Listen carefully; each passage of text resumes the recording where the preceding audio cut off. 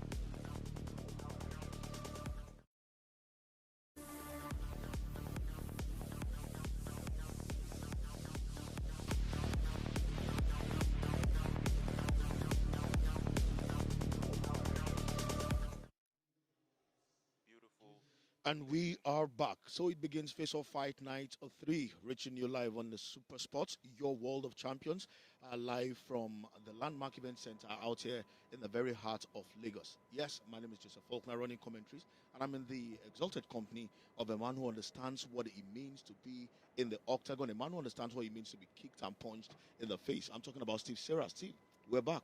Joseph, we are back, and what a night it is, and how happy are we to be back. And we are joined tonight by a third person on the commentary team as well, who is also experienced in MMA, Mr. Uche. All right, so it's for everybody who knows the story of the Face Off Fight Night, it gets bigger with every show. And it's not just the fights. Now, even the commentary position is bigger, than it's always been. And that's Oche actually joining us on this one. Oche, you're here on the biggest MMA scene in Nigeria. The culture of MMA is growing, and it's something that excites everybody. And how do you think this affects that? Well, I think what we're experiencing is a mix of the perfect storm. The MMA scene globally has grown, and it's growing locally as well. And it's the positioning of AKO at this point in time, 2023. All our champions, Africans. It's just the perfect storm for what we're about to do to take shape. So we've got some interesting bouts today. We've still got some interesting bouts today. One man that a whole lot of people are waiting to watch tonight is the one person who's in the main event, and that's talking about Segun the Machine Gun. He's spoken a whole lot about how he wants to approach the fight today. And Steve, you see Segun in training. You've seen him in training. You've seen what he can do. And what exactly do you think everybody can be expecting right now? Segun is an extremely explosive fighter, man. We've seen him fight on multiple shows so far, and we've trained with him. So we have all the fights there, and we're ready to get started. And if you're ready, ladies and gentlemen, the fighters are ready.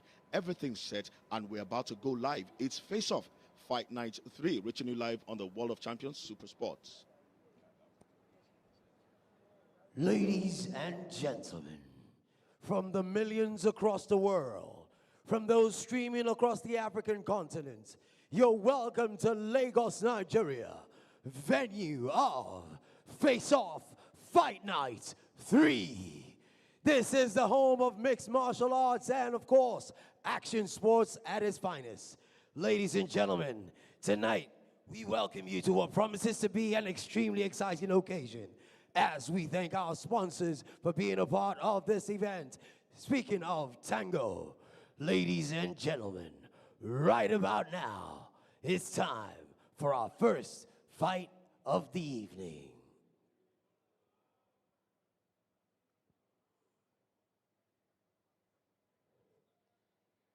Ladies and gentlemen, please welcome Bassi Effiong!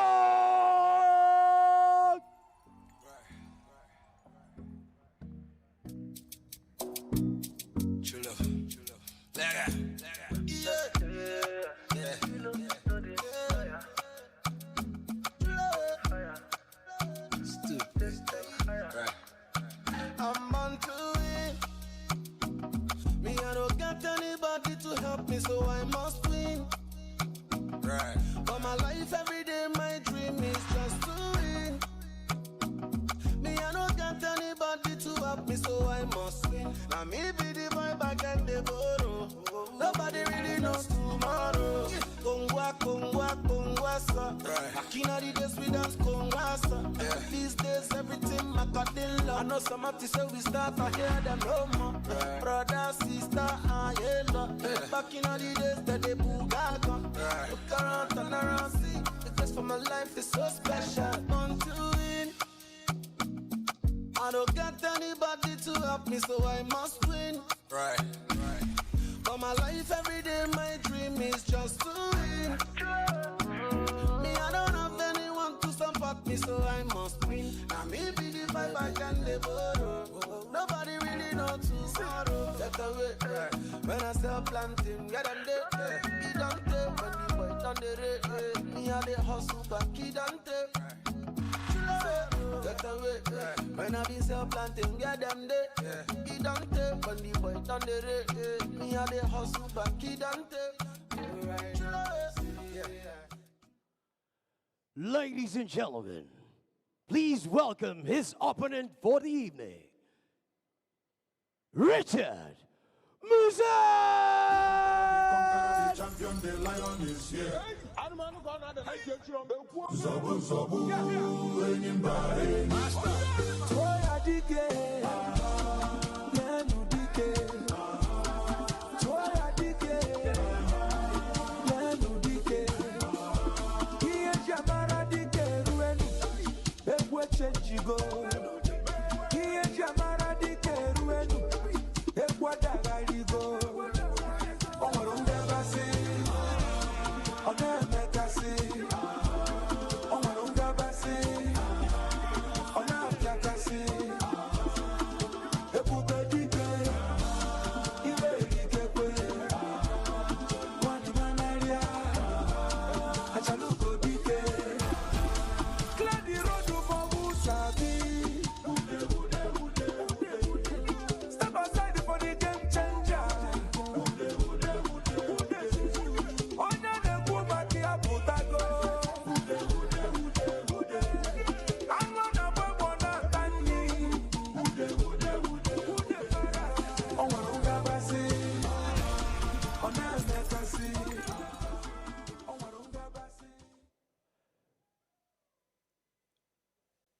Ladies and gentlemen, it's time for 3 rounds of exciting fighting right here at Face Off Fight Night 3 in the flyweight category.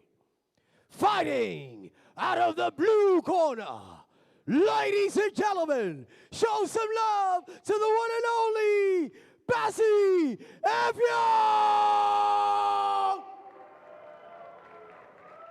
And fighting out of the red corner, ladies and gentlemen, the unstoppable machine, the man that is a threat to his peers. Ladies and gentlemen, show some love for Richard Musasa!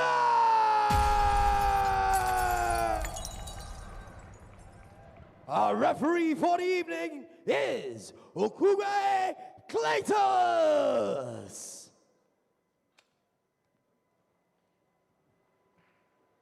Guys, you know the rules, right? Just fight according to the rule, okay? Give yourself good fight and give everybody good fight, okay, guys?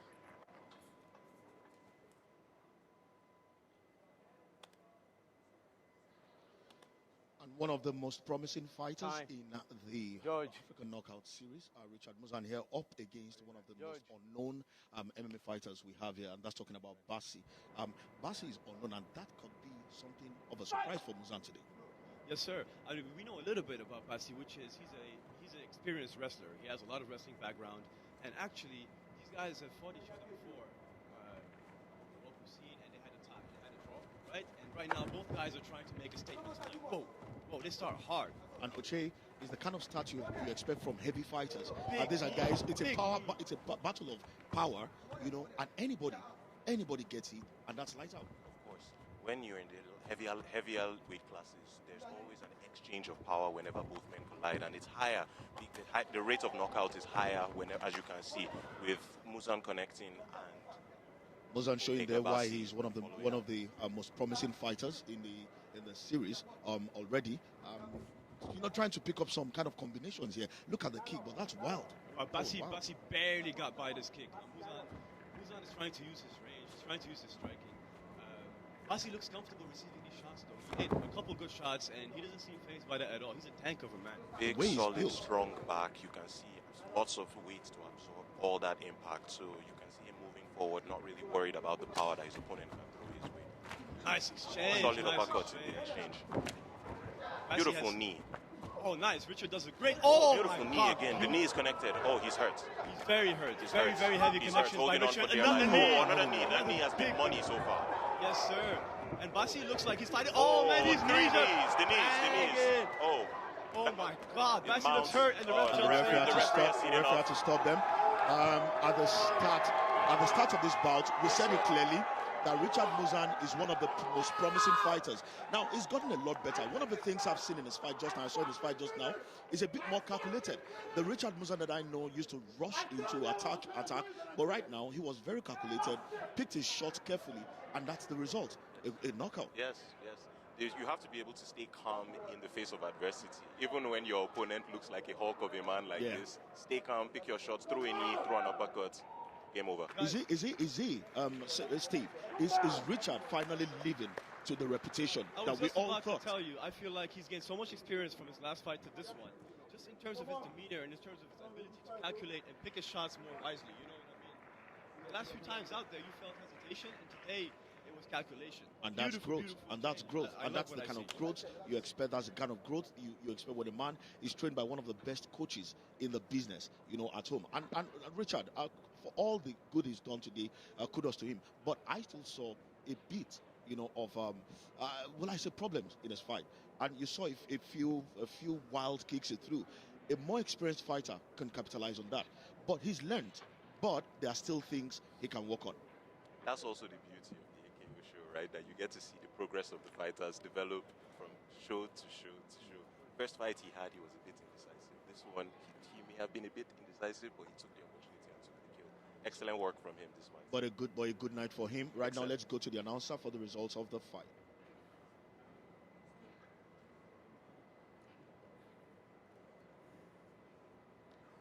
Yes, the ring announcer making his way to the ring, but Richard Muzan there, he didn't even break a sweat. But hey, let's hand you over to Jimmy Akishola to announce the results of the fight.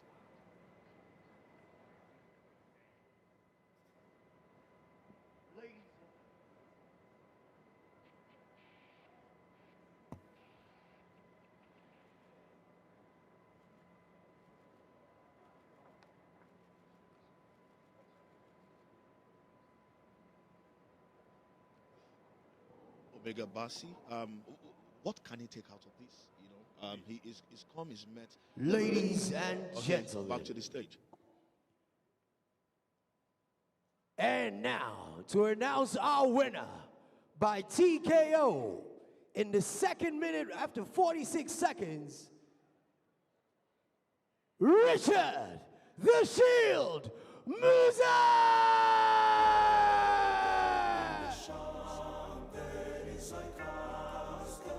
Richard Muzan there, winner by technical knockout.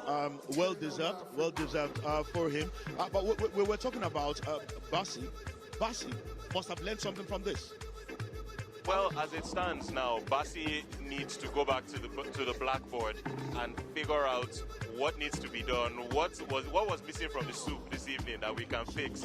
His coaches, a few conversations, a few rest and relaxation. Enjoy the holiday. We'll see how it goes from there. We'll see how it goes from there, Steve. Yeah, I feel like Bassi did stray away from his style a little bit, though, because by trade, he's a wrestler, and tonight he fought exchanges.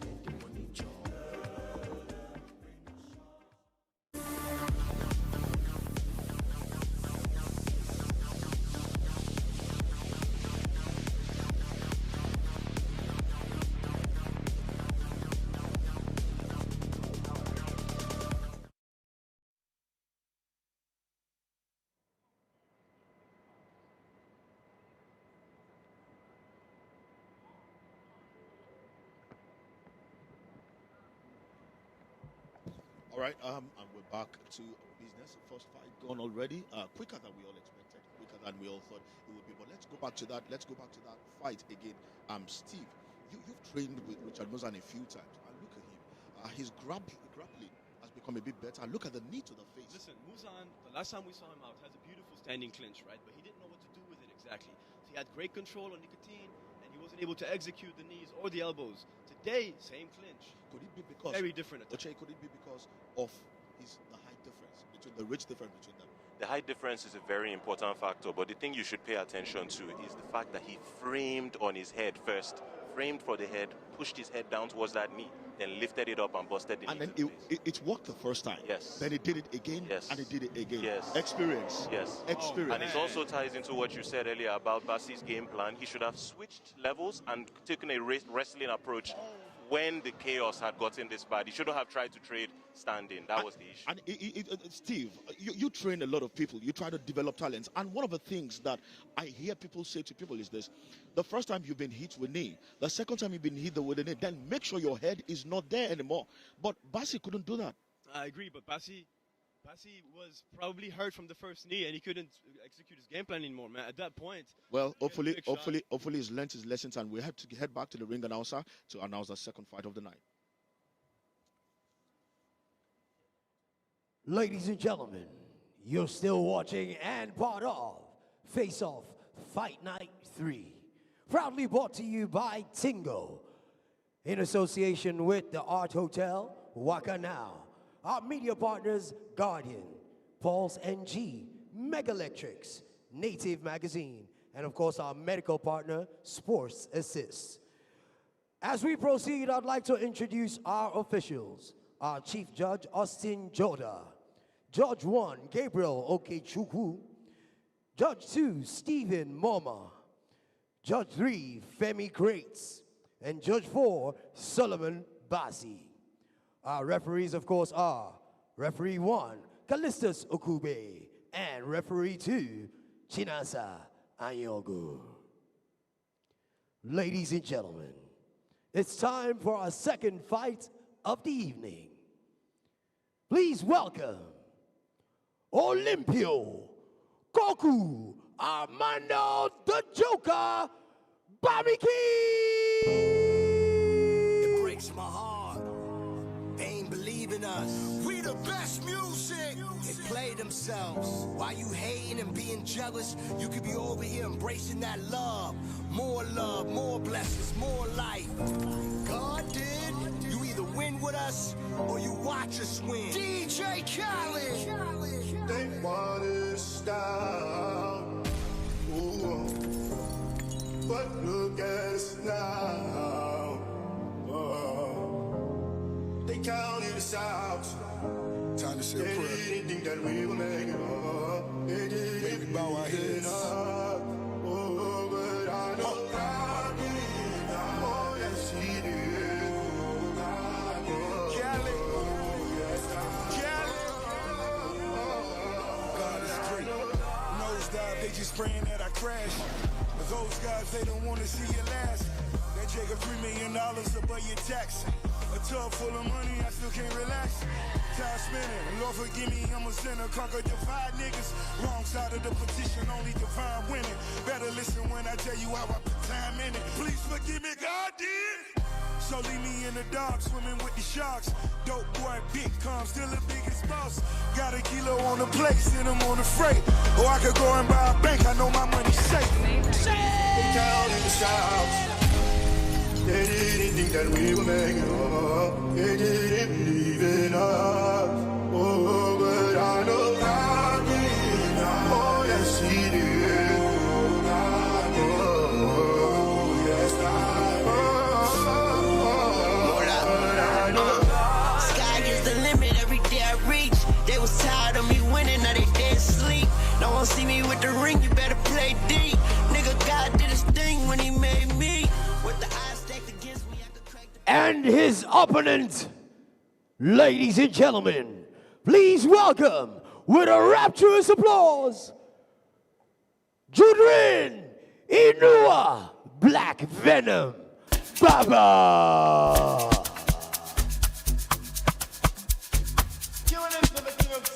blues.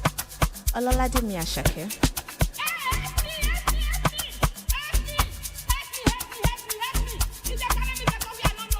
Pàdí mi hustle lọ, tó dìgbà tí bá ní kò bọ́ọ̀kù lọ. Àlàyé mi sáré tẹ bọ́tì lọ. Gbogbo nǹkan kọ́ ló máa fi ń jọ́gọ̀jọ̀. Ká lọ ṣe shopping jọ. I know they send that they job my life. 100% we dey gbádùn lọ. Àwọn tí o fẹ́ wa kọ́ máa struggle lọ. The money long cause I don't fashion. Now everybody want to tear my shirt. I just blow but I know myself. Before them use me, I go use my sense. Ọmọ bá tó ń pàṣẹ. Anita go down sẹ́. Ọmọ dúdú ọmọ pupa èmi lọ́ máa fẹ́. Ẹ̀ńjọba méjì ló máa jẹ́. Asalamu alaikum. I get many disciples. Mostaka, Oshidano. Oluwa shower me your blessings time.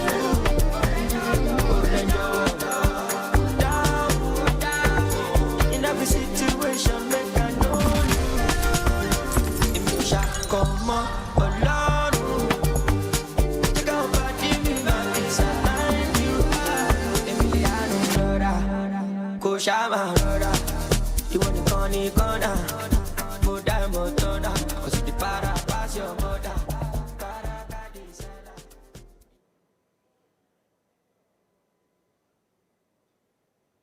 In the red corner, ladies and gentlemen, weighing in at 70 kg, with a fighting record of 1 fight, 0 losses, and 1 draw. Fighting out of the capital city of Lomé, Togo. He is 22 years old, and he is a mixed martial artist. Ladies and gentlemen, please show some love for Olympio, the Joker, Pamilerin.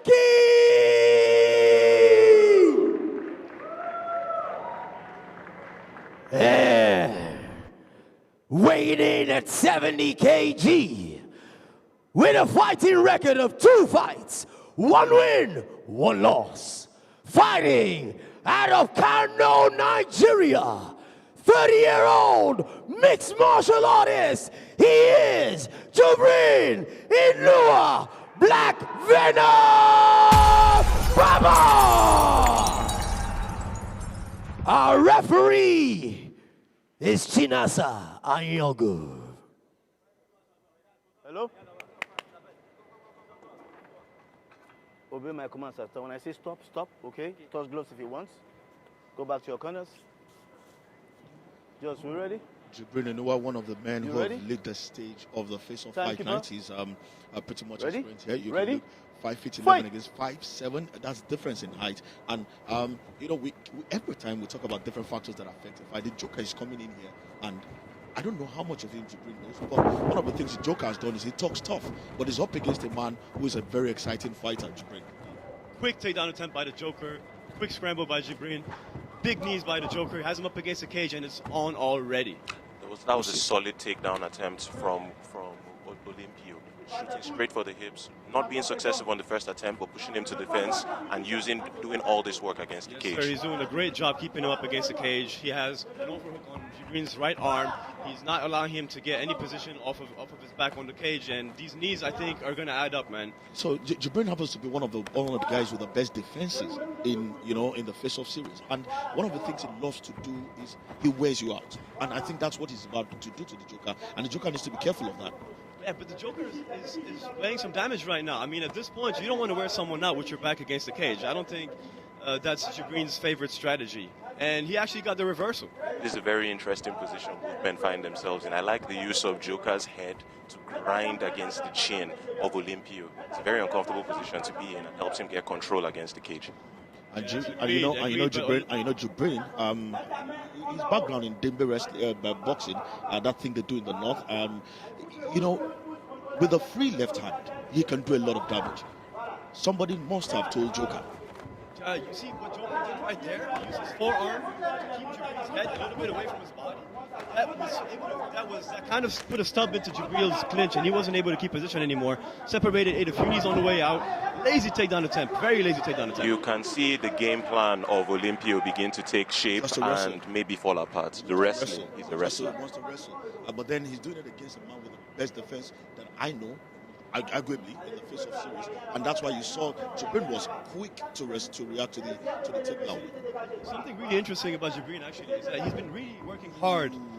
Really hard on his. That was a beautiful revert. That was a beautiful trip. I heard from him recently. He just got promoted to blue belt, which is a big achievement to achieve. Jibrin in side control, controlling the head, trying to create space so that elbow can fall under gravity and create damage on the skull of Olympio.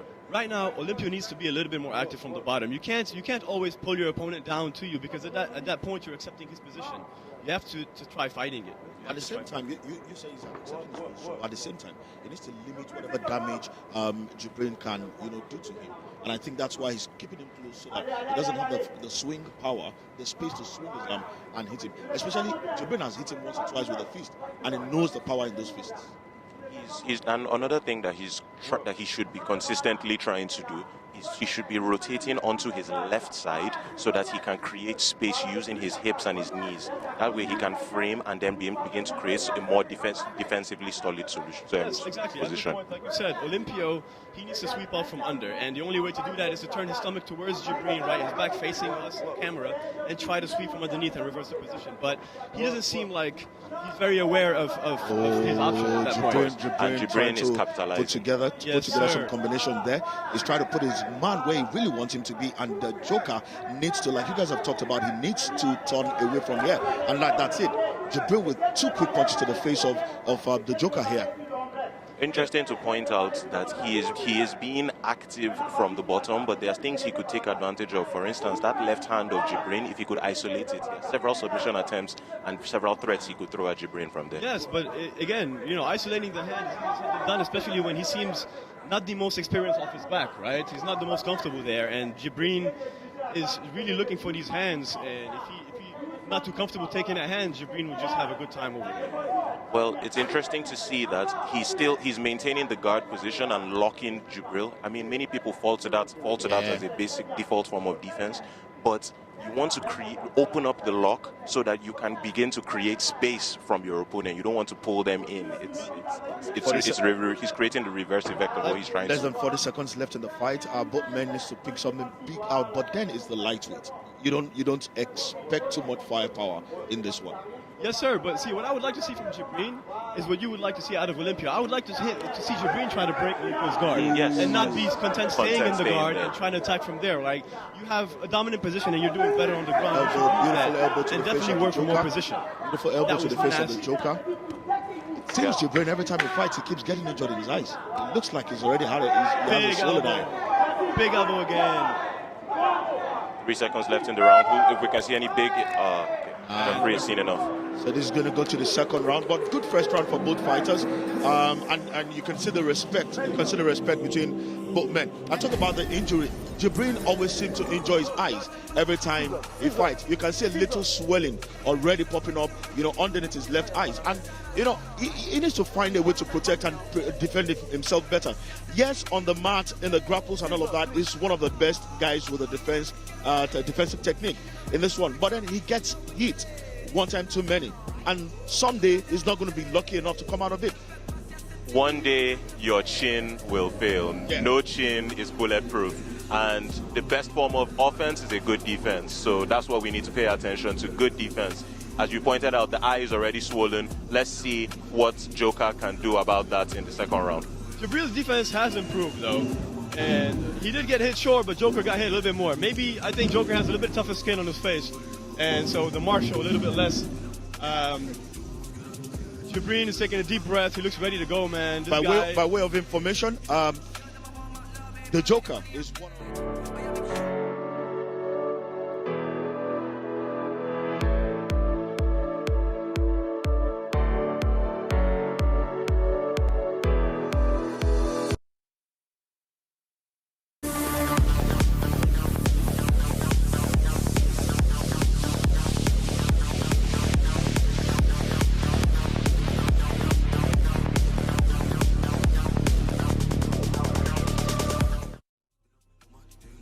So very good first round from both fighters, Jibrin, Inua, and then the Joker. Second round coming on, but the Joker looks the more relaxed of the two fighters. you would have expected that Jibrin, the more experienced one, the one who's been here again and again, will be the one who is more relaxed. But right now, the Joker looks like he's the one that is more relaxed. Well, I think part of it is because of his game plan, which involves wrestling. You ready? Wrestling. Ready for Wrestlers Thank you, have bro. a set objective, and it's to take you to the ground. And the So let's second see how round, that he can second handle. round on the way Don't sleep already. Don't sleep on Jibrin's demeanor because, I mean, yes, sure, Joker's game plan was wrestling, but he got out-wrestled in the first round, so he might be showing a stoic face. I mean, he's a Joker after all, right? Solid But inside I wouldn't leg be kick. surprised if Jibrin is actually the more confident of the two at the moment. Solid outside leg kick from Joker. Both men content with training kicks so good far. left, Heavy left. good left. And we're looking at a completely different round now, ladies and gentlemen. Both guys relying on his striking a lot more. Solid head kick. Solid head kick from Jibrin. Ooh. Beautiful. Here we go. Worthy to point that Jibrin has a professional Muay Thai record of 1-0-0, so that striking advantage will definitely come into his favor in this round. Yeah, Jibrin had a little bit of Both fighters throwing knees to each other's midribs and are trying to do some damage with the knee. So as it stands now, we have Jibrin putting pressure in the corner. This is the position that he was in the first round. He appears to be physically stronger of both athletes. What do you think, Steve? Yeah, I think so too, and I think part of that is because Olympio is used to fighting at a lower weight class sometimes. So we've heard of Olympio fight at the weight class right below this, and so maybe Jibrin just has a bigger frame, Yeah.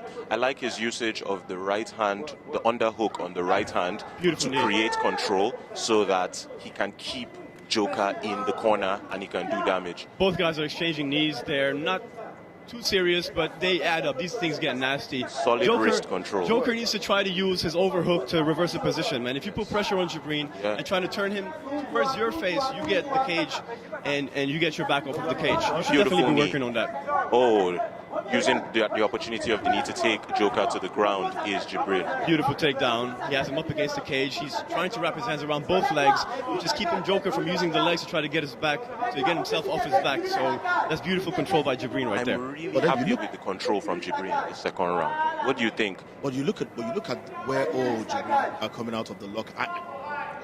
The Joker had an opportunity to bring the neck round into a proper choke, but because of the way Jibrin is defending his legs, he couldn't do that. But good elbow from Jibrin again, and looking for ways to pin him to the floor. Joker is keeping his left leg inside Jibrin's thighs. Yes. He's trying to keep Jibrin from passing and gaining a better position. Okay. Now let's see how long he's able to keep that, and how much Jibrin's ground and pound is going to distract him from that position and allow Jibrin to beautiful pass. elbow. Jibrin with a mount would be a problem for him. Jibrin with a mount would be a problem for him, and he's trying to avoid the mount. But I love the way. Look at the way he's keeping Jibrin's right arm, in a position where Jibrin can't do anything at all with it. That's exactly what it is. He's controlling. Left elbow. He's defending from the same side, both with his leg and with his arm. And the left thigh is what's inside Jibrin's right thigh. So the defense on that side should put him in a position to sweep it the other way. I would love to see Jibrin make an attempt to pass the guard. Good elbow. Oh, those elbows are raining Elbow down. to the head. And we have 1 minute and 45 seconds left to work with in this round, gentlemen. Jibrin going for the kill now. Oh, Nasty ground and pound by Jibrin. Beautiful ground and pound. all right. And then Olympio managing to get a moment of solace in all that chaos. Or Jibrin taking a quick break to gain some power and rain some more elbows. Oh, another as elbow. you can see. Called it, yes. No doubt. No doubt. Jibrin looks comfortable in there, man. Jibrin looks really comfortable in there. He looks aggressive. Bang! I like the usage of the frame on Olympio's neck. He frames on his neck with his forearm so that he can't breathe, and then he brings up the elbow on the other side. In a full mount. Despite not having a proper mount, he's still doing a lot of damage with his upper body. Yes, sir. He actually gave Olympio the full guard back, so his Olympio's back. He's back in his full guard. Yet, even from there, the damage is raining. Olympio is not comfortable, and Jibrin is doing whatever he wants right now. I wish I would see Olympio put more effort into using his feet actively in defense. He's locking his opponent up, yes, and that keeps him safe for the short term, but in the long term, the damage adds up. It minimizes the damage, but he's not safe because he's been getting hurt from that position. But the elbows, right? the elbows are doing a lot of damage. They are. Also, you're locking the He needs to be careful. Back of the head elbows, that's really close.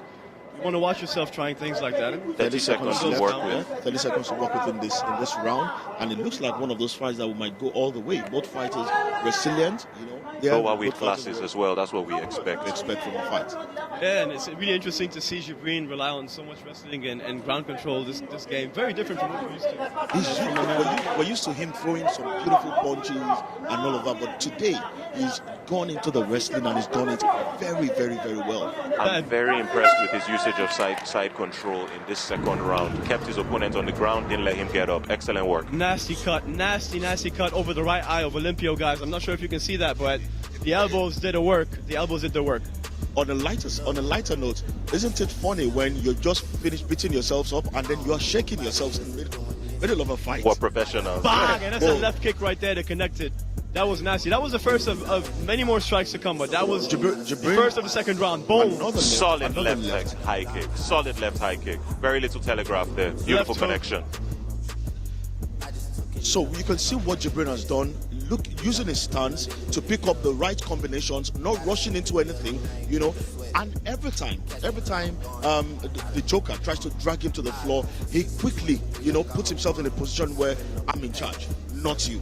And those were the elbows that cut him. Those were the elbows that cut the Joker at the end of the round. I'm curious to know what you guys think the weight difference has to do with the advantage Jibrin is feeling so far in this fight. Because it feels like Jibrin is physically stronger and just more physically endowed.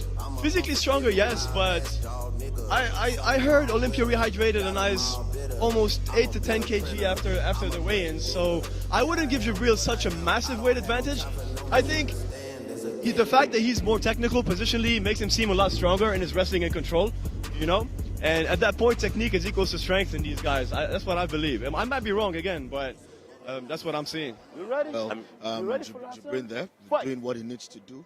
So far, the Joker trying to keep himself in the fight, but then Jibrin will be leading on points in every way because of he's landed the bigger punches and he's made the more damage. And round 3 already on, Jibrin starting from where he left off with a beautiful left hook there, but that didn't really connect as well. And both men sizing themselves up. I like Jibrin's control of the center of the cage. He's keeping himself in the center. Oh, beautiful jab. Beautiful connection with the jab. Beautiful leg kick. Outside leg kick connects. Beautiful leg kick. Putting on a clinic. The shot selection from Jibrin needs to be commended right now. Beautiful work by Jibrin. Solid left hook blocked by Joker. Right now, Jibrin is being the aggressor, and I would expect Joker to be taking that role because you're down 2 rounds to none, man. So you should be looking for the kill. Joker appearing to be complaining about an eye poke maybe, but the referee seems to be content with what he's saying. Yes, because the referee also sees a cut in the eye, and so it could also be the cut just hurting, man. And he's just trying to get a break, you know. But it's Jibrin making all the connections. So yeah, you'd expect that there's going to be a cut somewhere. Of course, you come to a fight, you expect to get punched. You already know. You expect to get elbowed in this case. Beautiful leg kick. The body language from Joker not looking very positive right now. The offense from Jibrin seems to be adding up. A little bit of panic wrestling by the Joker, and he got caught with a takedown by Jibrin, which was not in his favor. Right now, back in the position that put him in trouble in that second round. And solid connection from What Jibrin. is he going to do from there, guys? Well, now we're going to see a repeat of what we saw in the second round, if what were to be expected. I would hope not, for his sake. Elbows, a lot more elbows coming down on his face. Yes. You don't want to be here. You shouldn't be here. This is the worst case scenario so far from what we've seen in all 3 rounds. Just being on the ground, being on the bottom, this heavy man on top of you leaning and throwing elbows. It's not nice. Especially after taking all that damage the first 2 rounds, you know. You're not coming in here fresh, eye again. Head on kick, the same glancing cut. elbow. Everything Jibrin has been doing has and been it's on the same eye. Cut, yeah, on that right cut, eye. left hook, right eye. left kicks, yeah. elbows. Yeah, and that blood starts to stream down. The blood starts to hurt your eye. It makes it difficult for you to see. You get hit more, it bleeds more, and it's just a self-fulfilling prophecy. Really nice timing, really nice aggression, and awareness by Jibrin of his opponent's injury and built weakness throughout the fight, which is the eye, and capitalizing on that throughout the fight. That's what we call fight IQ, baby. Fight IQ. Beautiful stuff.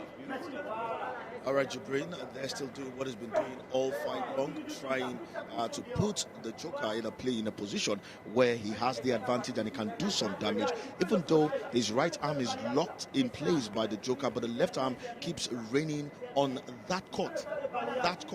And Jibrin, like you called it, fight IQ, and he's using it to the maximum at the moment. I feel like both guys are content to be in this guard position, right?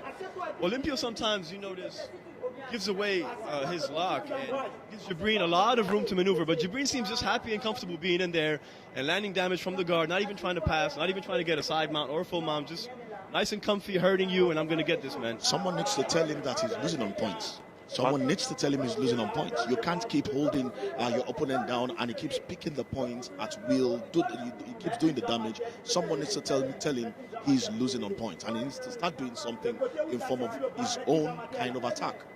Part of what you're seeing is that whenever the lock is made by Joker on his back, Jibrin does a good job of stacking his weight on top of his hips so that the legs break. He's about to do it again. That's what you see. When that left leg goes on the mat, he's going to raise himself up. The lock breaks.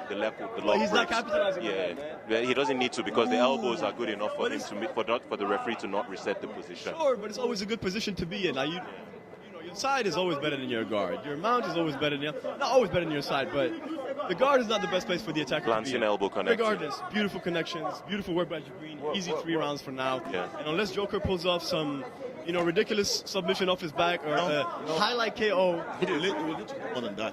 He'll need to perform a miracle.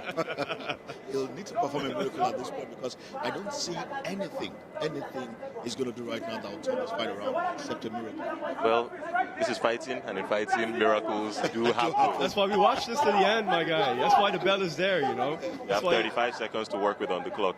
Yeah, and don't be surprised. Anything can go down these 35. We need to see a sweep. We need to see a reversal. We need to see more activity from the hips of Joker. We need more activity. Something. The refs, the judges will not be pleased with just seeing you lie on your back and take The down. only thing you're seeing is top pressure and elbows, my G. Top pressure, elbows. Top MMA pressure, 101. elbows. More frame, elbows. Head pressure, top 10 pressure, seconds more to go elbows. in the fight, and it's good to see that this is Jibrin's fight.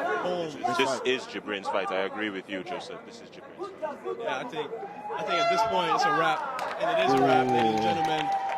Both guys Always showing love. respect. Both guys showing love. One of the One reasons we come here is to see a show, and they gave us a show.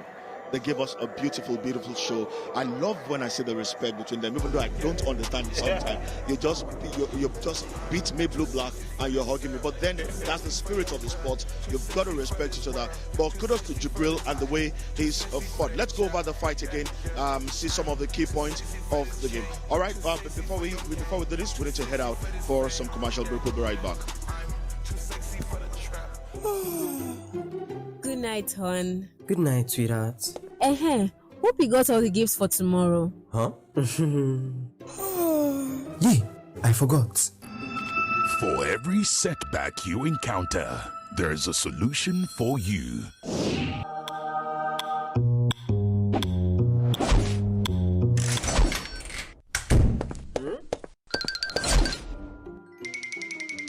Who is there?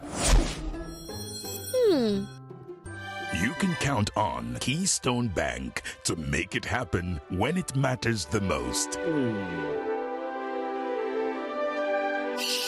Season's greetings.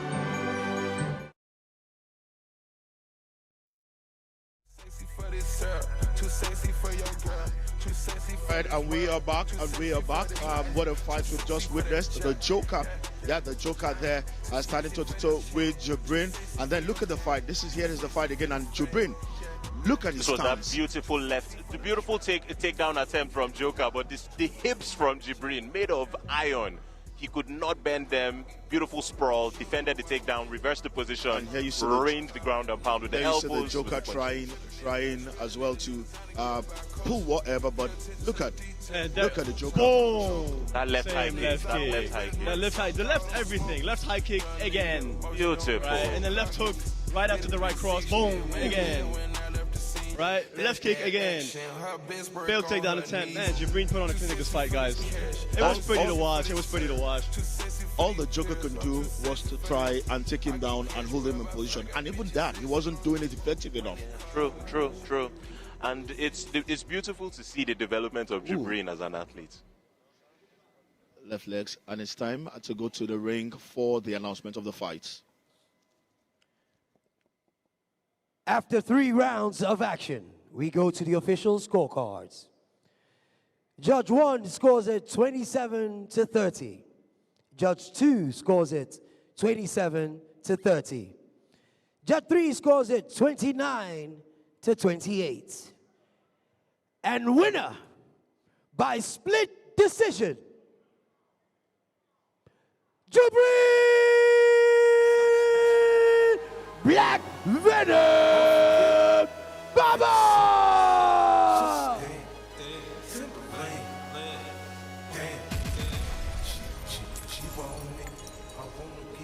All right, the Joker came, he saw, but he lost. You know, he lost to a worthy champion, to a worthy winner, someone who is too experienced for him. But it's a learning curve for all of them. The Joker, the Jibrin, is done his job for tonight. Yeah, as you said, it's always a learning experience. In fighting, you never really lose. You always win. You always grow. It's more intel in the bank for the next bout. No doubt. Even as a winner, you always take a lesson from it. You can do better. You can do more. Things you could change. Places in the game where you felt like your defense was compromised, your offense was too rushed, maybe, Something beautiful about that is Jibrin was telling us during the press conference, he was like, guys, I've evolved. Watch me tomorrow. I've evolved. Here you can see he's evolved. He's a grappler now, man. This guy is special. And he showed today that he's really evolved. He's really learned new things. He's added a few more tricks to whatever we're used to him doing. And so beautiful to see him grappling today. Jibrin normally, he just wants to throw punches. He just wants to kick. But today, we can see him, grappling and doing all of that. And that's beautiful to see today. But hey, we head back to the ring for the announcement. It's fight 3 already. All right, ladies and gentlemen. It's time for our third fight of the evening. Ladies and gentlemen, please welcome SU Notorious SOJ Franklin.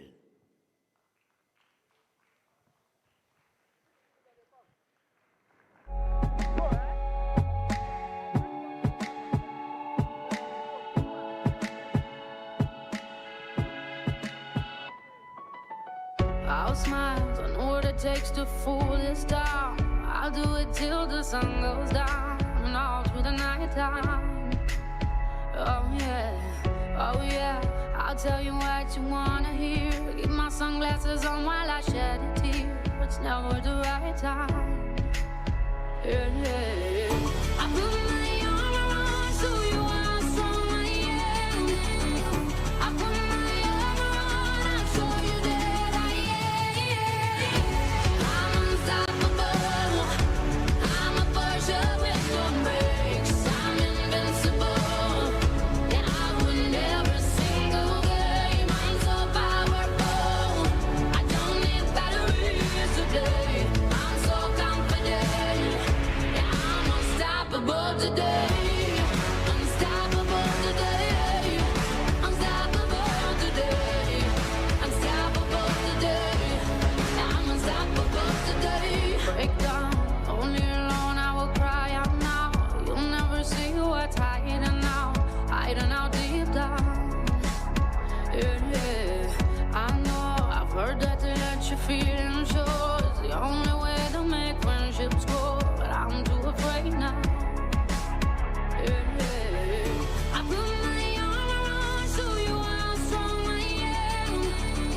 I put my armor on, I'll show you that I am. I'm unstoppable. And his opponent, Lagos. Please welcome, good luck, Jibrin, the invincible warrior, Opara! To be the best, number one and nothing less. Lead me to my destiny. I have waited patiently. I have vision, oh I believe. I know I can count on me. So stand up for the champions, for the champions. Stand up, stand up, stand up for the champions, for the champions. Stand up for the champions, for the champions. Stand up, stand up, stand up for the champions, for the champions. Stand up.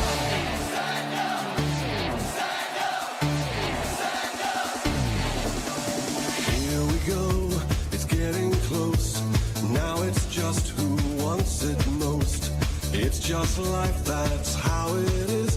Cause we have our strengths and weaknesses. Oh, I have vision, oh, can't you see? I'm on the move, make way for me. So stand up for the champions, for the champions. Stand up, stand up, stand up for the champions, for the champions. Stand up for the champions, for the champions. Stand up, stand up, stand up for the champions, for the champions. Stand up.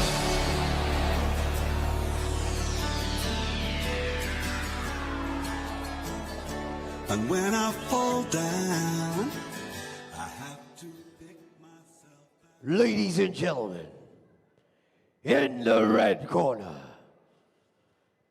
weighing in at 70 kg, with a fighting record of 8 fights, 5 wins, and 3 losses, fighting out of Yaoundé, Cameroon. 33 years old mixed martial artist, he is Franklin, the notorious SOJ Esso. And fighting out of the red corner, weighing in at 70 kg, fighting with a record of 1 fight, 0 wins and 1 loss, but stepping in a short notice replacement for Kingsley Ajua, he is Lagos's own mixed martial artist. Good luck, Jibrin, the invincible assassin, Opara. Your referee for this fight, Cletus Okigwe.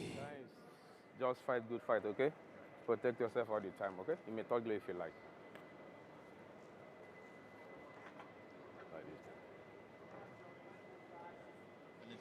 It's the third bout of the night. 2 fighters in the lightweight category.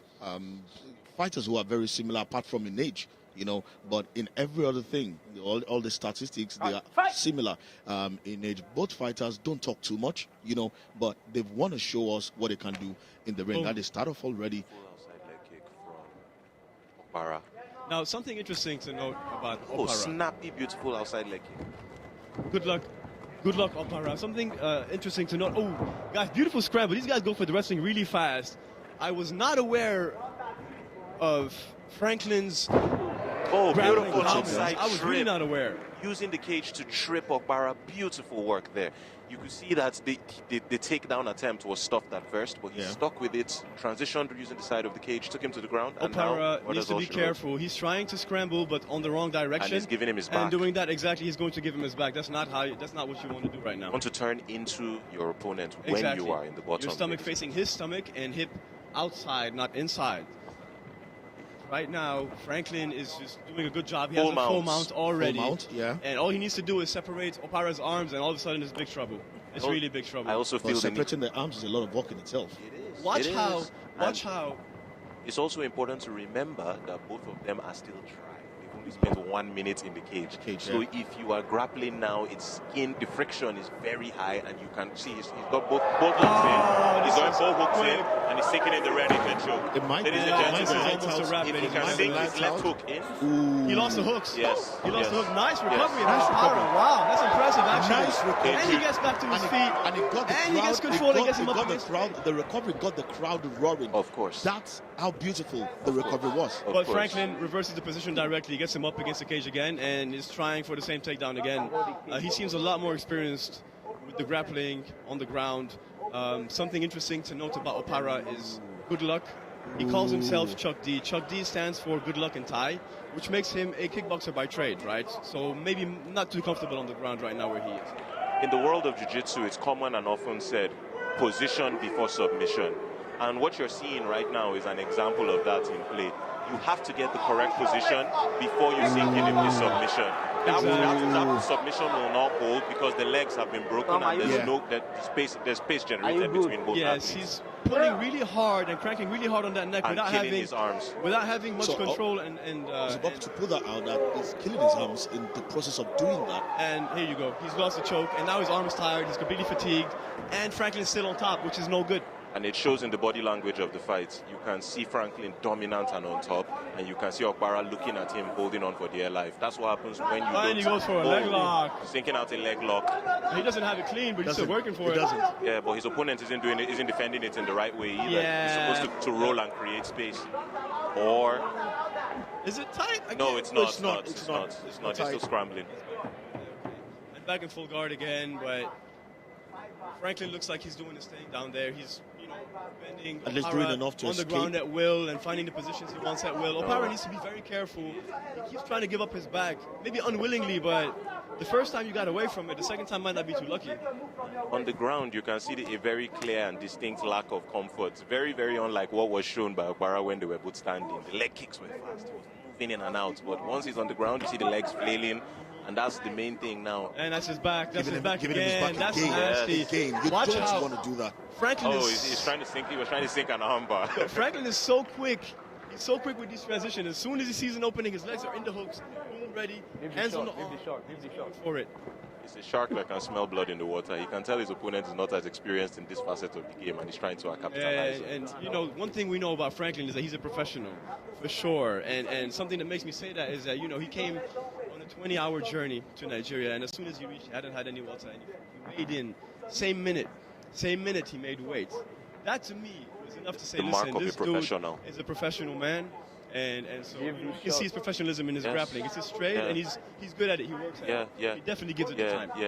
Maintaining contact with his opponent's hips, and once you clasp both hands, you can take the person to the ground once their back is to the cage, and you just saw that happen in real time. Now he's got him up against the cage. Opara looks clueless from there. He's trying the same leg lock again. Roll. Here we go. That looks tight. That looks tight.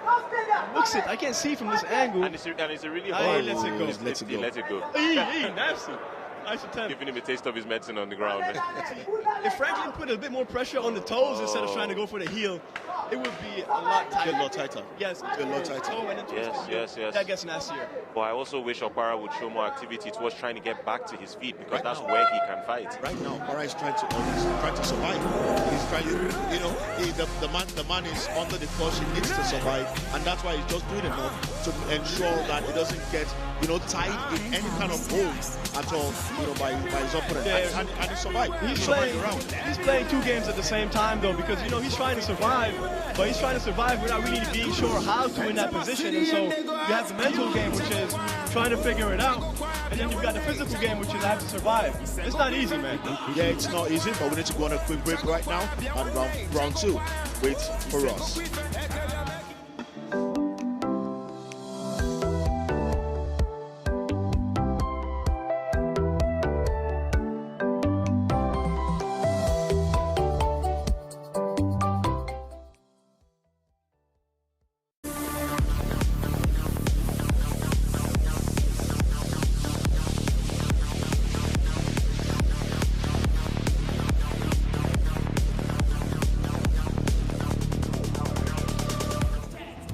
Very good first round from both fighters. You can see a bit of inexperience in some, you know, moves by both sides actually in that one. But then Opara has a whole lot of work to do. He can't keep getting pushed to the ground. He can't keep, you know, he's been escaping some of the holds, but he's not going to escape forever. And that's why he needs to do a bit more, like Steve said the other time. He needs to do a bit more than just try to survive. Distance management. Distance management right now. That's all I've got to say to Opara. Distance management, my guy. You need to keep distance. You need to keep it on your feet. Keep it where the game is comfortable for you, and don't go into Franklin's game. That Beautiful deep end is overhand no right. good. Beautiful overhand right from Opara, starting the round in the position he's comfortable with on the feet. It was a bit flailing. I'm not sure why it came out that way. Beautiful in terms of connection. Yeah. Because all of us heard the shout slap. Yes, I agree. Okay, so you can see, right? The footwork. He doesn't want to get close. No, he He's doesn't. trying to stay away from Franklin's range. I'm very sure his corners already told him, don't stop getting, you know, hold, because eventually you're going to get choked, especially because you keep giving your back to the man. Nice 1-2. Nice 1-2.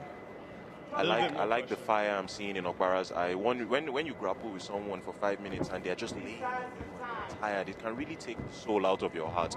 But the courage, you can see the fire, you can see the fierceness, you can see the passion in his face as he tries. Whoa! Connection from both men in that exchange. Opara is doing better this round, man. The punches are flowing. He's keeping his body away from Franklin a lot better than he was in the first He's bout. definitely stayed away from him. He's definitely stayed away from him because he doesn't want to get held anymore.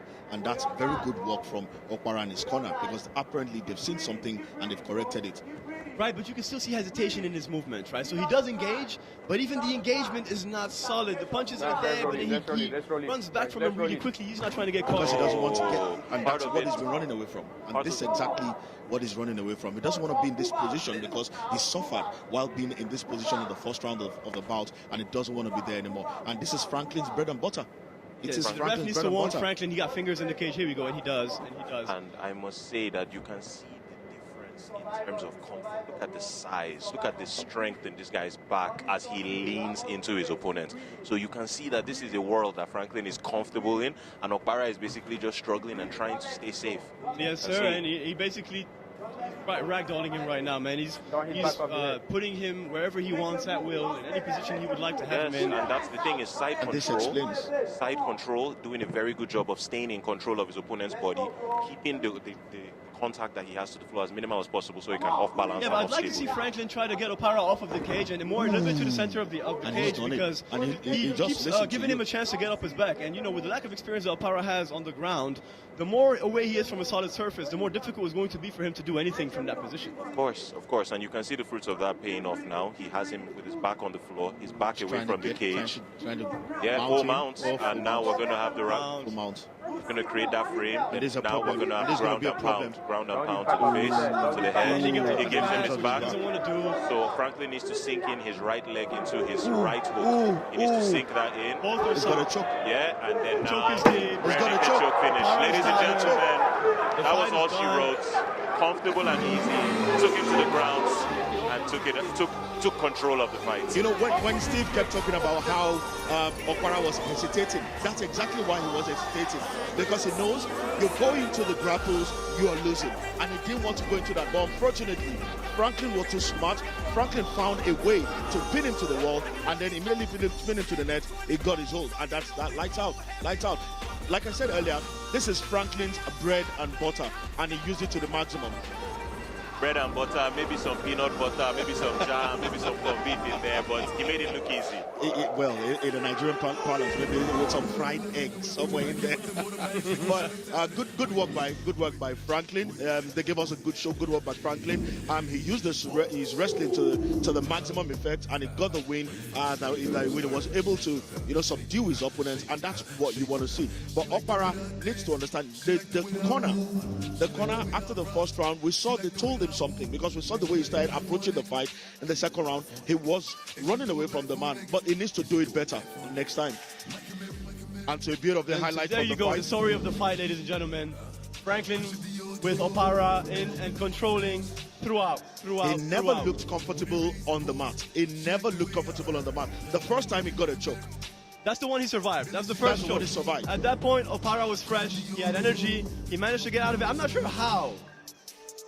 Yeah, and good connection by Opara there, but it wasn't enough. Franklin eventually beautiful connection by both men. Both guys catch each other, no doubt. Nice frame. All right, it's now time to go to the cards. Let's hear what the judges think of this fight.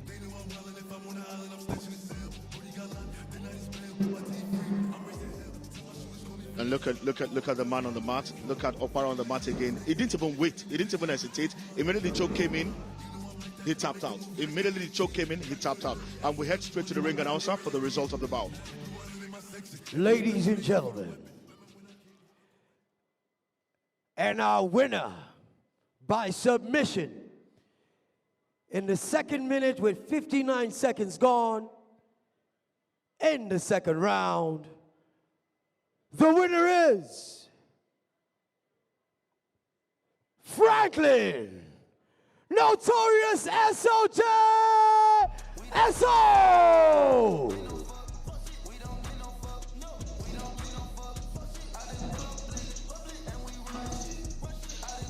good win from Franklin Esoe. He's come here and he's done the job, and I'm sure his corner will be very, very excited with what they've seen of the man right now. Opara goes home knowing that he's got to change a lot of things about himself. And I don't think it's about his size, because like we talked about at the start, they were about the same size. It was just about how smart one fighter was and how not so smart the other one. Yeah, the thing is that sometimes it can be weird when someone takes you into a realm that is not comfortable for you. It can be hard to fight back. All right, can be hard to fight back. All right, we'll take a quick break now and get ready for the next bout.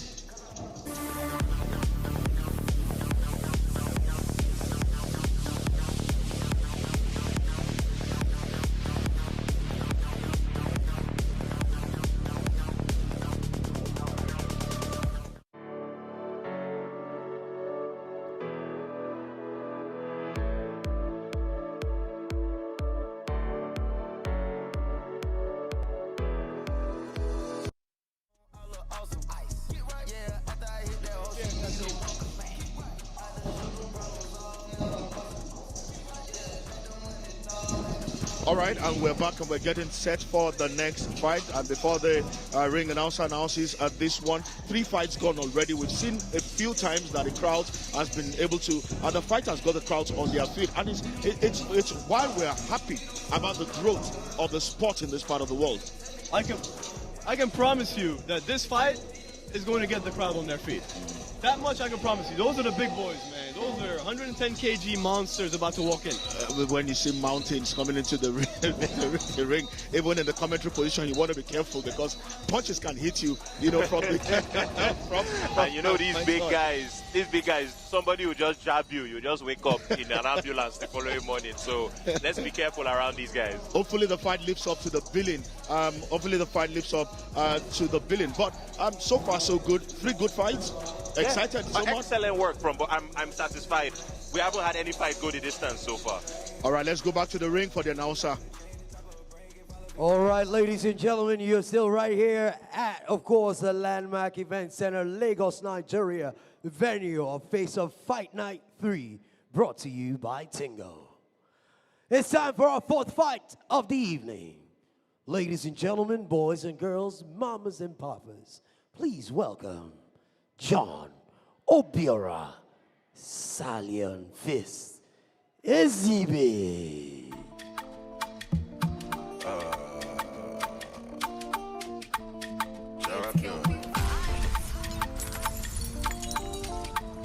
When I reach Poland, they're calling me Odu. And I sang that it down, I put down for Odu. And nobody can stop you.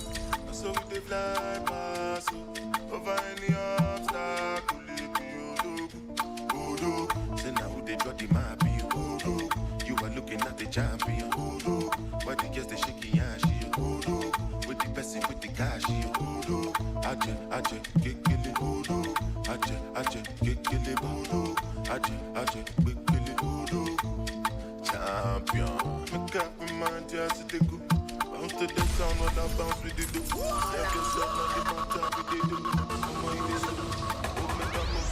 I go slide, let me go sing like a fool. Like the life is a joke. And I give up girls with they clean, with they go. If your boyfriend don't get money, then they can't go. Come back. When I reach Poland, they're calling me Odu. And I sang that it down, I put down for Odu. And nobody can stop you. So we they fly past over any obstacle. Odu, my God, what a symphony. Certainly what has gotten into me. As I roll, I pull up in a Bentley. And with the diamond shine on every ring you see. Lights on, I become what they get them. They want to touch it from my banana. And if you don't get work, you be Jankara. I beg you, so make you go say that, go say that. And his opponent, Samson Van Dam Kazeem. He don't cast, last, now everybody go to breakfast.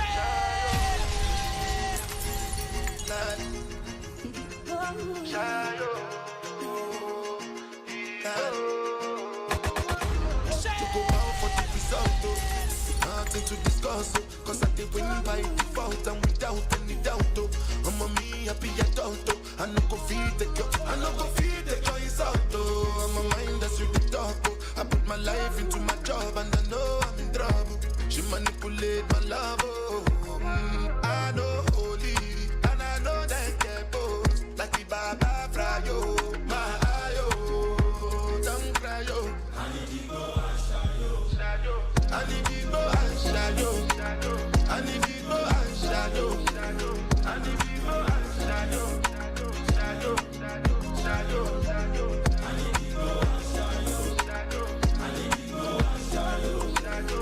I need to go and shadow. Shadow. I did Patagot when them kill Soboma. I did try to buy moto, want Toyota Corolla. My feelings been they swing like Django Lover.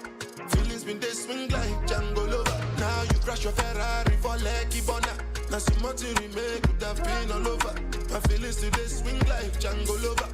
Feelings today swing like Timbani at you. Come on, white dog, if any suit. Why you say I did nothing for you? And if I do anything you want me to do, Timbani at you.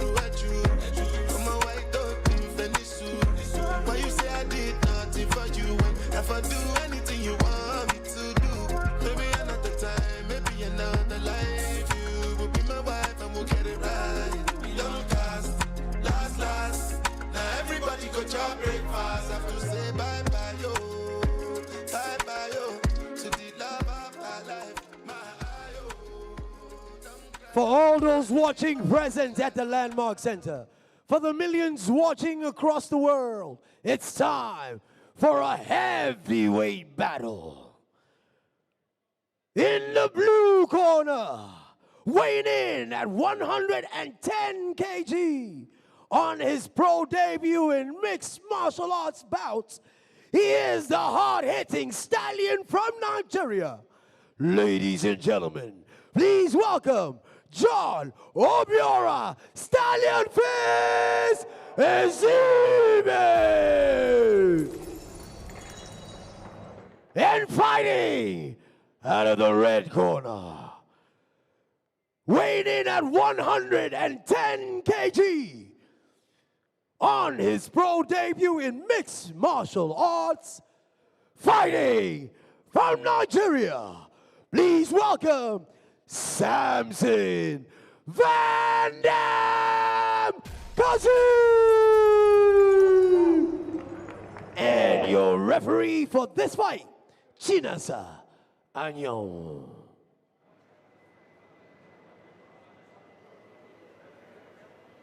Titus, please obey my commands at all times. When I say stop, you stop. Touch gloves if you want. It's time for the big guns. Yeah, the power. I don't know what to call them, but these guys are mountains. They look enormous in size, and it's time to see some real firepower. Now, Steve was alluding to the fact that this fight will get the crowd to their feet, and it looks like it. Looks like it's going to happen. And the start of the fight already, two giants in the center of the ring trying to throw kicks at each other. Kazeem connecting with a beautiful inside leg kick. Solid right hand from Ezeibe there. Now, guys, Kazeem, right, has really heavy hands. He's an extremely powerful boxer, and I've heard from guys that he touches you with that left and say good night. So John needs to be careful It's not surprising seeing him that seeing his stance. He's a clear boxer. You just want to keep jabbing and then find a way to throw the knockout. Big kick by John. Both men trying to create space, just feeling each other out. That's the feeling out process of the first round. Kazeem doesn't want the grapple. Yes. He doesn't want to grapple. You can see him.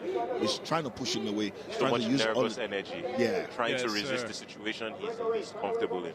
And it's also good to note that for Kazeem, it's his pro MMA debut.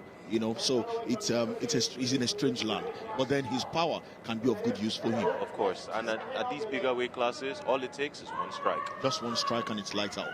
John has a nice position up against the cage right now. Kazeem is doing good, keeping himself up, but he doesn't look the most comfy. His left leg is not too stable. The jump is a little bit more pressure. He tries to drag him to the right side, and he's going to have him right where he wants him. Another thing is you don't want to stay too long in these positions where you're trying to get a single leg or a double leg because you're blowing out your hands. Yeah. When all that lactic acid starts to build in your muscles, you start to get tired really quickly. Especially when the guy you're trying to lift is that big, dude. It's no joke right now. And another thing again is every time you can see Kazeem's power. Look at how he's trying gradually to going sink for a the choke. Yeah, that's beautiful. That was what he was doing. That was crafty. So he was going. He doesn't have it, but it's exactly the idea. He's using all of his power to push away Salon fists away from himself and just get that choke. But he didn't get it. But it's good to see how he tried to make use of his power to do that. But then Salon fist needs to make his experience count. He's been here longer than Kazeem. He needs to make it count. I'd like to see both guys reset this position and get to somewhere where both have a little bit more. We can see some action.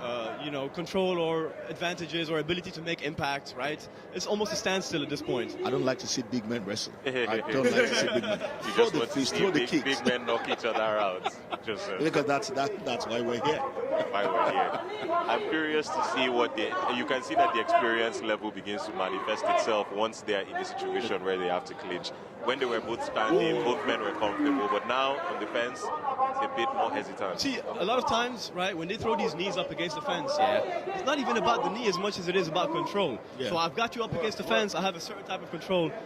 I'm not comfortable. I knee. You respond to my knee by defending yourself. You give me more control. I get what I want. I get my position.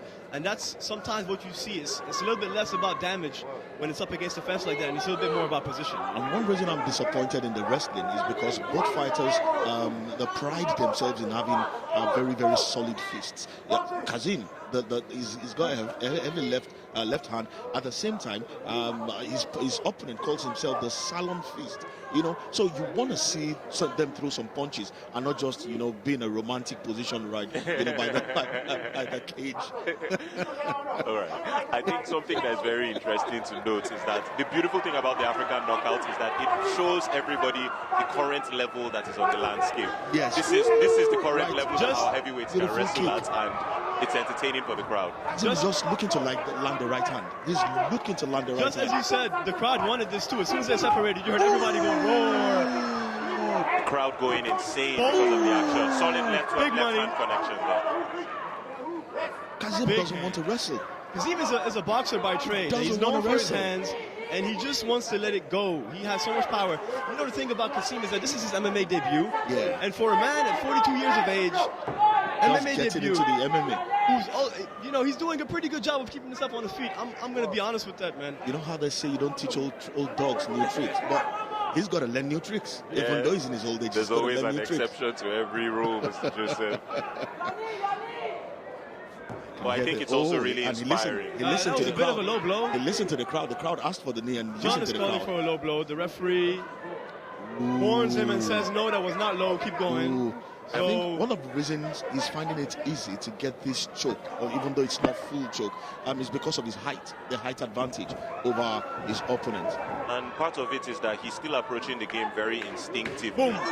This is not training at play. This is him trying to survive the round and get back to the position he's comfortable in.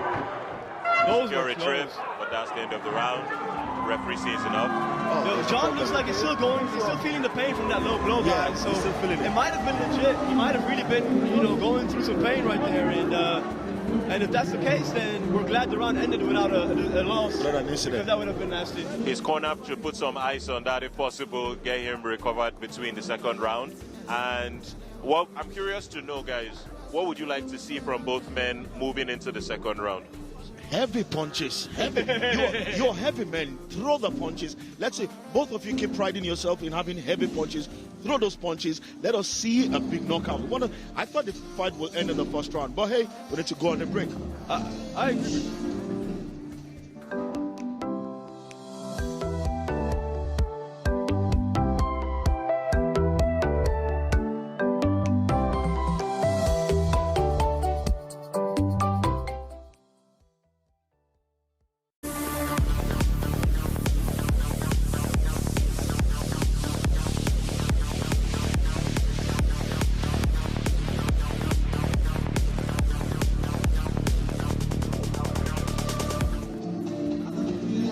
And you're still watching Face Off Fight 93, reaching your This is Face of Fight Night 3, live on Super Sports, the World of Champions, reaching you live from the Landmark Event Center out here in the center of Lagos, right? And it's the heavyweight battle between the Salon Feast and the man who calls himself the Van Dam. First round of the bout, you know, we saw both men trying to wrestle and all of that, but we're expecting fireworks. We're expecting, you know, both fighters to throw those punches that we know they can throw, and that's why we're going to the second round expecting both fighters to do what big men does. And John changes his stance to his traditional Taekwondo stance now. And you can see how snappy the Taekwondo exactly. kicks go up. Just so you know, I've heard right before this fight that John has exceptionally quick kicks and is exceptionally flexible for somebody his size. So we're yet to see that in the first round, and I'd love to see both men show us what they're good at, which is Kazeem's hands and John's legs this round. Yeah, John, a little bit less wrestling. I'm liking the movement from John, in and out, nice and snappy on the balls of his feet, staying agile. That's beautiful to look at. But that seemed like a solid connection. That was quick. That was quick again. Yes. He seems to be targeting the liver, and it's working out well for him. That's the third kick tonight that he gets. But he needs to be careful. He needs to be careful. No defense there. His opponent has a long reach, and that can counter punches, can do a lot of damage. And that's exactly why he's jumping around like that. That stance keeps him far. Jump in, pop, jump out, pop. Yep. Nice and easy, efficient with every movement. That's what traditional martial arts try to emphasize, and you can see that in the way the big man is moving. I'm starting to get a suspicion right now that the reason these guys wrestle is to avoid each other's power. Yeah, that's what I'm feeling right now. You know, because they're both not the greatest wrestlers, but I don't think either wants to eat that. So I'm very sure both men has done whatever kind of homework on their opponent, and you know, he's a heavy hitter. Don't stand too long to get hit. Don't stand too long to get tagged, and that's why they keep, holding themselves. And we need to see them. Of course. Now, something I wish that I would see the man on the both men try to secure would be underhooks. You need to sink your hands inside your opponent's armpit to get that leverage. That's how you control their body. Kazeem to be fair, Kazeem does have underhooks. Most of them. But he's not using that position. Kazeem needs to be very careful here. The kicks to the groin. He needs to be very careful. Well, the ref is not saying anything about it. And that could be because the ref is not seeing. At this point, the onus is on the ref, though, because if you're Kazeem, if the ref is not stepping in, that plays in your favor, right? It plays in your favor. You get an advantage at this point. I'm not condoning it, but that's not his work at all. His work is to mask these things. The ref's job is to spot these things and point it out. But of course, referee Chinas are keeping a close eye on both men, making sure that no illegal tactics are. No doubt. So you look at the Salon Fist. His right hand is right on the thighs of Kazeem, because that kick has hit him a few times, and now the referee is starting to pay attention, to that, because it's easy to get away with some illegal kicks, in this one. Especially you look at the height difference. It's easy for Kazeem to hit his opponent in the wrong place. But at least so far, the referee is keeping an eye on that, and both men are not looking at kicks anymore. Kazeem attempting that same position he did in the first round. I'm not sure exactly why. Because he's taller. Yeah, but if you do attempt to try to wrap your arm a little bit more around the guy's neck, and then have the other hand help you secure that choke. You can't just do a one-armed on a dude that big without even having a proper hold on it. It doesn't make sense. That may be a cry to the lack of experience just showing its face, really. That might be it. Another thing is that we talked about this position before submission. You don't just try to submit somebody. You should put them in a position where a submission is attainable, and then you can end the fight. So here again is the lack of experience there. He just feels it's the easiest thing for him to do because of his height advantage, and he just keeps doing Instinct. And that was another low blow, but this time by John, actually. And it's a game of attrition. A couple of us in a row. Okay. Somebody flipped the switch real quick. Now we're talking. No doubt. Now we are talking. Now the fight is getting dirty. Ladies and gentlemen, this is what we call pocket or phone booth fighting. Both men stay in the phone booth and exchange blows. Dirty boxing, dirty wrist control. I'd like to see some shoulder strikes, actually, since we're playing that phone booth game. Shoulder strikes to the bottom of the chin, you know what I mean? Yeah. Some chest bumps, you know what I'm talking about? I think Kamaru Usman is known for this particular strategy. Foot stomps, shoulder, head to your chest, everything to make you uncomfortable. That's another level. Yes, that's the highest level possible. That's the level you try to to aspire towards. To aspire for, exactly. 30 seconds on the clock, and both fighters still looking for ways to find that advantage, but it seems not to be coming. Kazeem can't use his height advantage over Salon Fist, while Salon Fist on his part, he can't seem to impose his power and his style, of fighting on this rookie. And I call him rookie because it's just his MMA debut. Exactly. But 9 seconds on the clock. We thought this was going to end earlier than this, but apparently it's not. Kazeem seems comfortable having his back against the cage, not really attempting too many reversals from there. Of course, inexperience plays a role, but at the same time, man, you just have to push a little bit, and you create some kind of space with your size, and from there, you figure something out. True. Another thing that I would like to ask you guys is, what do you think? How do you think the judges see the fights? In my opinion, John 2 rounds to none, only because of cage control. I haven't seen much damage from either man. There was maybe one punch landed by Kazeem. I think 3 kicks landed by John throughout the fight. And the story has been the control on the cage. Here you see both guys trying to exchange. Lousy shot, nobody really lands, and then they grapple. Yeah, you can still see that a lot of the striking is still very instinctual, which might just be the big lights fighting here for the first time. The referee and you can see the groin strike connect, make a clean connection. The referee puts an eye on it, issues a warning immediately. So look at the choke again. Kazeem trying to do the easier things, even though it's not effective, but inexperience showing in every possible way for Kazeem there. Yes, sir. All right, man, that's one of those left kicks. Now we're ready for the third and final round of the bout. Will it be Kazeem or will it be the Salon Fist who will come on top in the battle of the... I call them the power brokers, Here we go, aggression. And there's a third round. Quick aggression! Kazeem and that happened fast, guys. Kazeem is on his back. John is on top. Fast. Kazeem gave up his back. You don't want to be there. John needs to capitalize on this, man. He needs to sink his legs in. Sink those hooks in, or get into the full mount position, which he has just done. Now, ladies and gentlemen. But now, here it is. Yes. Mixed martial arts. Striking, Muay Thai, and Brazilian Jiu-Jitsu. John has been trying to get here for 3 rounds now, and John is finally here now. Here we go. Seconds. What can he do with this position? What can he do with this position? You can see Kazeem still trying in every way to limit his opponent's mobility, but then John is at an advantage. So John, the elbow to the throat there. John has a mount, but he has no leg control. His legs are loose. He needs to control them on Kazeem's legs, around his thighs, around his hips. Just have a little bit more posture on top of the guy, and from there you can rain a lot more power, and you can feel a lot heavier as well being on top. You need to create leverage using your legs, gluing them to the bottom part of your opponent's body, then create space and rain down that ground and pound. That's what you need to do. At this point, can the fighters, can they hear their corner at all at this point? Because they are in survival mode. Someone like Kazeem is in survival mode. How easy will it be for him to listen to his corner? That's one of the things you actually get trained in experienced gyms. They teach you how to pay attention to the voice of your coaches and your corners. And Kazeem working the ribs, trying to throw a few punches. Now he's come for his head, for his opponent's head, but it's still not so effective there. And again, you see that's what Ochi was saying, is that experience comes in listening as well.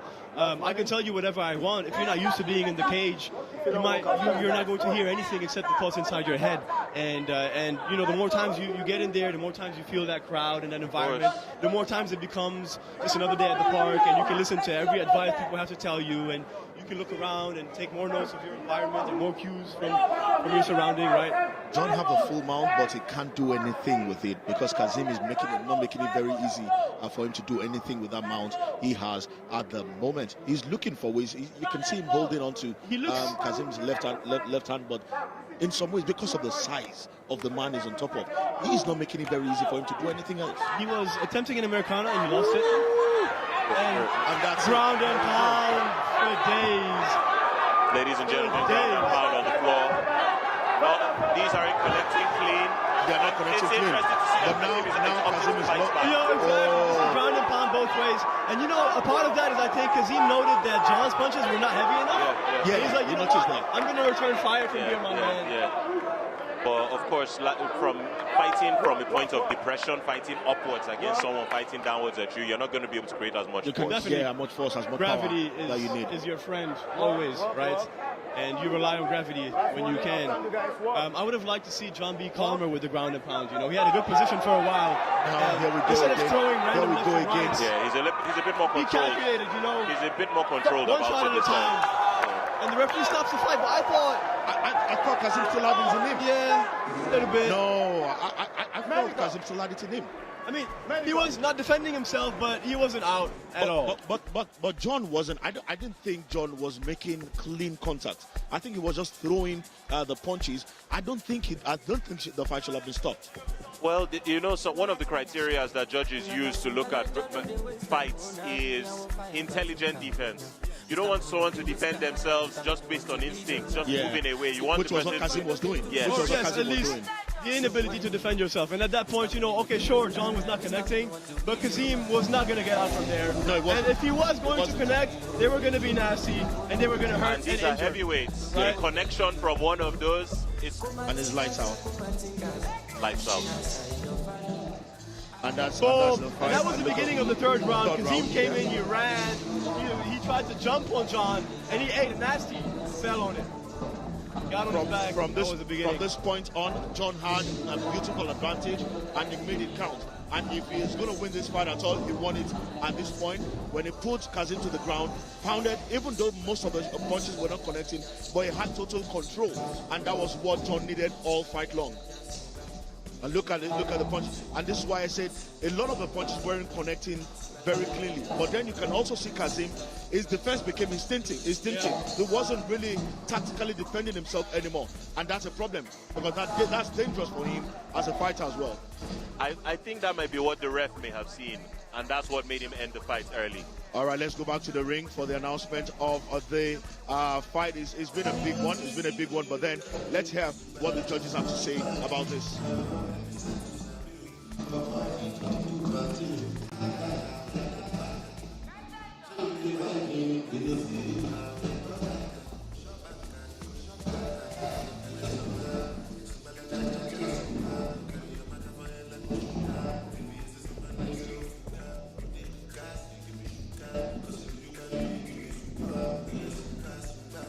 All right, ladies and gentlemen,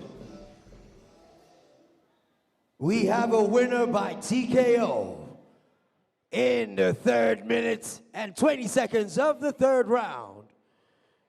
Your winner by TKO, John Opara Ezeibe.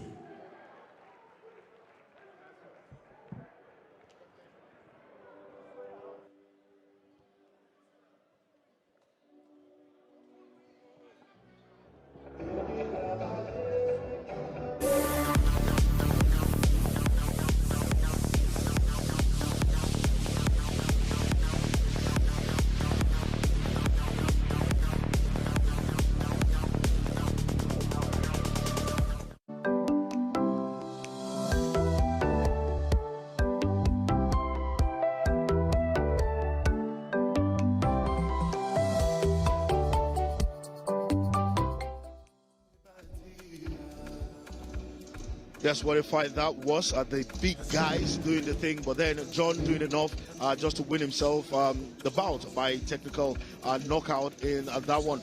Yes, it's not a terrible debut, you know, for if you were in the corner of Kazeem. You won't call that a terrible debut for him. So as it stands, we hope to see a bit more technical fights in the next upcoming bouts, and hopefully a few more knockouts. Let's see how it goes. Hopefully a few more knockouts. Or submissions, actually.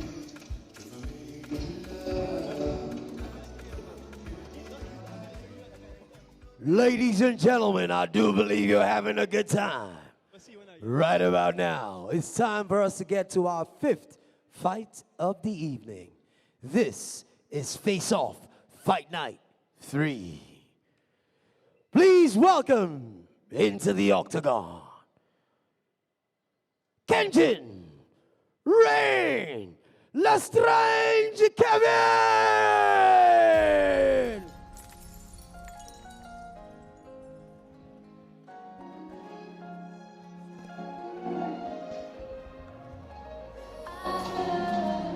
All right, the first female bout of the night, the first woman bout of the night, going in, Reine Kengni, I beg your pardon, she's from Cameroon, and she's a beautiful lady, beautiful smile, but very dangerous. I saw her walking out, and I had to ask myself, is it the same beautiful lady I saw at the weigh-in, full of smiles and what have you?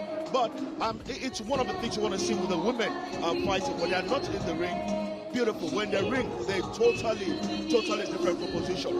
I have to say, I have personal knowledge of Kevin. I've trained with her in Abuja, trained with her in when she came to Nigeria for the first time, and we worked together in the same gym.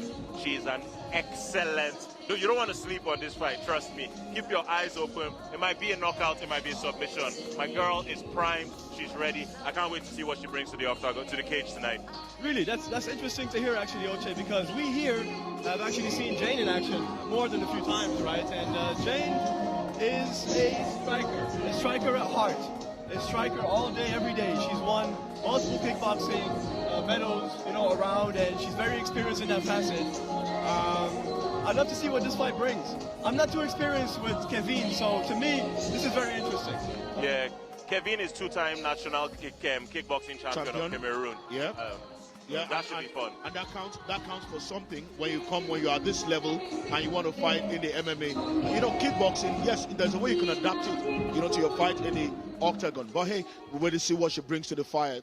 And her opponent, Osigwe Chidima, the Slayer, Jane.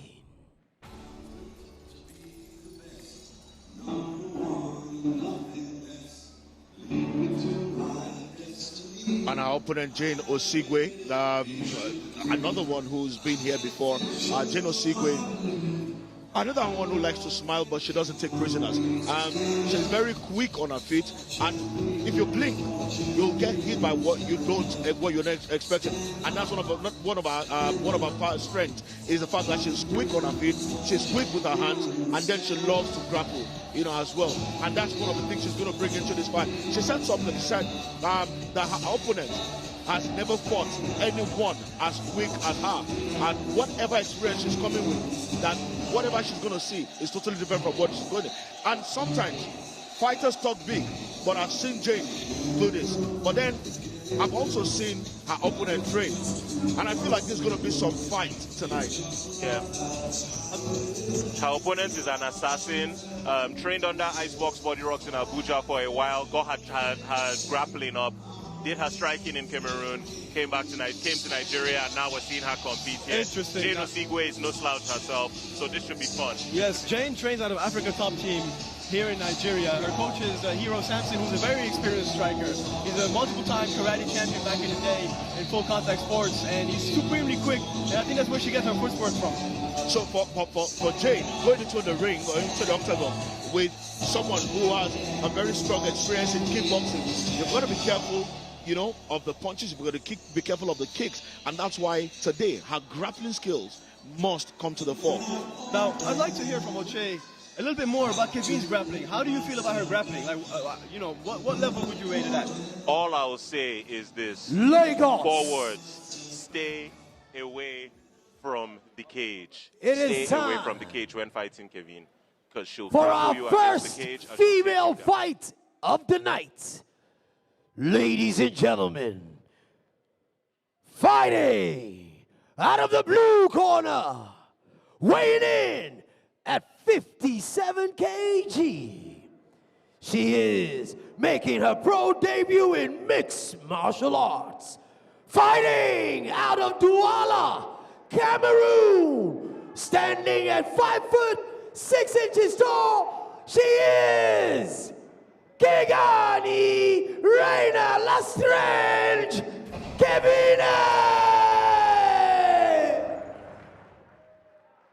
And fighting out of the red corner, weighing 57 kg, standing at 5'7" tall, 19 years of age, mixed martial artist, fighting out of Imo State, Nigeria.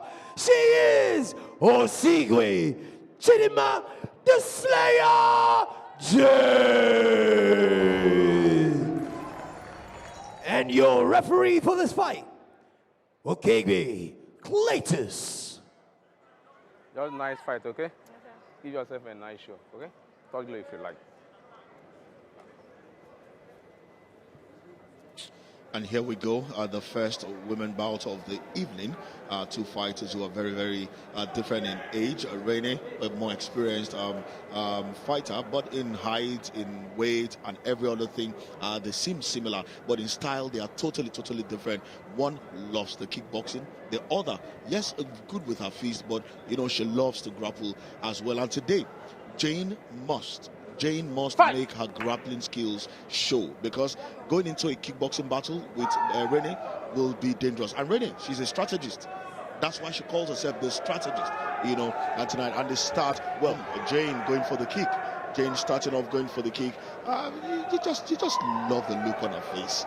Just love. She's she been here means 8,000 business. times. 8,000 times. She means business. And something I want you to pay attention to is the fact that she's taking control of the center of the cage. Yes. That's what we call ring early. generalship. Take control of the center But watch. and take control of the opponent. Kevin has great control, and Jane is aggressive, but Kevin controlled everything there. Yeah. Look at her. Everything Can you see the clinch? The clinch at the back of the neck. Exactly. And it's not allowing Jane to do much damage, right? Yeah. And I expect to see a trip any moment from now. It looks like it. But Jane has a nice grip on the back. She's solid with it. It's either going to Nice be a front, defense. right? Transitioning, trying to soften her up. Some punches to the head. Almost picks her up. Yeah, that would have been an instinctive move that just could have worked. Both ladies fighting for position in the middle of the cage, trying to drag it more towards the fence, and here we go. Right now, Jane's back is up against the fence. The battle is about who can get the outside foot position. Outside foot position, yeah. Exactly. If you can control the outside foot position, you can control where the person's body is going to go. Right now, Jane seems to have settled for the dominant position. Kevin's back is up against the cage. Jane pressing her up, trying to lift her up and actually throw her. And by doing that, she gave Kevin the sweep. But really putting all of our experience and power to good use. They're not allowing Jane total control, because the moment Jane is able to have total control, total arms around her, she can pick her up, slam her to the mat, and then, you know, make her, you know, wrestling strength or wrestling skills, you know, show forth. But then Reine is doing everything she can to ensure that they remain on their feet. And you see her sinking in that underhook on the right side. She's trying to secure a trip on her right side. That's what she's trying to do. And she got it. The referee distracted her there. And she landed in full mount as well. That's nasty. This is a position I've seen this lady in at least 10 times, and it's never nice, it's never pretty. People leave with bloodied faces, but let's see how it goes. Nice sweep by Jane. She gets her back. She's out of back. She must have seen these hooks in. She still has control. She still has control. Guys, this has been beautiful scrambling by both ladies right now. Yeah. The position she excels in is when her opponent is by the cage, by the Nice fence. reversal. Nice. Now we're back to the center, Nice. back to the striking game. You see the ladies bring the action. This is far more attention being given from the crowd today than the last fight. High level. Where you have a strategist and the slayer in the ring, what do you expect? Beautiful fight. Of course, beautiful fights. High-level exchange of striking, high-level exchange of grappling by both girls, actually. It's been impressive so far. I wish Jane... nice Superman punch attempt. Nice low kick to But we're Superman going to see punch another was trip very soon, because she's going to secure her right leg behind her back, behind her left leg, and pull her over. That's what we're going to like see. her bread and butter. Yeah, it is. Trip from the back, catches her, tries to get that leg behind, tries to pull her off. Jane is doing good, trying to reposition her left leg, but every time she does that, Kevin gets the back again. She's going to trip Better up. position again, and wants to go for the trip. Ooh. So now the thing is, I have an issue with the way Jane utilizes footwork. She's always step into her right, and if you keep stepping to your right, your opponent can set you up. So that's the issue. The footwork. She needs to be more intentional with her footwork and not corner herself. No doubt, but I think here's a foot stomp. That's interesting. That's actually interesting. First time we've seen one of those tonight. Much love to really Usman. crafty gamesmanship by Kevin. Really crafty gamesmanship by Kevin right there. Nice to see, very nice to see, and that says a lot about, again, experience, and a nice sweep. That's Reine has been here 1,000 times over, so she knows what she's doing. Full mount, ladies and full gentlemen. mount. If she's comfortable there, if she's comfortable And with the now grappling. she's going to frame using her elbow on her opponent's neck, create space, then use gravity to rain down damage on her head. That's the She's formula, got control ladies and with her gentlemen. legs. She's controlling the hips with her legs. The mount is secure.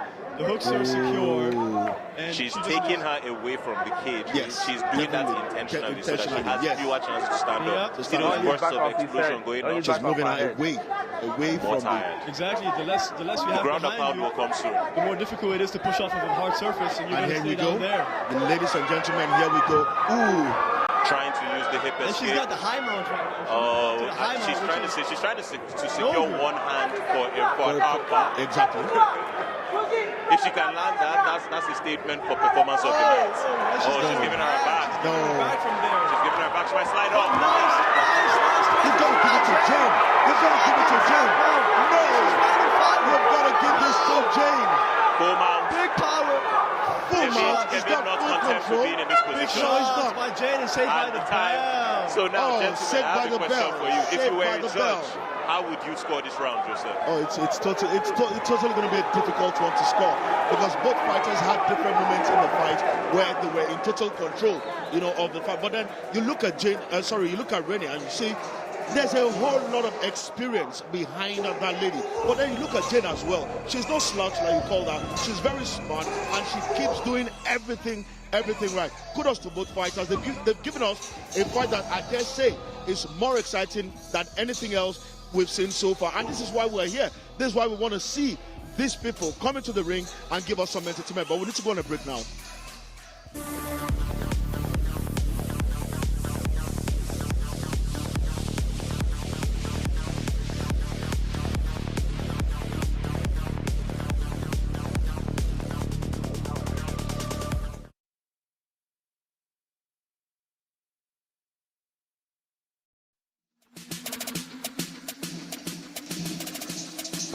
And welcome back. You're watching Face Off Fight 93 live on Super Sports, your world of champions. I'm reaching you from the landmark event center, right at the center, center of Lagos. And first round, very great fight already we've seen. And second round, it's interesting to see what both parties will now bring because both corners have seen, the two fighters, and they've seen what they were able to do in the first round. But then second round, starting slower. Ooh, Jane. Nice jump switch kick by Jane. Switch kick. Tries to pick up the action really quick with the striking. Beautiful spin back fist. A lot of striking really quickly. That spin back fist connected on Reine. That connected on her. That It was wobbled her. nasty. And now That we was have nasty. Jane creating contact on the cage and doing her best to get into a dominant Reine position. seems Looks to be like Reine holding for dear life. She seems to be looking out to her corner for advice, right? If you look at her eyes, she seems to be looking out to her corner for advice. Very active corner on her part. Can you hear them speaking French, giving them clear instructions? You can see the focus in her eyes, listening and taking notes. I like to see Jane get away from that clinch. You don't need to be there. You were doing great on your feet. You started around with great striking. Right now, you've got her up against the cage. You don't need to force it. She's trying to secure that same trip she's done 2 times in a row. No! Her head makes a clear connection, with the ground, and we get a resounding thud. Jane lands in half guard. Control on the neck. Control on the left leg. Head on arm. She might be working for a head on arm choke. Yeah, head on arm choke. If she can put her head under the left hand of Reine and step over that left leg, we might have something. But at the same time, Reine is working to, first of all, get back in full guard, and Yes. second, to push off of the cage with her feet, try to get herself into a more comfortable position and not allow Jane to squeeze in on the neck. Framing on the neck right now. But she should push that hand to the left side of her body and then create contact. Usually when you frame on the neck like that, you like to use that frame for a moment's separation. You giants are not doing anything. Of course. Get back in. Or obviously, if you're a great submission artist, you can find a million submissions. Oh man, I'm loving the stacking. Beautiful stack. Beautiful slam. She's stacking so that she can break that guard. That's And a beautiful you can see slam, Reine yeah. holding her leg to try doing her best to keep her from extending from the ground. But she's just doing that to break her so that she can step over her legs and assume full mount or get into a more dominant position. Oh, Jane has really impressed. She's done so well so far, and it's showing again full mount now, and again it's showing how much she's learning. Every time I see her fight, she looks a different fighter, a better fighter than the last one. Now she has the mount, and she wants to walk on the head of Reine. Heavy ground and pound, she's working on it. She is holding on to the body for her. The worst thing she can do right now is to give her back. It's all your mind is telling you to do when you're in this position. Give your back. Nasty elbows by Jane. Leave the cage. 6 elbows are not allowed, ladies and gentlemen, but she's doing a good job of glancing across the forehead and cutting across. Yeah, they're not exactly 12 to 6. 12 to 6 would be illegal, but she's landing it from the diagonals. It's fine. It's fine. And the way she's sitting on Kevin's chest, man, it's a high mount. Of course. It takes away your breath. It takes away control of your arms. Because your armpits are pinned, so you can't really use your arms as comfortable as you'd like. And from there, it's hard. It's really difficult. I was wondering when the referee was going to tell Reine to take her legs off the octagon. She got it, yes. Kevin is attempting a reversal. She's trying to use both her legs to push down on the chest of Jane so that she can reverse the position. But she's too far high up. And here comes the pounding. Here comes the pounding. Remember what we say about intelligent defense. Exactly. If you're not protecting yourself intelligently, the referee is able to stop the fight. That was all she was. Beautiful mind. Beautiful performance by Jane. Very nice. Good night. She had a very close first round. It was even down the line for both girls. Second round, she came out, kicks, raining, punches, dropping, spinning back fist caught Reine. I think that spinning back fist was the beginning of the end, right? She landed that, and it was over. It's her time. It's her night. She did it. And it wasn't like she made it easy. She had to go through adversity to get through that difficulty to get that win. So thank God, good job Still, for her. remember the last time she was here? She did all the work, but she eventually lost the fight. Last time she was here, Joseph, as you said, she got dominated on the ground. Yeah. And so I was so happy today to see the improvement in her jiu-jitsu and wrestling skills because she won the fight. And she got dancing skills, dude. And she still has the energy to give a show even after all that battle. 3 round, 5 minutes cardio, bro. And she's showing respect to Kevin's corner as well with some more dancing. Oh, she's spinning back fist. Spinning back fist connects, opens the initial transition that takes her to the ground. That's beautiful work. And here and again, she was very calculated. Look at everything going on there. As much as Reine was trying in every way, to do the spin, she made sure Reine stayed in her arms until she was ready to take her down. Yes, sir. And that's experience. That's smart. That's being smart as a fighter. Yes. And good work from Jane. Yes, sir. And she ended up employing Reine's favorite trip against her. Oh man, these slams though.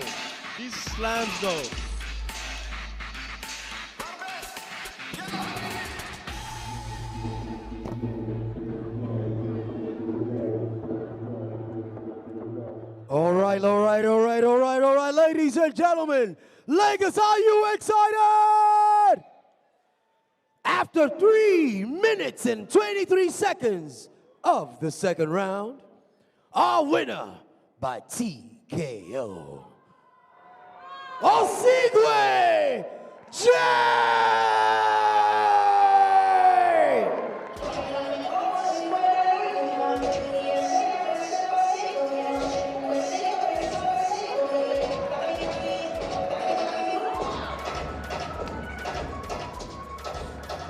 All right, Jane there showing a lot of respect for our opponent. Our opponent, no slouch in our own right. One who's done it. A kickboxing champion, but she's come here. She's met a fighter who was more intelligent than she was, and that's why we saw Jane dominate at some point. But it wasn't all smooth sailing for Jane, But hey, good one for Jane. Yeah, I like the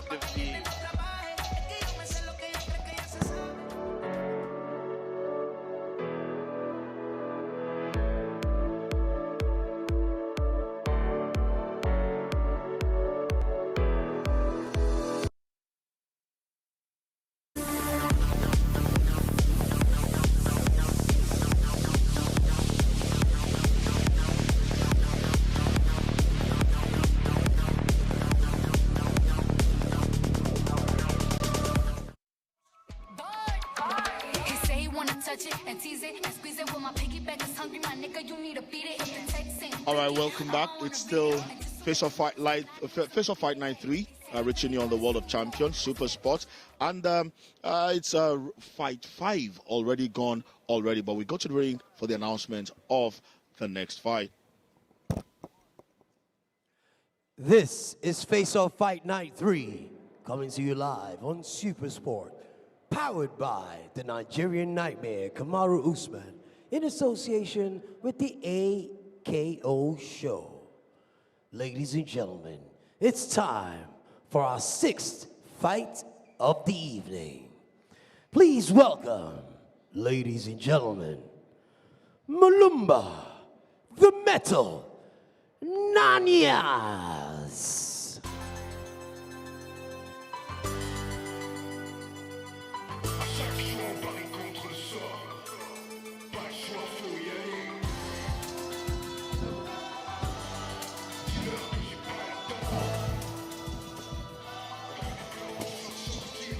Ananias Mulumba, one of the international fighters that we have on our cards for today. Ananias, told a story at the press conference, told me, well, not in English, somebody was interpreting, by the way, and told a story that every time he's fought, everybody underrates him. Every time he's fought, people look at him and think, what will he do? Because of his demeanor, because of his size, and a lot of times he has surprised everyone he's fought against. And today, he's got a very formidable opponent, but, from the little we know about him, sometimes can demeanor truly deceive, people. Yes, I agree with you completely. Calm demeanor does deceive, but in the cage, calm demeanor is your best friend. Because when you fight, the calmer you can be, the more clearly you can think. And when you can think clearly, man, you can dissect your opponent. Interesting one. So Ananias there, he calls himself the Metal because of his strength. He prides himself in how strong he is. Nobody goes into grappling or wrestling with him and comes out, you always get punished when you go into grappling with him. That's according, to him. But hey, today he's going up against a man who, on his own, tries to, think that he's a punch, he's got heavy punches and all of that. But when you go up against the Metal, who loves to wrestle, and then you don't wrestle with him, but you don't know too much about the man, how do you prepare for such fights? The thing is, your coaches have to instill good habits with which you can use to pick up what your opponent's tendencies are early, ideally within the first round. Figure him out. Does he want to wrestle? How am I going to approach that? Does he want to strike? How am I going to approach that? That's what we're going to see from him in this first round. Ladies and gentlemen, his opponent in the 6th bout of the evening, Charlie, Commey, Isaac, Banke, Asiku.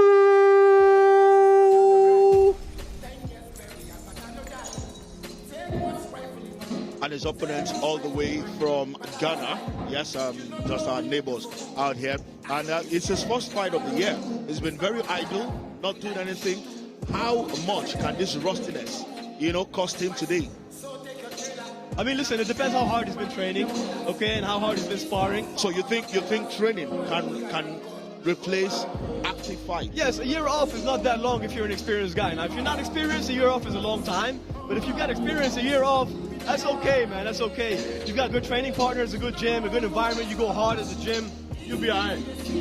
Interesting. Well, hopefully he will be all right. Hopefully he will be all right against this one. But then I just feel him being out of the ring for a whole year and then coming up against a man he's had a couple of fights this year already. The Metal, the Metal is very prepared. Even before this bout was, agreed, before it was sure, and the Metal was waiting and ready and crying for a fight. It looked like it just needed someone to beat up, But then it's coming up against a man from Ghana who's not really done anything in a long time. And I feel like, that might play, into the hands of the Metal, the time out of the ring. Well, the thing is, time off can be very weird sometimes. Some people take time off and come back and it's like they are the best fighter in the world. Some people take 1 week off and they come back and it's a disaster. So we're about to see how that plays out in this particular fight. We're about to see how that plays out in this particular fight, but hopefully it's going to be another very exciting fight.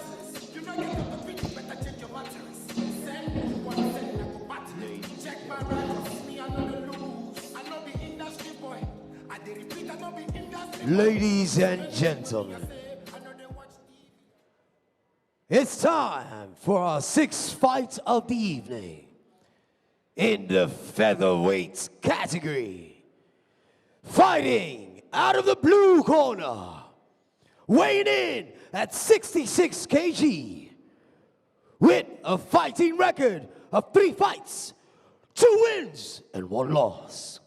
Fighting out of the city of Lubumbashi, Democratic Republic of Congo, standing with a reach of 5 foot and 7 inches.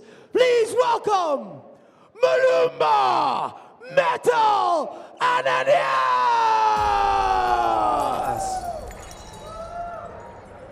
And fighting out of the red corner, weighing 66 kg, with an unbeaten record of 4 fights and 4 wins in all fights, coming by way of knockout and TKO.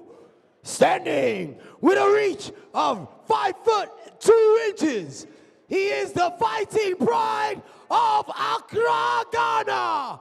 Please welcome the Black Star, Commey Isaac Banke Segun. Your referee for this fight, Chinansa and Yogu.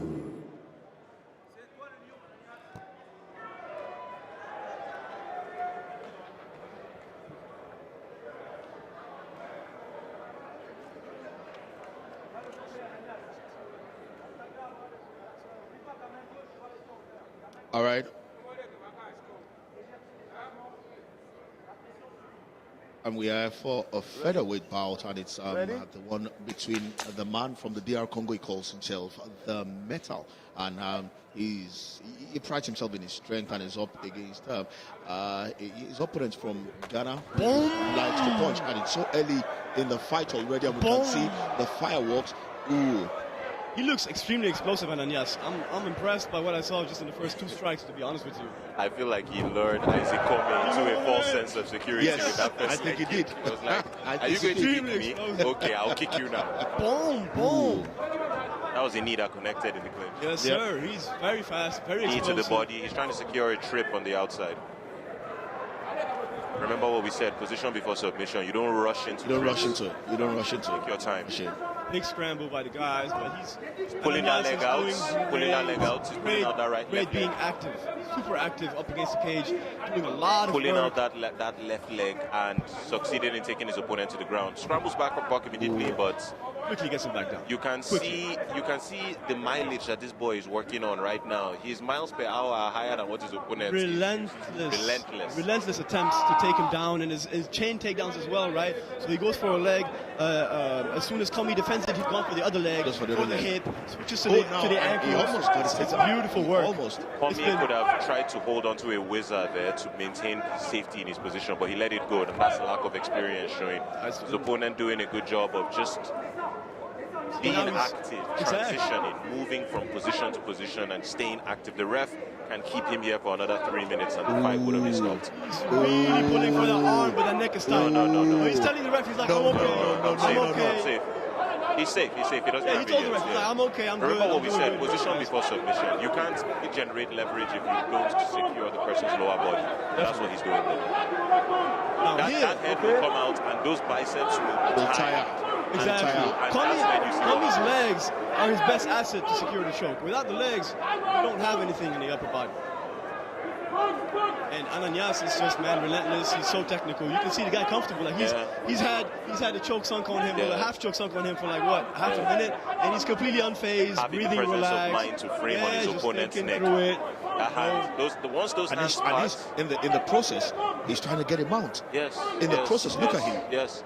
Even if he gets into side control of water guard, he still has control into full mount. He does a full mount. And now he wants to ring. That left hand of Commey, he will not lift that hand up to defend himself again because it's tired, it's gassed out, lactic acid built up there. now he gets to be handled on the floor by a more active Trying to get his back, he gets reversed, and But he see, goes into can you see full that? guard. Yeah, he needs a guard now. He's comfortable. He's Controlling. comfortable. Look at the guard. The guard He's is very active. comfortable where he is. He looks extremely experienced. He's been here before. He's been here before. He's been here before. Now, And that's why you can see he's very he's calculating every move. He's been careful with every move, unlike Commey, who's rushing into almost Look everything at he's that doing. scramble. Look how easy that scramble was. And he's going to get a trip on the outside now. Because you see his left leg is behind the right leg of Commey does a good job of adjusting. that was beautiful work. Now you see how he knees and knees Yes, sometimes again, yes, just yes. trying to create distractions, trying Mixed to have martial Commey arts. react in a way that would compromise his legs, his position. There again, I just drag you down exactly where I want you. Calculated risks. Beautiful uppercut, uppercuts. beautiful left hook, Left hook. bang, right Body kick. Oh, looking sharp. Yes, looking very sharp. Ooh. Like I said, pay attention to that left hand of Commey. That was the hand he was using to try to secure The hand is tired. Guys, Now, Commey can hardly defend this. Ananias is fighting. A right hook or a right high kick. Ananias is fighting a cerebral fight. Cerebral Since that fight. left hand is down, a right punch or a right kick will end this fight. It will take him to the ground or give him an advantage. Commey getting into the clinch, maybe to get some breath and just to slow down the tempo. But you can see his arms are tired. You can see his arms are clearly tired. He had an opportunity to go into a clinch and he couldn't. Both fists came together, but he couldn't do anything with them. That's a sign of a man who has, fatigue.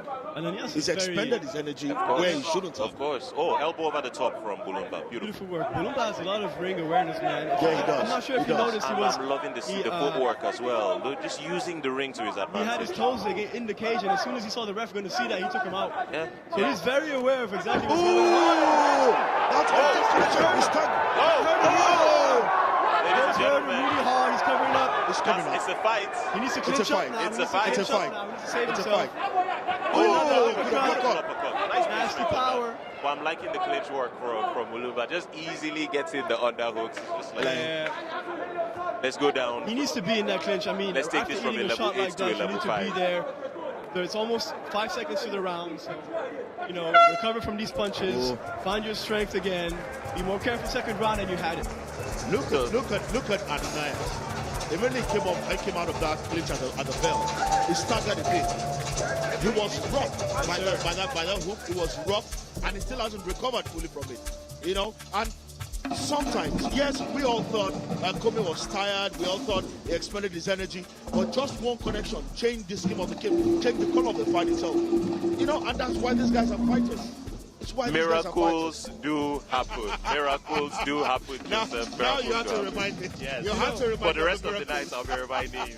Something interesting to note about Ananias is that this is his first time fighting at 66 kilograms, right? Yeah. He's used to fighting at 70, so I'm not sure how the weight cut would affect his chin, because sometimes when you cut a lot of weight, you don't take punches as good.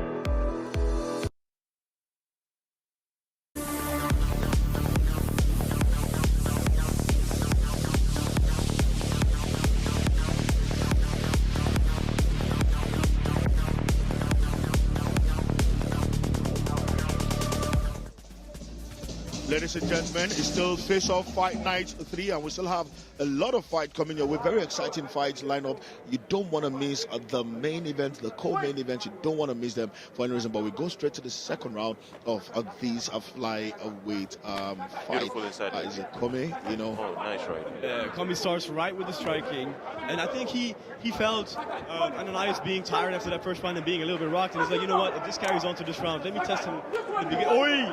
Very nasty. intelligent stance switch in between the scuffle there from Mulumba. That was excellent. I could barely catch it. That was a nasty check left hook, and then the stand switch like you said, Oh, and then the Mulumba with the takedown, takedown. and now control, and he's right back where he had in the first round. Yeah, he has no submission in that position there. That's why he doesn't. That's why Mulumba is so relaxed. He's just going to get into that side control him, and get back those points he lost at the end of the first round. I'd like to see him do what Kevin was doing the fight previously, which is once you have him down, take his back away from that cage, man. Put him in the center a little bit more and give him less of an opportunity to get to where he's comfortable because he wants to be on his feet. Commey expending the energy again. Look at it. He's going to gain to the left arm. He's going to gain to the left arm. Bad habits die hard. Bad habits. Yeah, you're right. You know, somebody once told me it's a lot easier to teach a full beginner than teach someone who has built a bad habit through bad training, you know. Through that, Commey there trying to ensure that his opponent, Ananias, doesn't have a full mount, doesn't have control, you know, of this one. But it looks like, just like it happened in the first round, Ananias is going to come out of this. Now, Ananias... And he's out of this. He's right on top of the mount. He has a mount, and now he wants to work on the face. That's a ground he's now working on the head. So the question must now be asked, was that punch that landed in the first round that will it happen again? Will it happen again? Or was it a fluke? Well... That's the thing. Hey, interesting. Because you can see it's a different story now. It's a different story, an entirely different story. Interesting. You see what happened there? Commey was closer to the fence, and he actually helped Ananias by pushing them both away from the fence and gave Ananias a dominant position, a more favorable position. Intelligent defense, gentlemen. Would you count this as intelligent defense? I think so. His hands, he's still putting his hands actively, but the elbows are still landing. They're not too clean. He still has, he's having just a little bit of space to land them. They are landing short, but Commey's still very aware. You can see, right? He's not lost. He's aware. He knows what's going on. He knows where he is. He might not know what to do from where he is, but he knows where he is for sure. Yeah, the hip bump is often used as an instinctive escape when people find themselves in the bottom. It doesn't always get results because it burns more energy than it does get you results, and that's what you're seeing now because it distracts the opponent for a bit, for a little bit. He has his back now. He gave up his back, and if he can sink both hooks in and extend this guy's torso out, it's good night. You know, he's already looking for the hooks, and once he gets his hooks in, he's going to extend the torso out. He's going to extend the legs out to flatten him on his stomach completely, right? And the flatter he has him exactly.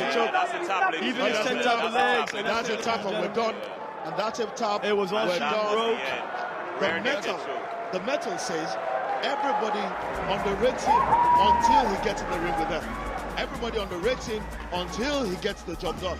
And today against Tyson Commey, he's done the job. I mean, listen. I don't know how anybody would want to underestimate somebody with a skill set that is this well-rounded. He had a takedown, he struck against the cage, he took him to the ground. Beautiful performance. Honestly, he put on a masterclass today. He was a beautiful striker. His takedowns were beautiful. The ground control was extremely impressive. Probably the most impressive ground control of the night so far, actually. And his heart, because he got hurt in that first round. He got really hurt. So it takes a lot of heart. And now look at that first kick. That inside leg kick from Mulumba. Just off-balancing his opponent at the right time, just before his leg could make full contact with the floor. In the clay chair, you could see, beautiful work on the ground. Full mount. Commey. On the mat, Mulumba totally had control. On the mat, all through the fight, 100%. Once they get to the mat, he has control of the fight. Boom, left, right, wobbles, 1, 2. Wobbles. Bang. You can see that left hand still drooping. No, that left is pretty. Energy. It's really pretty how he throws a jab. Yes. And then without telling the jab, left hook, straight lead hand, bang. It catches you so hard and you don't see it coming. Still having the presence of mind to land the inside leg kick while still suffering that chaos. Beautiful work from Mulumba. Whoa, and that was the punch. That was it right there. That was the punch that changed the story of the fight. They almost changed the fight. If that was a little earlier throughout the round, that would have been a different game you had on your hands, for sure. Oh, beautiful clinch work. I love seeing young men get technical. And this is when the fight was won, by Mulumba. Absolutely didn't work. Like we said, on the mat, there was no problem for him. On their feet, every now and then, Commey had the opportunity to throw those punches. We saw one of them staggering Mulumba. But it made sure that they were on the mat most of the time, and he got his win in this one. We head back to the ring for Jibrin as he announces the fight. All right, ladies and gentlemen, after 2 minutes and 50 seconds of the second round, our winner by submission is Mulumba Ananias!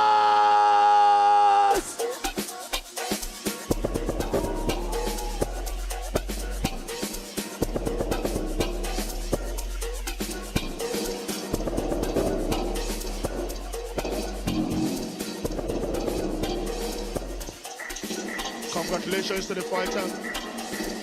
Mulumba there coming here and doing everything he needed to do, showing his dominance on the mat and ensuring he was able to find a way to take his mind out with little to do. But yeah, there were times in the fight where he was scared.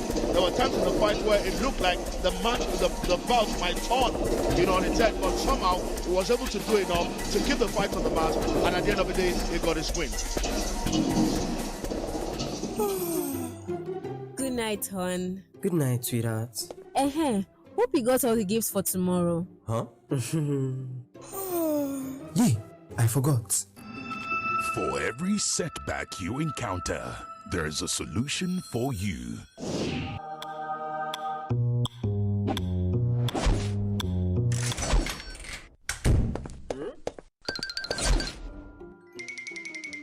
Who is there? You can count on Keystone Bank to make it happen when it matters the most. Season's greetings. All right, Lagos.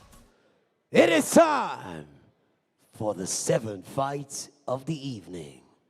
If you're wondering, this is Face Off Fight Night 3, brought to you by Tingo.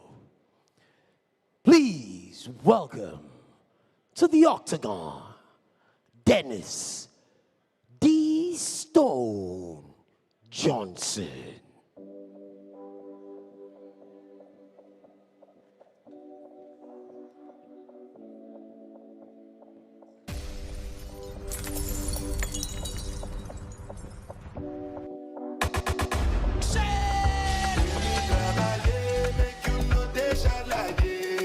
I don't want nobody to keep my matter killing. For this life I live, I want to be celebrated. Don't wanna waste my days, I want to spend them on enjoyment. It's been too long, time is you.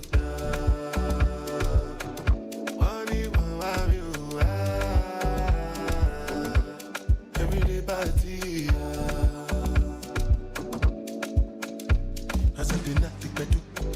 All right, and we have a light heavyweight bout on our hands. Then it's the Stone. Yes, the man, he calls himself the Stone, is up against one man that is he's no stranger to any of us here.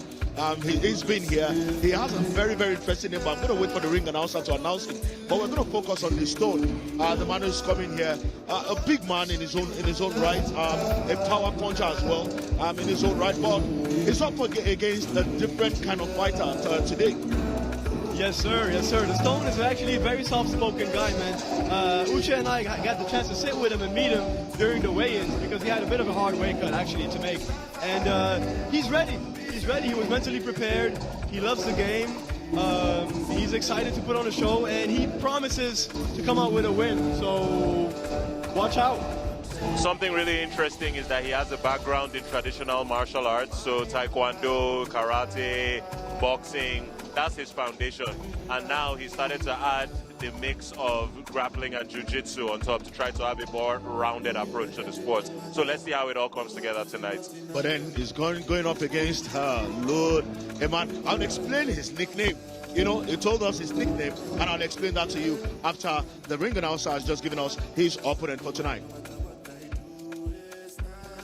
And facing D Stone tonight, ladies and gentlemen, please welcome a crowd favorite, Melvin Nicotine Ugochukwu.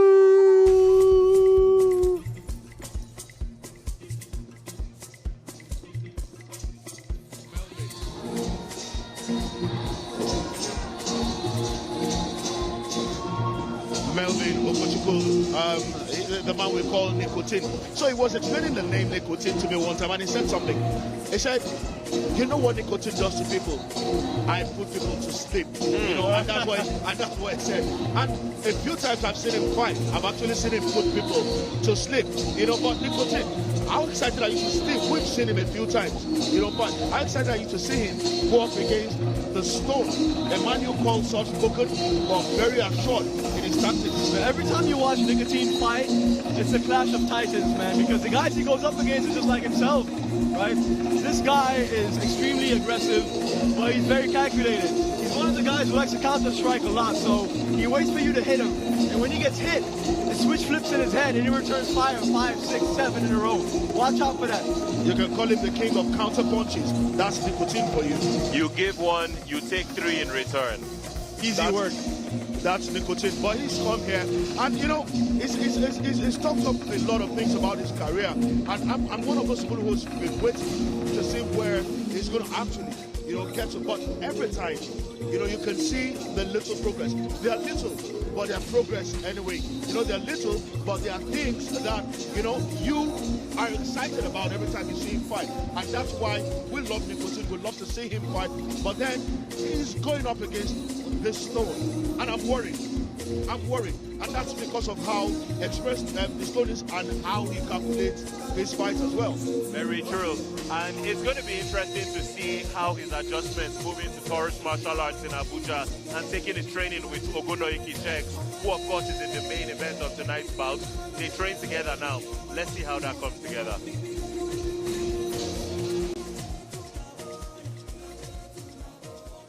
Lagos.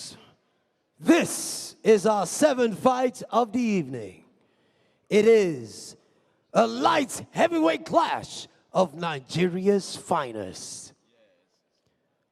Fighting out of the blue corner, weighing 93 kg. Fighting tonight on his professional debut. He is representing the great nation of Nigeria.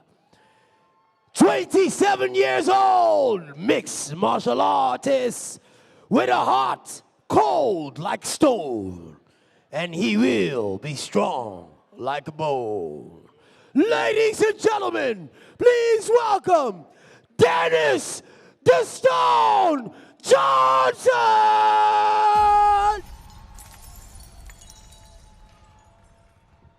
And now, fighting out of the red corner, you know he weighs 93 kg with an unbeaten record of 2 fights and 2 wins. One with a big win over by technical knockout. Ladies and gentlemen, he is fighting out of Abia State.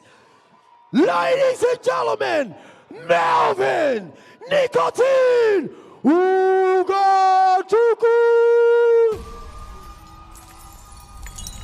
Your referee for this fight, Kengni Cletus. Guys, just nice fight, okay? You can see clearly that Melvin is a fan favorite here. A lot of people here knows him. A lot of people around here are actually excited to see him get in the ring. 25 years old, 6'1" tall, but very, very, very exciting fighter. One that you love to enjoy to watch all the time you see him fight. But he's up against a very, very seasoned fighter, a very experienced one.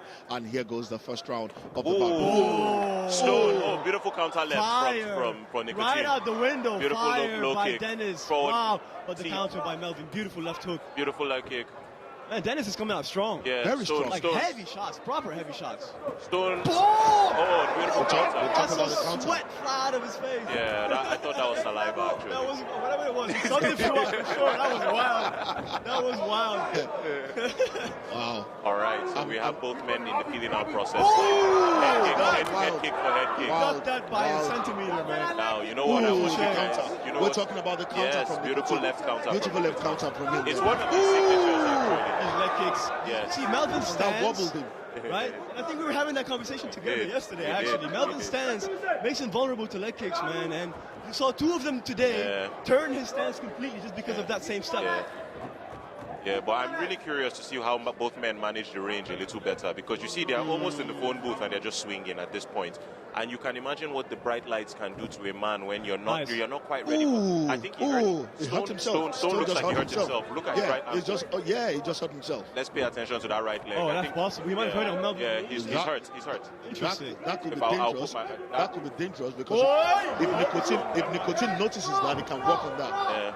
He's injured himself. He's injured himself. Right now, this is on the corner to notice. Nicotine is not going to notice that. Your corner. This is when your corner needs to be screaming at you. Kick that leg. Boom! Kick that leg. No. The right. And another leg I'm kick. still using it. That's risky. It's been an exchange of leg kicks tonight, guys. Yeah. 1 for 1, 2 for 1. But so far, Dennis has the bigger kicks. Yeah. He has landed the bigger kicks in the game. You can see again, he's not compromising.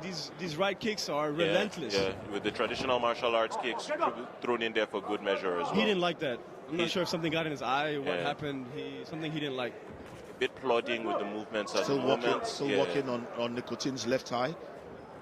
Following Nicotine being patient. I like the patience, taking the center. Can you see that? He's a smart fighter. Beautiful. He's a smart fighter. Beautiful. And that's what I would expect from him, because again, Dennis is a big guy. He's a very big guy. And when a big guy starts this fast, how long can you maintain that energy, right? And I'm sure Nicotine knows that because he's a big guy himself. Of course. So he's probably aware of, the cost that's going to bring to Dennis' cardio later throughout the fight, right? Now Nicotine is getting into his zones, very calculated, very, tactical in how he throws his punches. He's waiting for him. He's seeing his man tiring out. And one of the things they say about big men, the bigger your muscles, the more energy you got. Of course. And that's why Nicotine is crazy connection by He then falls into the bottom position. That was a wild move right there.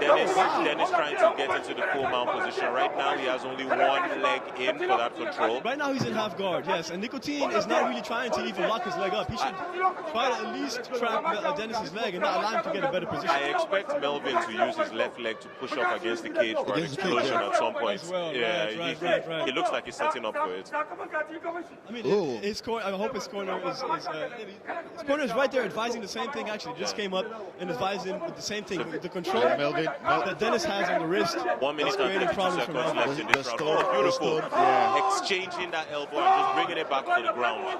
Saying, no, we're staying in my world. This is where I want this to be. Dennis is not even a grappler or a wrestler, but I'm really impressed to see the amount of control he has.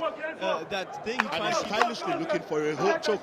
He keeps trying to control Melvin's right arm, and that's very interesting to me because, again, for someone who's not experienced in grappling, that doesn't come naturally. Yeah, it doesn't come naturally. He must do a lot of study. Wrist control and stuff, that's no joke. So Melvin has 1 minute left to work with on the clock now. He's curious to see. Again, he tries an Americano. Yes. He's an intelligent guy. Clearly understands the basic facets of all parts of the game. Impressive. The Stone and the Nicotine giving us a fight in here. Both fighters have thrown some very, very exciting punches so far in this bout. And the Stone slightly have a little bit of an edge in terms of control right now. He's got his man where he wants him to be. Well, he's got his man where he wants him to be. From where I'm standing, but the experience of Nicotine. Yes, and another thing is that the time on the clock is also in Nicotine's favor. So the round ends soon, you can reset, 1 minute of rest, coach tells you what to do, back to beginning. Yeah, the first round looked like Nicotine had a little bit of butterflies coming into this. I'm not sure if it's because he's just excited to be here tonight, or if he just, he got surprised by Dennis's early aggression. But I expect him to come out a little bit more calm in the second round and be a bit more aware of what's going on. So I feel that early aggression, from the Stone must have really rocked Nicotine. He probably was expecting, okay, a more calculated start, let's weigh each other up, let's size each other up, but then the Stone jumped out of his corner and went straight into the fight, and that's something that sometimes some fighters don't prepare for, and I think that rocked Nicotine for a bit, and it took him a while to stabilize and then get back into the fight.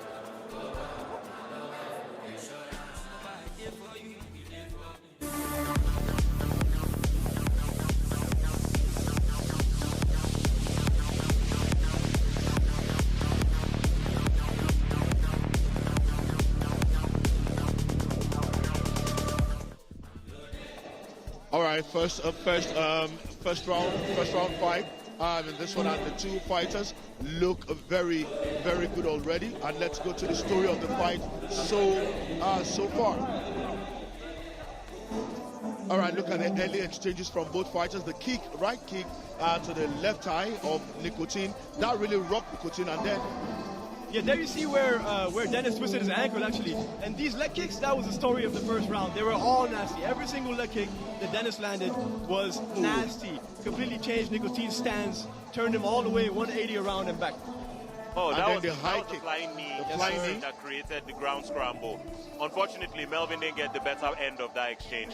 No, and you can see Melvin, grimacing immediately. The kick hit him in the face. So good work by the Stone. Very good work in the first round by the Stone. And going into the second round, Nicotine will expect a bit more aggression. Now he has seen the man. Now he knows what to expect, and hopefully he's able to find a way to guard against that early aggression. And here goes the second round of the bout already, and the Stone, trying to start off where he finished in the first round, and he's gone into the aggression again, but not connected.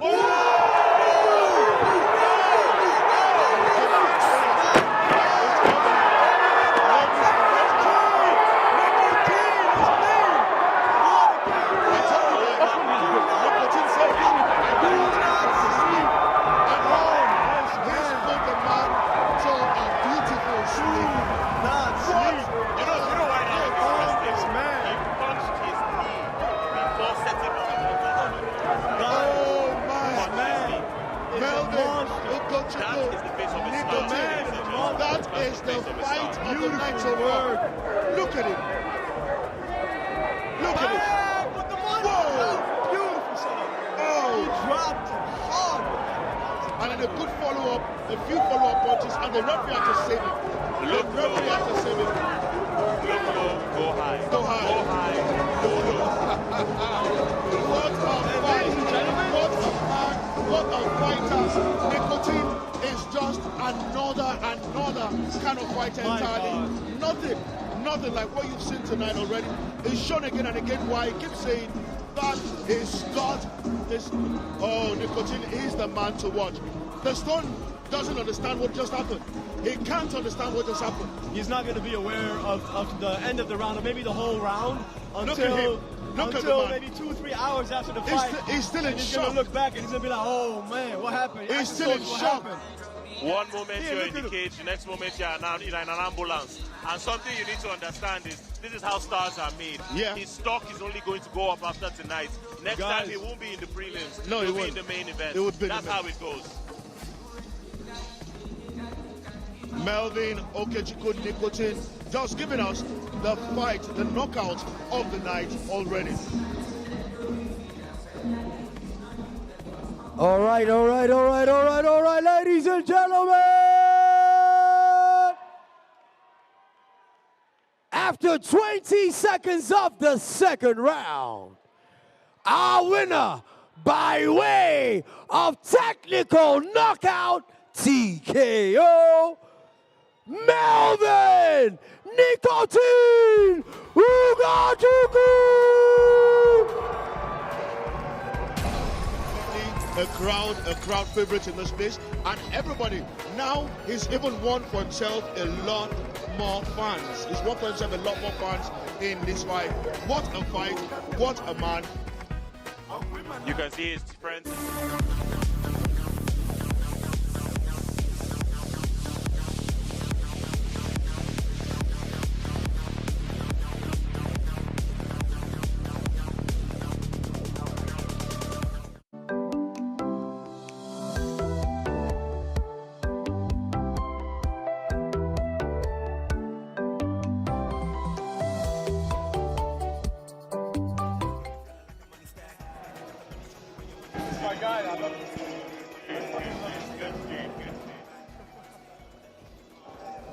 What a fight we just witnessed.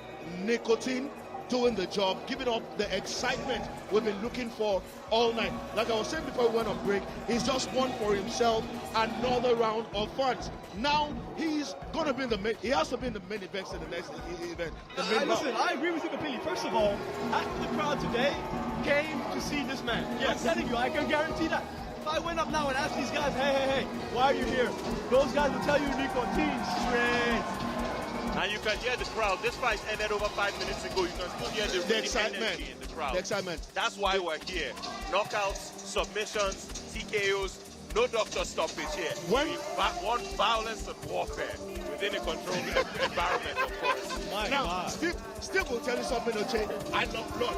It's allowed in here. I love to see the blood. And that's why we're here. And you look at the man. I've been waiting for the crowd to get on their feet. And for an entire minute, the crowd were on. It was amazing to see everybody standing up because of that performance from that man, the nicotine. He's built for greatness. That's a star. That's a star. African Knockouts keeps producing them year after year, but that's the newest one. And his name is Melvin Nicotine.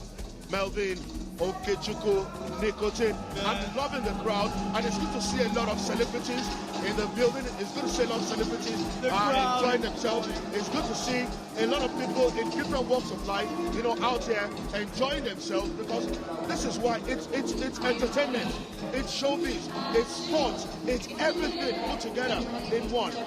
This is why we're here, ladies and gentlemen. Martial arts, the art of war. And Melvin just put up a great example of what it's like when everything comes together. Everything keeps coming together, and there's a whole lot that happened in that fight. And it's a fight you will watch again and again and again and again, and you won't get tired of it, because right from the start it looked like the Stone had an agenda. He had a plan. He came out guns blazing, went for his man, attacked his man in every way possible, threw the punches, threw the kicks. At some point he even got injured himself trying to throw a kick. But you know what, Melvin is known for always being calm. It takes his time. It doesn't ever get faced by anything. It doesn't allow anything change his own game plan. Yes, early in the fight, it was rough, by how aggressive his Stone was. But you know what he did? He stayed back, relaxed, stayed through to his own plans, and he eventually got his man. The Stone didn't see that punch coming. They didn't see it coming, and that's why even a minute after he was knocked out, he was still in shock.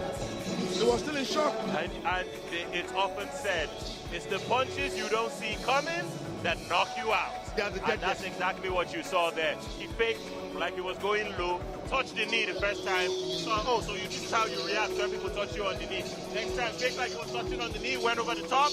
That was all she wrote, ladies and gentlemen. Knockout City. I'm very sure Cameroon's man who's sitting in the building right now must be very, very proud of what he's seen of Nicotine. Nicotine is something else, man. Nicotine is something else. He never ceases to impress. And again, before the fight we spoke about it. This guy's power is nothing to sleep on. You can't even blink. You really can't blink. It just, pow, gone, seconds, done. Just a quick punch and it's done. And Oche was talking about how he first of all went for the knee. The man got distracted, kept with the right punch, and look at it. Look at the first. Now the Stone came out, the hungry of the two fighters, looked like he had a plan. Let's get it over with as quickly as possible. Funny enough, actually, Melvin and his team yesterday were discussing the same scenario. They were talking about expecting the Stone to go hard in the first round, but expecting him to gas in the first round because he's big and has a little bit less experience, and expecting a finish in the second. So hey, that was all she wrote, man. Melvin with a beautiful performance today. That was just some next level striking right there, guys. And respect to the Stone. After that high kick, I thought it was lights out, but they still stayed in the fight until this point. That's a lot of respect for him. That's why it's a heavyweight, a light heavyweight, but a heavyweight nonetheless. What a man. A light heavyweight with a difference. Something I want to point out is that the last time I watched Melvin fight, he was nervous. He was hopping. His hands were always moving. He couldn't stay in one spot. Always like the crowd or the lights were just a little too bright for him. But tonight, my boy comes out like he's the one paying for everything. Ladies and gentlemen, please enjoy yourself. Looks Please his make opponent sure in the as you air, take look in the eye, looks at his knee, and then knocks him out. Exactly, but see again, that KO hesitation show. you mentioned was present in the first round. Free Of to course, use the albeit was it less. Face Off Fight but Night he always 3. comes out this way. We have a break on our hands, so doubting please himself where he feel free to shouldn't. take a bathroom break, enjoy your beverages, and enjoy the experience of Face Off Fight Night 3. We'll be right back.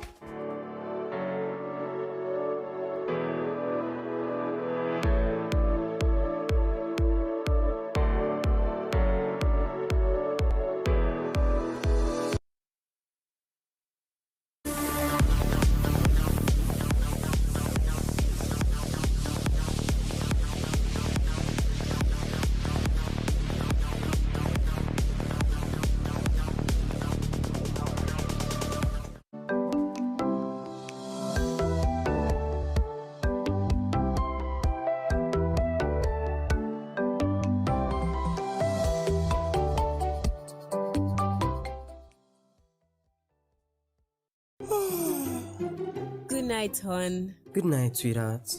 Hope you got all the gifts for tomorrow. Huh? Yeah, I forgot. For every setback you encounter, there's a solution for you.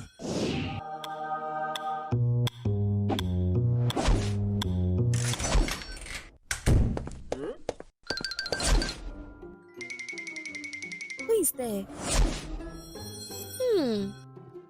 You can count on Keystone Bank to make it happen when it matters the most. Season's greetings.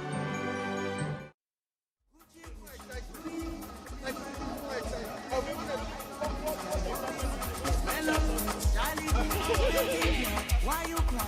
Bring your tears to my currency.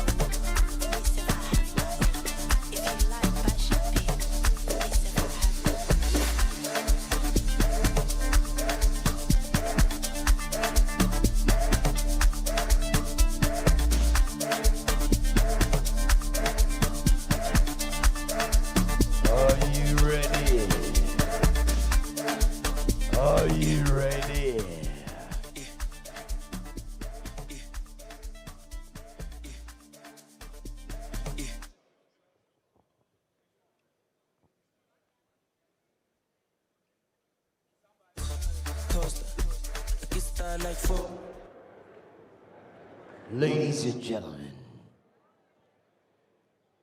you're welcome to Face Off Fight Night 3, brought to you by Tingo, Powered by the Nigerian Nightmare Kamaru Usman Promotions. And you can find us on social media at the AKO Show. Make sure you use the hashtag FaceOffFightNight3 when you're posting on social media. We're currently airing live on the World of Champions Super Sport. Ladies and gentlemen, it's time for our 8th fight of the night.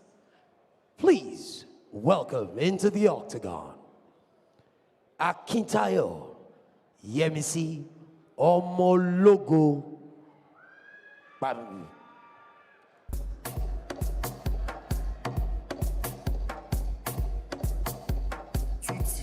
If you don't get money, hide your face. You can call his phone doctor. Omo ya teacher. Once you got penalty, they'll throw it.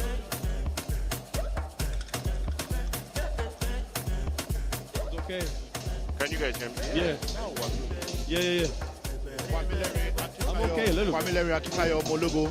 Another, we're set for the second women's bout of the night, and Akintayo Pamilerin Omologo is the one in here. And this is one of those ones that trying to identify with the core, low, as in the grassroots. You know, that's what she tells herself. She wants to identify with the grassroots. She's brought the skills from the streets and merged it with the skills that is trained. And it says that's the surprise she has for most people that she goes up against. They don't see her coming, because when you want a brawl, she gives you a brawl. Yeah. When you want a sweet fight, she gives you a sweet fight. Really interesting. I have called one of her fights before. Really dynamic striker. Solid. She comfortable on the ground as well. And we're curious to see how that translates into the 7th bout of the evening. But is this a fight that is going to be determined by strength or by skills? To be honest, I'm not sure. I just know that there's a lot of bad blood between these two ladies, right? Because the way they didn't seem like the most fond of each other. So that much I can promise you. I'm not too familiar with their fighting styles, so strength, technique, I would expect both. She's a striker, that much I know, but she's comfortable on the ground. I've seen her take people to the floor. I believe she trains out of Kaduna. Yeah. And so I've watched her fight a few times. Solid, well-rounded competitor. She's actually fought Kevin before. Yeah. So their face-off was one of the funny ones. The one that even at some point almost scared Usman, Kamaru Usman, during the face-off. So there's a history between them. There's bad blood between them, and these are the things, these are the ingredients that make for very interesting fights. Of course, that and talent, right? And talent is already played. Yeah. Talent is no question. We already have that. That's why these girls are here. So at this point, the story is what we look for, and then the development of the story. Yeah. And if the thing about talent is only the most talented athletes make it to the African Knockout Championships to develop, to show the world what they've been working on. So we're about to see the combination of all that talent on display. Ladies and gentlemen, it's fight 8 of the Face-Off Fight Night 3. Welcoming her opponent in the second female bout of the night. Please welcome Ugochukwu, Juliett, Chukwu.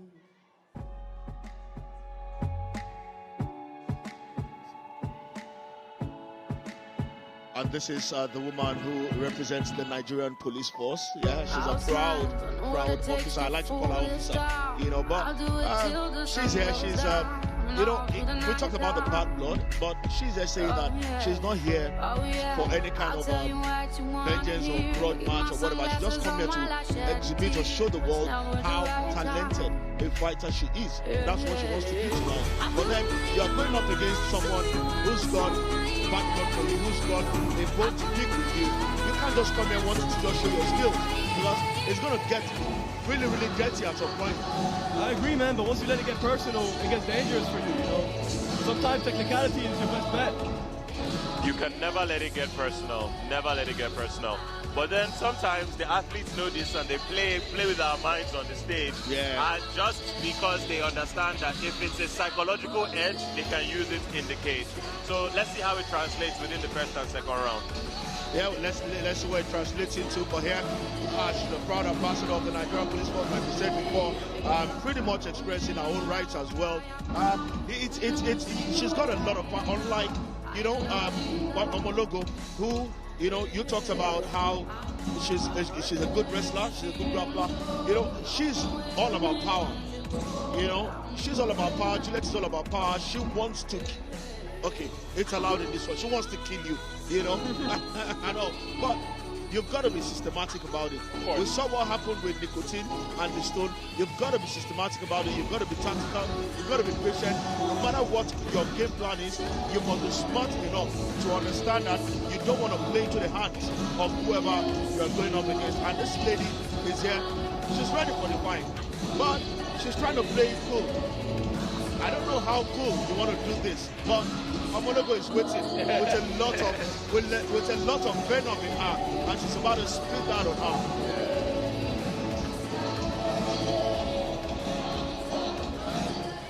Ladies and gentlemen, in our 8th fight of the evening, we present to you a bantamweight contest in the female category. Fighting out of the blue corner, weighing 63 kg. She is fighting on her pro debut in mixed martial arts.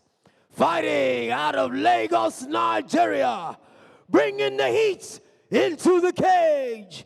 Please welcome Akintayo Yemisi Omologo. Pamilerin!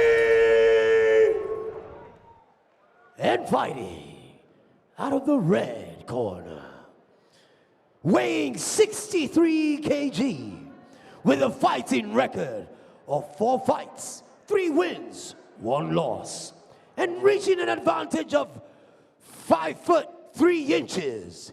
Fighting out of Lagos, Nigeria, please welcome Ugochukwu,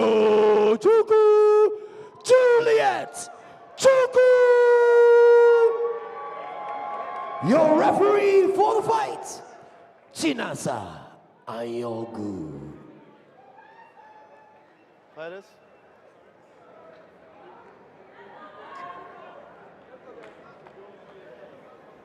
See, I want a clean fight. If I say stop, you stop, okay? Obey me at all time, okay? Touch gloves if you want. Go back to your corners. All right, the second female bout of the night between Pamilerin, Fight. Akintayo, we call our Omologo, and Juliett Ogunnoiki. Chukwu, 2 fighters sizing each other up. The fight has started already. And Pamilerin coming there, she reminds me of, you know, all these ladies in street fights or guys in street fights in areas like Moshi and Oshodi in Lagos. Beautiful body kick to the head. She started really quick. You can see a lot of rhythm stepping from Akintayo. She's trying to gauge the distance, and then she just started engaging quickly. No prisoners with these punches and kicks. These ladies are not joking. And you can see Akintayo just throwing those kicks. Once she found like she had found a comfortable range, she just started swinging the kicks and the point, and you can see that. But see, if you look at Juliett's face, she's almost zoned in and super laser focused on Akintayo. I think she's just looking and waiting for any movement, any slight, you know, hip move, shoulder move to tell for a punch coming or kick coming, and reacts directly. She's super focused. Another thing is that she's clearly at a reach disadvantage, so she has to find ways to get in that clever and creative. And then Akintayo needs to, you know, preserve some of our energy, preserve our energy, because she's doing a lot of movement, and you know that can, you know, get you. You lose the win. You lose your win at some point. That was a in tight, a fight. tight and then you can see she's got a very good background in boxing with her stance. She wants to punch. That's a very tight combination. She keeps throwing over and over again. Juliett keeps throwing. You the can left see kick, the confidence. right hand. Look at the left look in kick, her face. right hand. The same combination. It's landing every time, guys. So she landed those few combinations at first, and then that gave her the confidence to keep going, and she kept pushing her opponent backwards, and that's what, you know, getting the right tactics, getting the right timing, you know, does to you. Left kick, right hand again. Same story. And right now, Pamilerin is running away from her. Of course. This is called ring generalship. When you control the space that is allocated to you, such that your opponent has less than you at all times, that's ring generalship, and that's what we're seeing her employ right now. Yes, Juliett is exactly forcing the fight where she likes it, and Akintayo is now aware of the left kick. Notice how she's circling towards Juliett's right leg, because she knows that leg is not dangerous to her, or at least has not been thus far. But the right hand is a problem. And actually, that left kick is always a right hand, and you're circling towards that. Aggression, though, just walking forward comfortably, and you know when you move backwards, you get more tired than the person who is Do they walking learn forward. this in the police force? I mean, we can ask her after the fight. Juliett is relentlessly stalking her opponent. Akintayo needs to find a way to control a little bit more of that Solid fight right hand because... connection on the face. Oh my God, that left was nasty. So dominant. That landed clean, flush. You I'm can see, surprised she's she still doesn't standing. even know that the cage is behind her. That's how much pressure she's under right now. So Juliett has gained all the confidence. Now she knows she's in control. She knows she's in charge, and then she's throwing those combinations for fun. You know, she throws a kick. The next one she throws a left hand, and every time she throws the left leg, you see the right punch go By after a it. hair, literally by a hair. The kick took one of her hairs off her head. Literally. Some people beat you with one strike. Some people kill you with 1,000. With 1,000. And what we're watching now is death by 1,000 strikes. That's by 1,000 strikes and 1,000 of the same strike. Left kick, right hand. Easy work. Until a relevant adaptation is made by her opponent, she has free reign to do this. No doubt, sir. Is this not the time for Pamilerin to go into a wrestling battle right now? Because with the kicks and the punches, she is totally at a disadvantage. Yeah, but you know, Juliett is doing a great job of keeping her arms reach. So as soon as she feels like she's about to break distance, she steps back a little bit. Heavy kick, heavy punch, and Akintayo's not comfortable going in there, man. These kicks are landing nasty every time. Again, body. Oh my God! It's over. That's all she wrote. That was nasty. That was a dominant performance. God! That was a dominant Oh my performance. God, she ate a left kick to the body. The right came right over the top. She did not see that one coming. Flush. Ref did a great job of stepping in really quickly. Not letting her get any more damage, really. I'm glad he stepped in that fast. What a way to end a fight. Juliett totally took her out clean. As Akintayo had no response, Akintayo couldn't react. Maybe we should call that an assassination. She needs to come and explain. Do they like that in the police force? Because that was cerebral. That was cerebral, ladies and gentlemen. The way she set up the left kick the whole fight and then switched it only one time. The one time she threw it right, she threw it on the money, and that was all she wrote. Beautiful performance by Juliett. This lady is one to look out for, guys. Expect to see her again next show, and expect fireworks. Another thing we have to point out is the restraint she showed in not putting any more damage than was necessary. Once she had her opponent out of there, she pulled away. Props to the ref for stepping in early as well, man. Yeah, props to the ref for doing that. Yeah. But you know what, Juliett, it showed again, you know, that she was calm, and that thing we're talking about. Yeah, you were calm. The other fighter is coming with our aggression, we've got a score to settle, but she's coming in that. I don't have any score to settle. I'm just going to go in there and show what I can do. And the moment she got the first 3-4 combinations, she realized, oh, I can do this. And she toyed with her opponent all evening until she was able to get a flush kick to the face that totally, and respect to her. You got your opponent clean. There was no need to do any more damage. You know, pull back a bit, then go with 1 or 2. You know, that we're not really necessary. Just put in for the referee to put her in. Look at the fight. The moment she got this, and then it was clear she was in control. Look at the footwork. Changing angles, moving, adapting to her opponent's position. Beautiful stuff. Beautiful stuff. She was never worried about the counter punches coming, you know, from Ogunnoiki. She was never worried. No. She kept doing what she was doing because she knew what she was doing was enough. Look at her. Ogunnoiki getting 1 or 2 punches here and there, but that never fazed Juliett. Forward momentum. Woo! The power of momentum. The power of momentum was the top. Oh! And that was the kick right there that ended everything. Boom! And this was it. Beautiful setup. I can't say it enough. That was a setup for days. I'm going to sit and learn from that one myself. Actually, I like it. That's a pretty setup. Really, really pretty setup.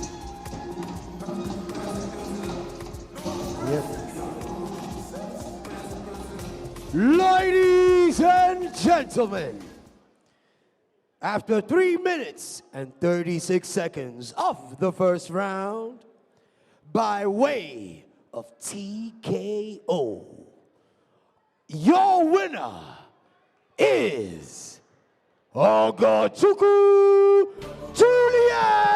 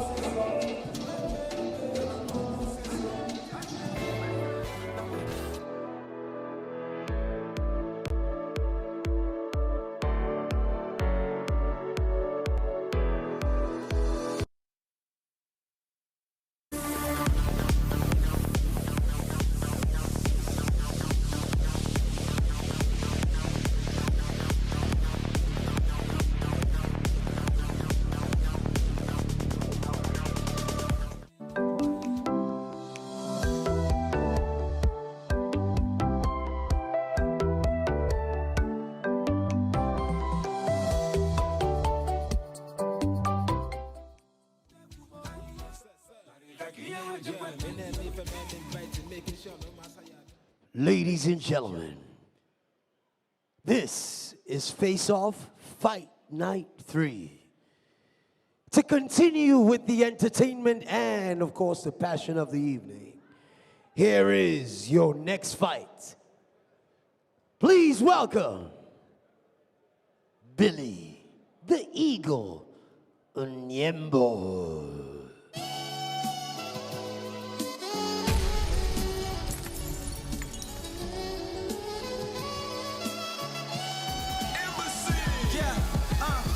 All the youngins in my hood popping perks now. Getting high to get by, it's getting worse now. You gotta tell them put them guns and them perks down. Them new jails got 10 yards in them, and that's your first down. And I ain't carrying to preach. I just had to say something, cause I'm the one with the reach. Youngin' got a quarter ounce, he tryna turn into meat.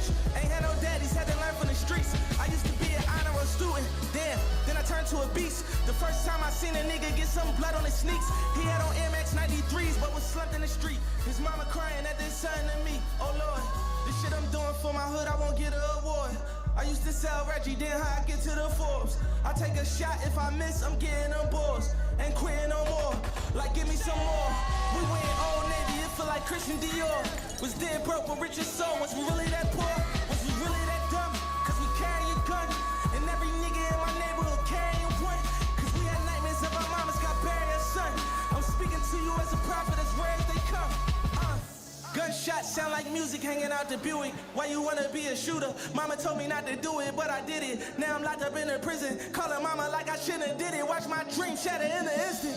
I'm on a visit, posing for the picture, like I'm going for my prime or something, like I ain't facing time or something. Riding for these niggas like that shit ain't hurt my mom or something. Only one gon' give me commissary, even buy me something when it all fall down. I can't call y'all now, even if I hit your phone, that won't get me home. Seen so many different times these niggas did me wrong. Shit, that's the reason that I did this song. Shit, we was kids, used to play on the step. A couple years later, we flirting with the angel of death. I was 11 years old, I got my hands on the tech. When I first touched it, that shit gave me a rush. My homies dying, I'm like, maybe we next. That just made me a threat. Knowing that nigga smoked my daddy, it just made me upset. Made me a man, shit, I was 5 when God gave me my test. Go to court with a quarter point and he won't say object. Now it's you against the state and you ain't got no cake. Jail overpopulated, they ain't got no space.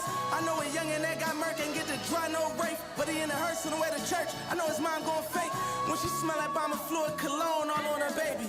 Pastor said he's sending you home, she going crazy. When they drop that casket all in the ground, who gonna save me? How could you blame me when I'm trying to stay alive and just survive and beat demise? When niggas die by 25, when I stop fearing for my life, when I decide to change my mind and stop towing. Try to smoke the pain away. And his opponent, the Marine boxer, Cornel Thompson.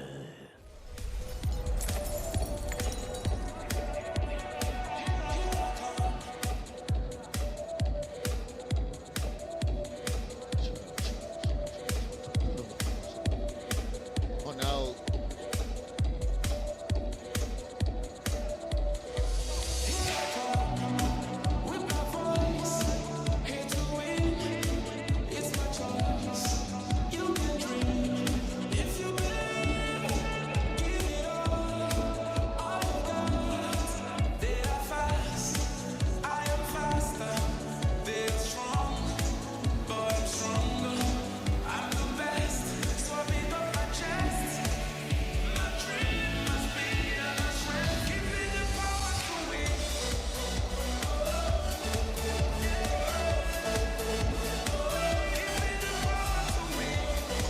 Thompson, the Marine boxer, the man who's called the Marine boxer but loves to wrestle.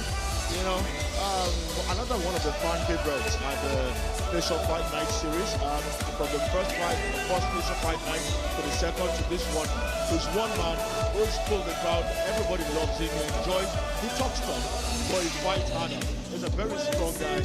You know, but you know, he's one of those guys that every time you talk to him every time and you enjoy he makes you laugh all the time. Sometimes he comes across as an unserious guy, but when you see him walking, when you see him training, and when you see him in the octagon, doing his thing, then you know this is a serious fighter. Like I said, it's one of the fan favorites here, Steve. Yes, sir. Cornel Thompson has been one of the fan favorites since the first day we saw him. He came into the marine boxer, like you said, and he has become a wrestling prodigy. My guy's game has evolved leaps and bounds from day one till today. And I call him Mr. Thumbs Down. He comes in, thumbs down, bring the world on, and he's ready to go. He always says he wants to be the king of African MMA. So he wants the strongest opponents. And his opponent tonight is actually one of the strongest guys in the division, dude. By far. I've heard incredible things about this guy, and I can't wait to watch this match. Something really interesting about the card is that every single athlete that was presented from... Ladies and gentlemen, our 9th fight of Face-Off Fight Night 3 is a lightweight contest scheduled for 3 rounds. Fighting out of the blue corner, weighing in at 70 kg, with an unbeaten record of 4 fights and 4 wins. No losses and 2 big wins coming by way of knockout. Ladies and gentlemen, he's fighting out of the city of Lubumbashi, Democratic Republic of Congo. He is Billy the Eagle Nyembo.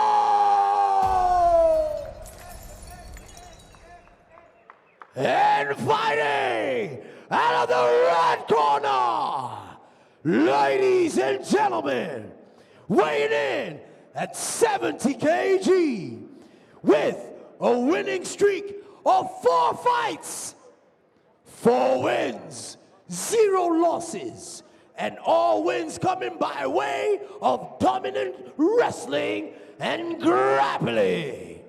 Ladies and gentlemen, fighting out of Delta State, Nigeria, he is the fighting pride of the nation. Please welcome Cornel, the Marine Boxer, Thompson. Your referee for this fight, Osigwe Claytus.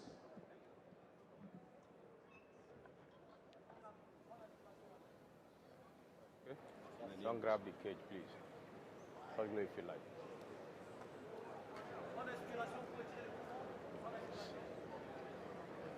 Are you clear?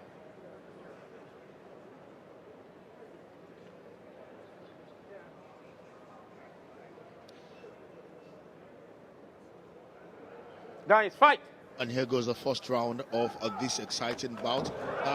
The Marine boxer here, who is undefeated so far, by the way, is one man who understands the terrain very well, and he knows how to do this. He's a man you don't want to go to the match with. Well, you know, even though he calls himself the Marine boxer, you don't want to go to the match with him. But the fight has started. Let me make it very interesting for you, Joseph. A piece of information is that Nyembo is actually a black belt in Japanese Jiu-Jitsu, and has probably more experience on the ground than Cornel does. So it's going to be the first time we see Cornel face a dominant grappler and have to fight off his back or have to fight off grappling. It's going to be very interesting to watch. Something really interesting that I took note of there was how strong Nyembo was in the grappling, in the clinch.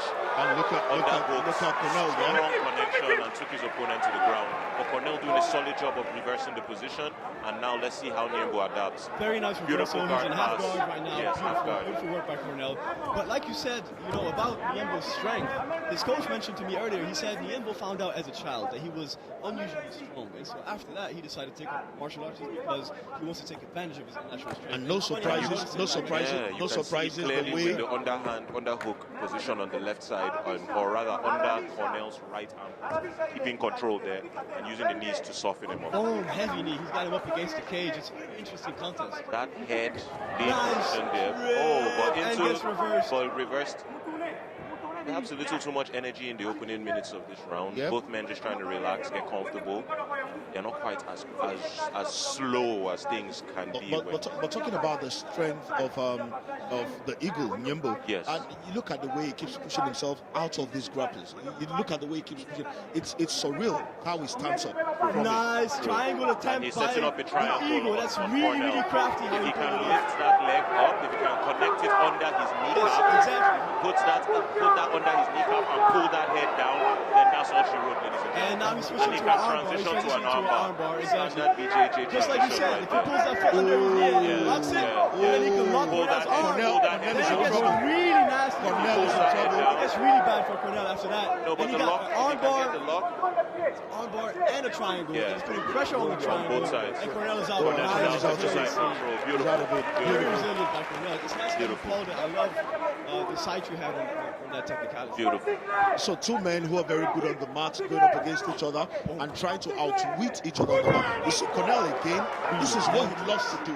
He will take you to the mat 10 times out of 10 every time he tries it. Relentless. Something I need to say is that what he executed there was called a knee tap, which is when you use your hand and you put it at the back of the person and push them over. Beautiful work. In that moment, you want chin and shoulder to be on the ankle, opposing the knee, right? And so you press. No stretch elbow to the head. Nice ground and pound.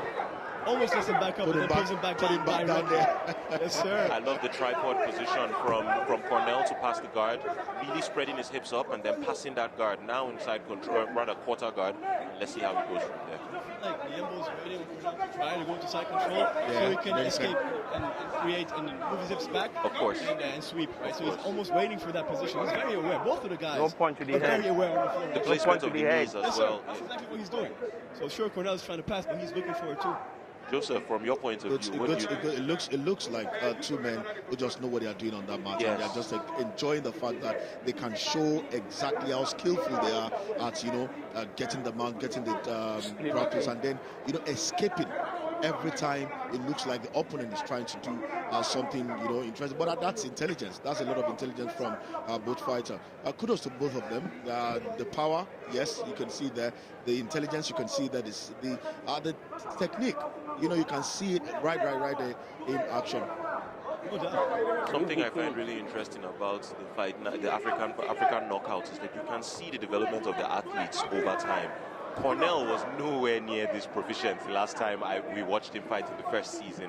The second fight, so many improvements as well. And now here we are. Let's go, guys. Alleged black belt in Japanese Jiu-Jitsu being controlled.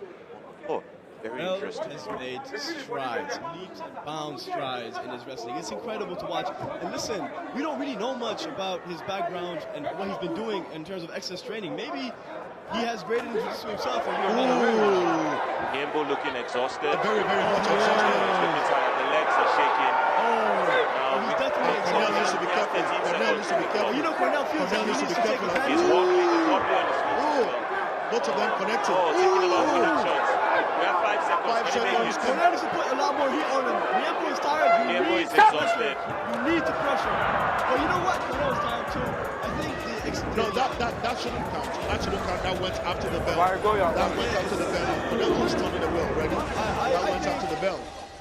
If I'm going to be objective, I think both guys underestimated the other guy's grappling and were in for a solid surprise. And hence, both got tired trying to resist that. I don't think it's about underestimating the other person's grappling. I think what has happened is two fighters who are very good at grappling, who are very good at wrestling, going in there, realizing that, you know what? I know how to wrestle. I know how to grapple. Let me quickly use it. Finding out that the other person is also as good. Then he gets exhausted. And then it becomes exhausting. And I think that's what is happening to both of them. Have either of you ever fought with yourself while staring at your reflection in the mirror That's before? exactly what's going on. That's exactly what's going on with both fighters. But very good first round from both men. Both men putting their good technique to use, putting their skills, their power as well, to use. And, it's what we love to see. Yes, sometimes we want to see the knockouts, but sometimes we want to see tactical fighters. Fighters who are very, very smart, very, very intelligent, and they're very careful at what they do. And that's what both fighters are doing at the moment. Something on my mind is the effect of the weight cut. I was saying earlier that the DR Congo athletes are very, very professional when it came to their weight cuts. Nobody was overweight. But when you are cutting weight, there's a cost on the body. And I'm curious to know if that's what's affecting Nyembo's cardio in this first round. Yes, exactly. I was going to comment on the same thing. Noticed the same thing as well. And we noticed it with his teammate right before him, Ananias, who had also cut a heavy amount of weight. These guys are proficient, but honestly, Cornel's wrestling must have surprised him.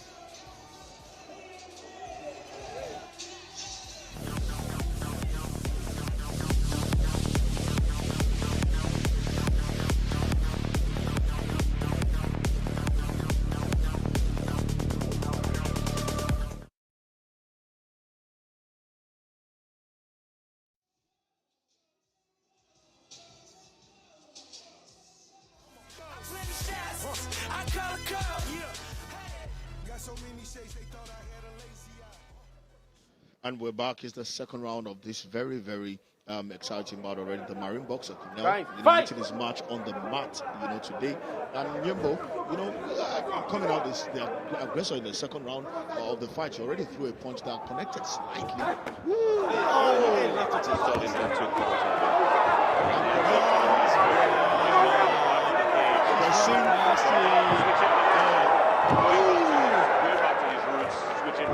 And Nyembo shoots for a desperate takedown attempt, trying to get away from the striker. Cornel reverses it, bring him back up, and right now back in trouble. And I think something happened at the end of the first round. Cornel caught him flush with a punch, and it looks like, okay, that flushed him. Okay, let me keep doing that, and that's what Cornel is doing now. You can see Cornel trying to run.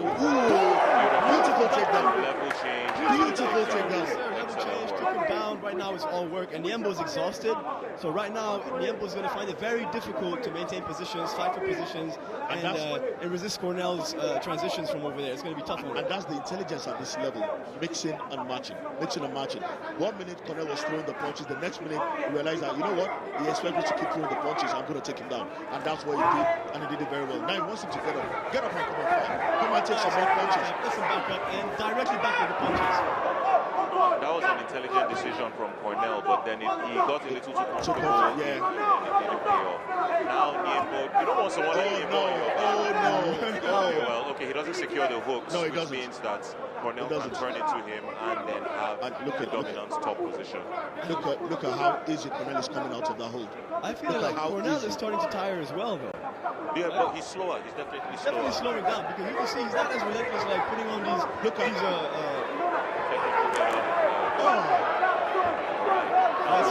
Even the punches are lazy. Yeah, very lazy. I think very lazy. Cardio's very desperate takedown attempt by Nyembo. Come on. But no, they're not. 2 months and 2 minutes have passed in the second round. Beautifully timed takedown. So I think what is going on. What is going on right now is I think Cornel is realizing that his punching is becoming very effective. Beautiful knee to the body. And he wants to keep using his fist instead of going to the mat. But his fists are also losing pop. They're losing their pop, Like, you see that jab right now, it's not the same jab from the first round. Yeah, I wish both men would utilize more feints. Yep. They're a bit flat-footed and just throwing right now. We need to apply both guys are winded, man. Both guys are tired. I think they spend a lot of energy. But look at Nyembo. He's even finding it difficult defending the punches. So he just wants to take him down. He's looking for an opportunity to grab beautiful takedown. Another one. Beautiful takedown. Bread and butter for Cornel. Yes, he's done this 1,000 times. 1,000 times over. And he's very comfortable with it. So when Nyembo is not expecting a takedown, Cornel goes in for the takedown. When he's expecting to keep taking him down, he goes for the punches. So he's mixing and matching so well, and he can see that his man is tired, and he's going to keep working on him until he finds a way to probably knock him out. He wants to make him, he wants to put him to submission, he wants to put him out as quickly as possible, but then the experience of Nyembo is also helping, and that's why it's beautiful trap with the arm.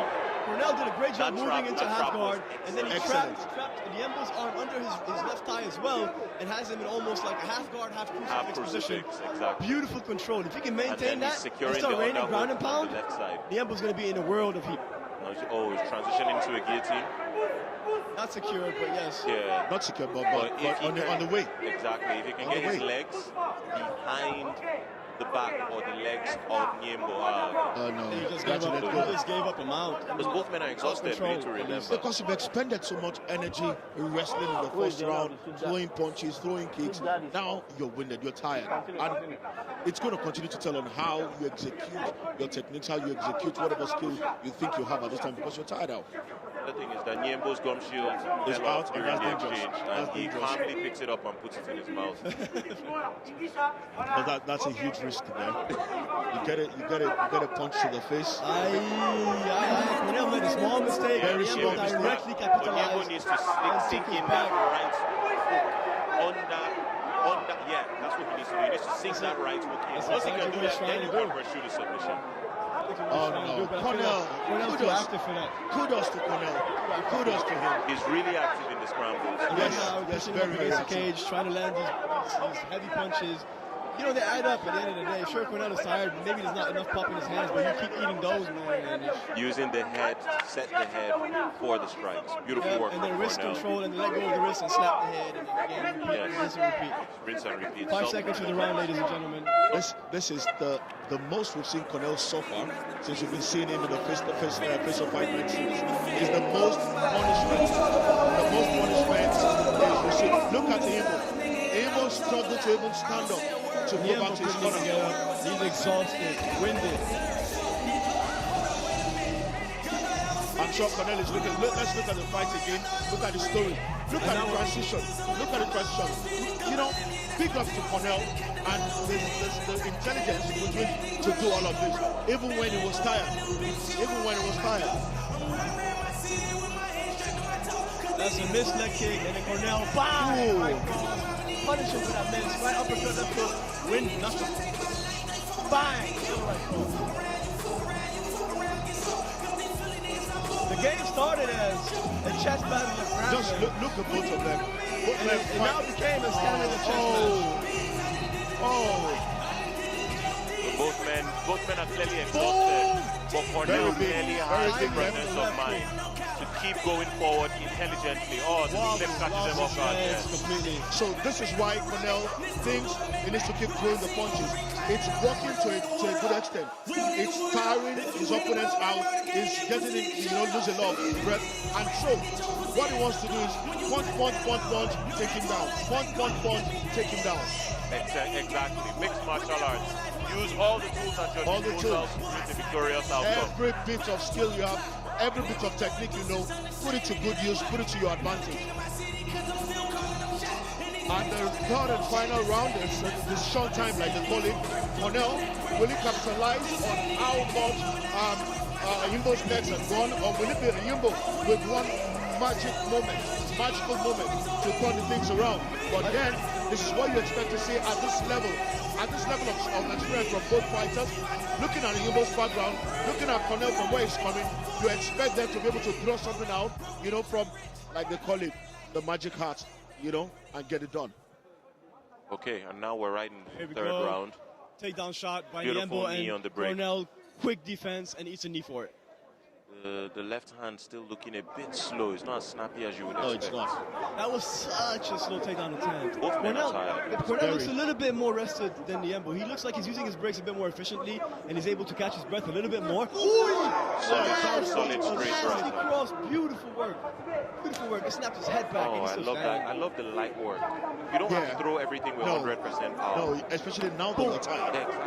Exactly. 70%. You can see Cornel smiling now. Yeah. He's getting into his rhythm. He's comfortable you can now. smell blood. Easily scrambles, easily. Nyembo is tired. He's tired. He easily stuffs that takedown. It was nothing to him. You see him breathing through his mouth. Those are labored breaths. His hands are low. His feet are flat. Right, flat feet. That's another sign. Right.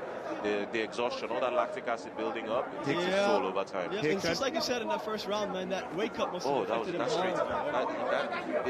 If Cornel keeps coming forward, that straight right hand will connect on Nyembo soon. You see him measuring with that left hand. Very soon, He's measuring. The right hand is going to follow soon. Check a couple lefts, Let's roll it. Oh, but he got touched first. He got touched. Nyembo did a good job of being first there. Here we go, nice counter hook by Nyembo. Beautiful.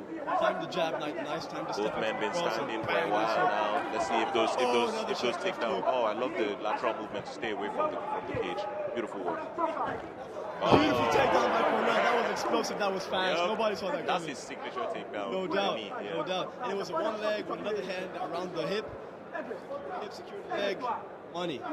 Steve Usman smiling in approval, being a wrestler himself, approving his young athletes' intentions. No passes. Now half guard on Nyembo. I have to say, man, Cornel's guard passing Improved My a guy lot. is active on the ground now, Improved a bro. lot. That is crazy. I I'm expect really to- proud of him. I That's expect interesting. to have trouble on the ground this fight, to be honest with you. Same. Because, Because knowing of his the opponent background- is a because of the black belt background of the individual. Black belt. I'm like, okay, Jiu-jitsu. Cornel is going to try it, but it's going to be a tough one. I'm very impressed at how well he's handling and how well he's Look at transitioning. Cornel teasing him. Look at Cornel teasing him. This is like you're watching a chef season a piece of fish just before he serves it to the restaurant. Look That's at what him. it looks like. He's Look at Cornel confident. teasing him. Yes, he's having the time of his life. And Same takedown. Same takedown. He's pretty wild. Cornel is cerebral, man. He's Level change, tired. avoid the hook, go under, hold the knee, push against the hips. That's all she wrote. At this point, I wish I could speak French and hear what the corner has been screaming at him. Screaming at him. Every time Cornel takes him down, they hit. You can see them hitting the mat, telling him something like, get up, get This up. corner is actually telling him exactly what you said. They're telling him left 12, which is get up, get up. But get up is easier said than done. It is. Where you're right under Cornel Thompson. Exactly, sir. The Marine boxer himself. Cornel Boxer still maintaining that half guard of Nyembo's, and he's still doing that work, trying to pass, switching positions, just grinding on, getting him tired. You I know? love that. Using the hands to create the position. Beautiful. Out of nowhere, an elbow stretches. Nice. That's a sneaky elbow right there. He's Very sneaky. Yeah, just under the armpit. doesn't look like it does much, but you see he just taps you. It counts for a bit, but you keep doing it, then it begins to count for something at some point. So it looks like it's very little, but over time, that's a whole lot of damage. Over time, and you know when you're tired, everything goes. Everything. Everything. Something that you would think is a mosquito bite, when you're exhausted, feels like a heavyweight knockout shot. So Look at him. He wants him these up. things are add up. He wants him up. So he can do it again. I feel like he can take him down again just for the fun of it. Left, right. Right? And he did it. Formulaic. And he did it. No doubt. And he did it. Cornel Thompson, the comedian. Like, stand up just Less so than, take less, it than, down. less than 60 seconds on the clock for Cornel to find a way to do something. Or will it be Nyembo that will turn this around? But Cornel still doing enough to be on top in the game. Because so far, it looks like he's in control of the fight. That was an intelligent move by Cornel, by the way, just to point it out. You know, you let a guy get off of his feet, off the ground. He thinks that you want him on his feet. It's really hard to fight the wrestling. So when you let him get up and you take him down again, that's extremely demoralizing because the energy he's going to require to defend a second takedown is almost 3-4 times as much as he needed for the first one. And beautiful control in the guard position, using the back of the cage to keep his opponent trapped. He can't run anywhere. He has to stay and deal with all this pressure or create a scramble and get up. Yep, 10 and as we seconds. can see, 10 seconds in the final round, he has to pull out a miracle. It's to work. Nah, it doesn't look like a miracle is coming from him. Look at Cornel. Cornel is very aware of his position, Yes, very he aware of is. the time, very aware of his game. He knows the opponent is tired, and he understands that at this point, all you need to do is secure the control, and the fight is yours, my man. Congratulations. And now, beautiful finish, crazy work. One thing is sure, this is a big statement by Cornel. It's a very, very huge statement. He's coming to a fight that so many thought he was going to suffer. Yeah, he suffered a lot, but he came out top in the game, and that's going to give him a lot of, confidence, a lot of belief that, you know what, I can actually do big things. If someone who's a black belter in jiu-jitsu can, be with him on that mat and, match him for skill, match him for technique, then I can face anybody. And Cornel has done a good job. Yes. Kudos to Nyembo as well, who ensured the fight went all the way. But you know what? And the Marine boxer there, telling everyone who cares to listen, he's number one. He's number one. He's the king of MMA in Africa, according to him, in his own words. Every fight he finishes, he will... Good night, hon. Good night, sweetheart. Hope you got all the gifts for tomorrow. Huh? Yeah, I forgot. For every setback you encounter, there's a solution for you.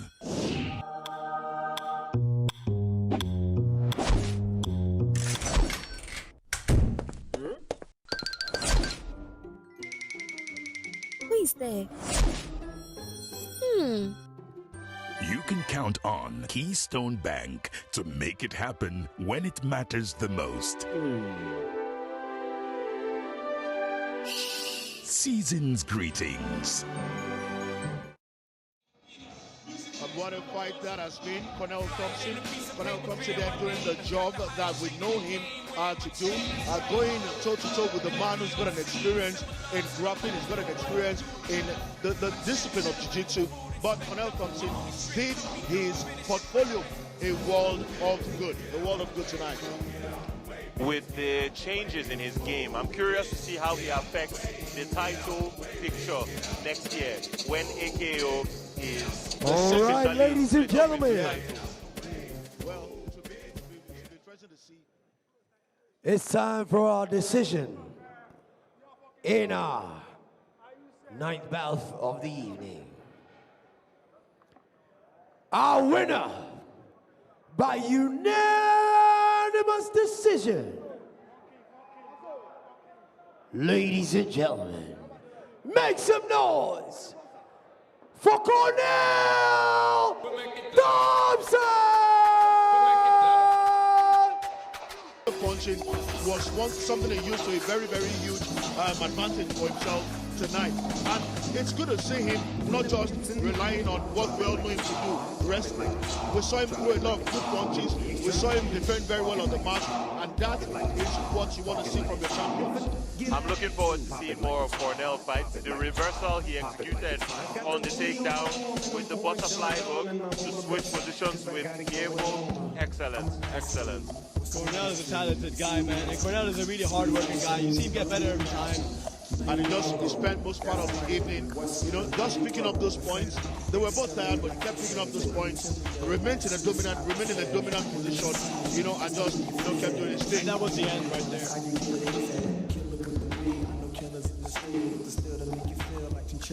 Ladies and gentlemen, we have 12 fights scheduled for the night. The next fight is our 10th fight of the evening. You're watching Face Off Fight Night 3, sponsored by Tingo, brought to you by the Nigerian Nightmare Kamaru Usman Promotions, under the stable of African Knockouts.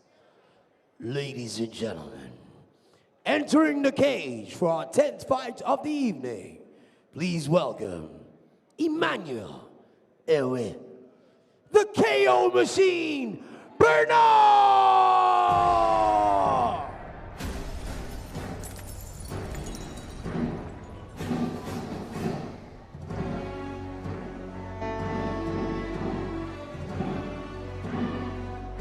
Another man here who represents proudly the Nigerian police force. Is always with the flag of the Nigerian police. As another one that we've seen his growth, during the AKO Championship, the African Knockout Series, and talk about the Face of Fight Night Series.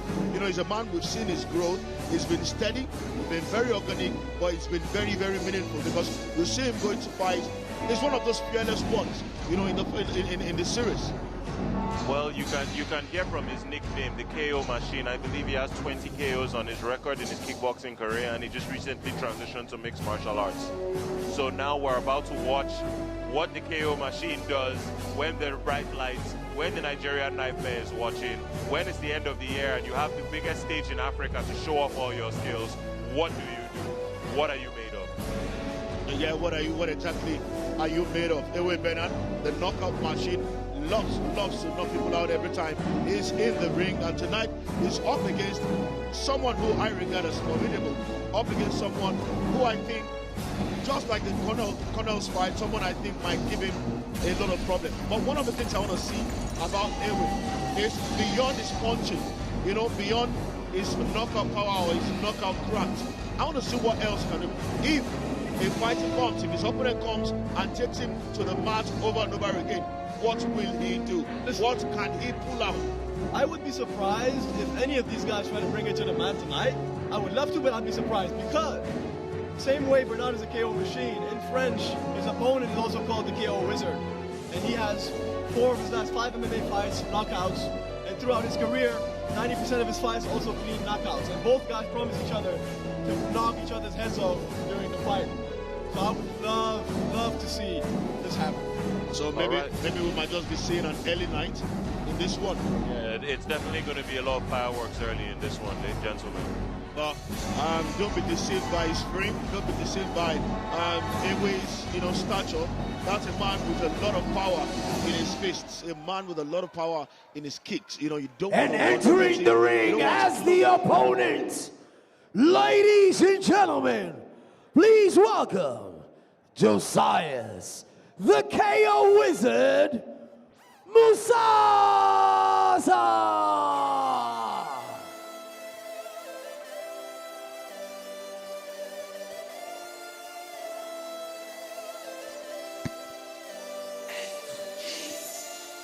Josiah Musasa, all the way from the DR Congo as well. Another one of them from the DR Congo. Like Steve was trying to explain earlier, his own nickname in French also means a knockout master. So we have knockout specialists going up against each other. Something that is really interesting is when you have 2 people who are very skilled in one facet of the game, they meet and they cancel each other and they start doing the things that they are not known for. So you see 2 guys that are known to be boxers come and they start kicking each other's legs. You see someone who is striking, start wrestling when he meets another striker. So I'm curious to see if the 2 KO wizards and 2 KO savants we have will cancel each other or we will actually get a knockout in the first round as predicted. Hopefully they won't run it. Hopefully they won't be shy to start to throw with one another. Let's see the fireworks. Let's see the footwork. Let's see the kicks. Let's see the punching. And if it goes to the mat as well, let's see what you can do on the mat. You can't be a one-trick pony, and excel in this sport. Yeah, but then again, right, for 2 guys who have talked so much trash at each other in terms of what they're going to do to each other when they step in there, I would be surprised if they really settle for takedowns before trying to knock each other's heads off, Well, we wait to see what the fight brings. We've seen 8 exciting fights already. Hopefully, we're beginning to ramp it up a bit more. We're going, a notch higher, making, more electrifying. It's December, and December in this part of the world is synonymous with fireworks. We want to see some fireworks in the ring. We want to see fighters come up against each other and light the arena up, let the crowd get on their feet and get super excited, about this one. But it's 2 knockout specialists. I want to see punches. I want to see the kicks, and I want to see a knockout. I don't want it to go the distance in this one at all. I've never really been a fan of fights that go the distance unless it's like a really calculated chess match. But I think we're going to get... Ladies and gentlemen, our 10th fight of the evening is a bantamweight contest in the male category. Fighting out of the blue corner, weighing in at 61 kg, unbeaten record of 3 fights, 3 wins, 0 losses, with 1 win coming by way of knockout. Ladies and gentlemen, he is a 3-time Nigerian kickboxing gold medalist, the fighting pride of Cross River State. Ladies and gentlemen, please welcome Emmanuel, the KO machine, Benard! And fighting from the red corner, weighing in 61 kg, with a reach of 5'7" and unblemished record of 1 fight, 1 win, no loss, with his big win coming by way of knockout. Ladies and gentlemen, from the city of Lubumbashi, Democratic Republic of Congo, please welcome Josiah, the KO Wizard, Musasa! Your referee for this fight, Chinasa Ayogu.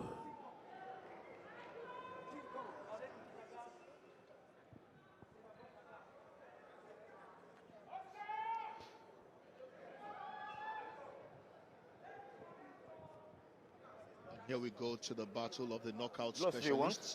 The Go back guys to your who corner. specialize in bringing the power, the fireworks, and hopefully today this fight will live up to that one. Anyway, been talking to both of them talking trash, to each other at the end of the day. Let's hope they'll put their money where their mouths are. Don't blink. Ready? Don't blink, guys. I promise you. Ready? Fast, Ready? aggressive one. Ready? And they're going to Ready? start fast. Fight. You can see them, both small, explosive, fast, technical guys. Yeah, you can see. Can you imagine? Already. Went for the handshake and immediately. Solid body connection. Another body connection on the head. Man, these punches are serious. Benard is hurt. He was caught connected with the right him hand. Yeah, Musasa connected with the And he shoots for the takedown. Yeah, he's not there.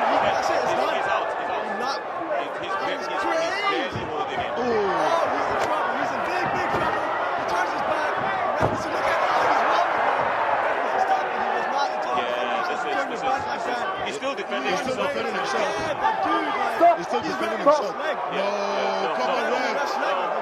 You can argue. Yeah, you can argue. The man is still defending himself. He was barely holding on. No, but he was defending He himself. was barely holding on. He was still defending himself. I mean, at some point he was trying to wrestle the ref, dude. So, you know what I mean? Because the ref At got that in the point, way. the ref was like, Because the you know ref what? got in I'm the not way. fighting. The game is over. Sometimes That you have to was- say better safe than sorry. Live to That fight was another day. really impressive, guys. Really impressive. Now, I'm on the side of the crowd. You can hear the crowd booing the referee. I'm on the side of the crowd. I want to see these are men. These are, they are bringing the power, the fire.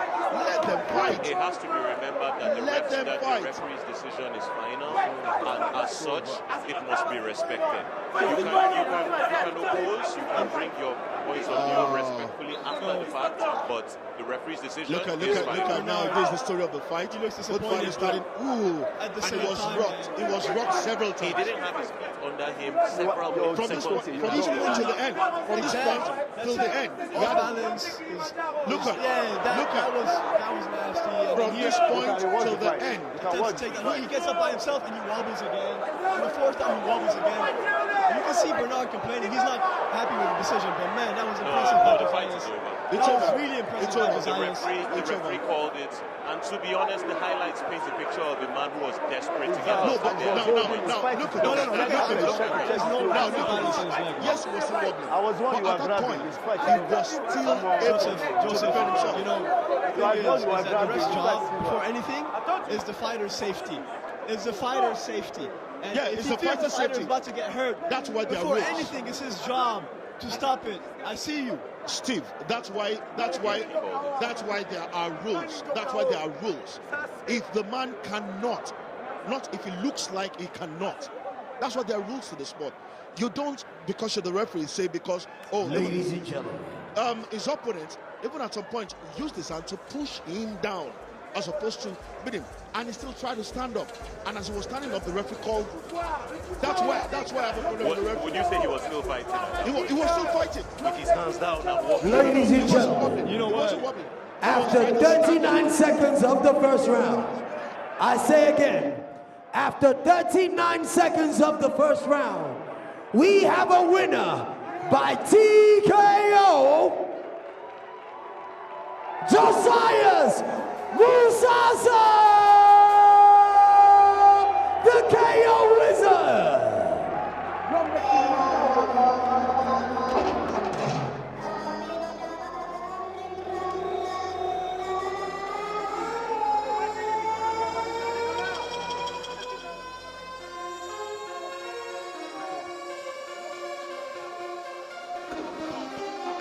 You can see disappointment written, across the face of Benard there, but there was nothing he could do anymore. Totally, the man from DR Congo was in control from this point on. Away lost the use of his legs. It wasn't balanced anymore. Something I've been thinking about is I was there for Benard's weight cut, and it was particularly rough. Yeah. We had to struggle for him to get an extra 700.7 of the kilogram, and a weight cut can be brutal on your nervous system. Yes, Now, sir. you never know how it could affect you when you get hit by a punch. He handed a beating to Ewe. He handed a beating. So I might not be happy with the way the fight was stopped, but the result, the outcome, is totally not in doubt. No, that was impressive. Totally not in doubt. That was really impressive work by Josias, man. You know, as much as you can debate the outcome and the decision, the work is unquestionable. My guy came in ready, sharp.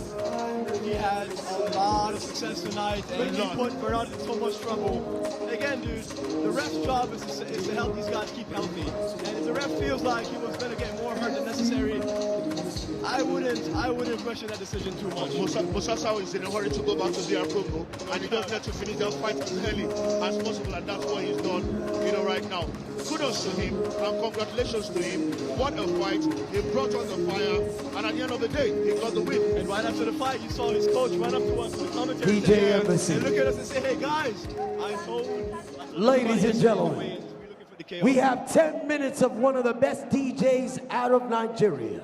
It's party time right here before we get to our final two fights of the evening. This is Face Off Fight Night 3. DJ Embassy, rock this joint. Consequence.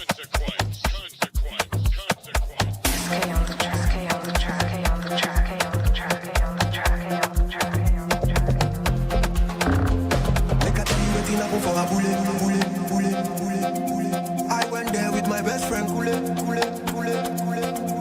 Ghetto girls, then they like Takasufi. So many pretty girls, they inside my mule. I just the one that say which can party, everything yakba, everything there. Push it, I get many girls so then they come from away. AJ boys, then they like to throw away. Almost go babe.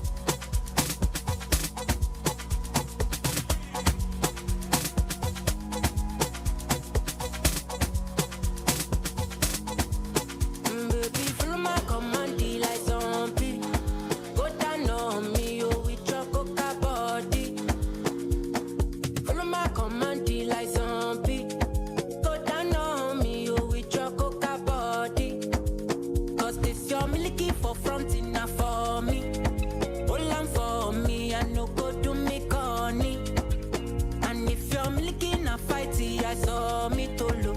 Gelato honey, oh baby, smile, deep, deep, deep. Baby, gonna. Waka waka when you enter my licha. Baby, gonna. Do you give me sugar? Wala. Macho Mona Lisa, Macho Mona Lisa, Macho Mona Lisa, Macho Mona Lisa, Macho Mona Lisa, Macho Mona Lisa, Macho Mona Lisa, Macho Mona Lisa. Alala, oh lolo, alala, lolo, alala, oh lolo, alala, lolo. Get so much feeling for this club and then no one let me go. Then no one let me go. Then no one let me go. I'm looking fly, I carry cash and I must to carry go. I must to carry go. I must to carry go. Thank God to the waka. Left and right with the biggie baka. Instagram don't finish data. Big nash me I must to naka. My head, my neck, my waist. But I still want that. I want that. My head, my neck, my waist. But I still want that. I want that. My head, my neck, my waist. But I still want that. I want that.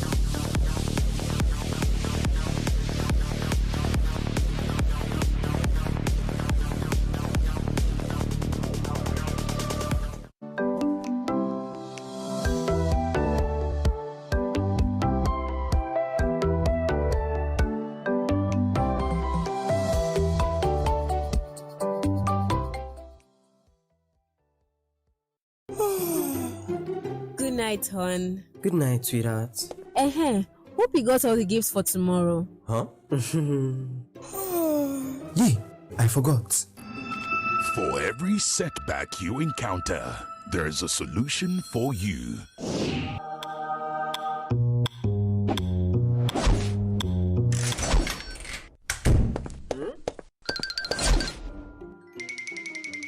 Who is there? You can count on Keystone Bank to make it happen when it matters the most. Season's greetings.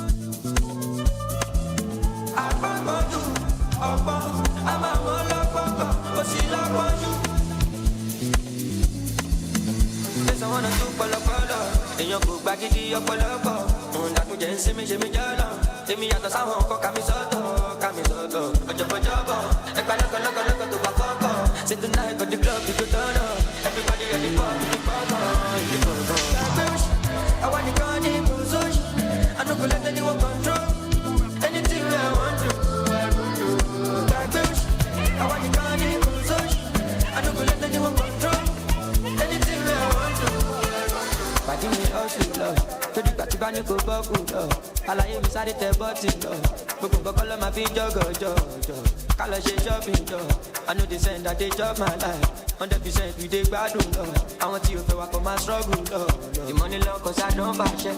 Now everybody want to tell my shit. I just blow but I know myself. Before them use me, I go use my sense. Come on, I don't buy shit. I need to go down, say. I'm gonna do, I'm gonna go buy me, love my friend. And you got me, G, you love my jet. I stand out. I get to many disciples.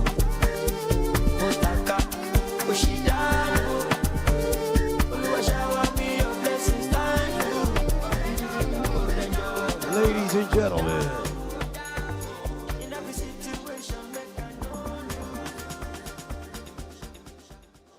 this is Face Off Fight Night 3, and it is time for our co-main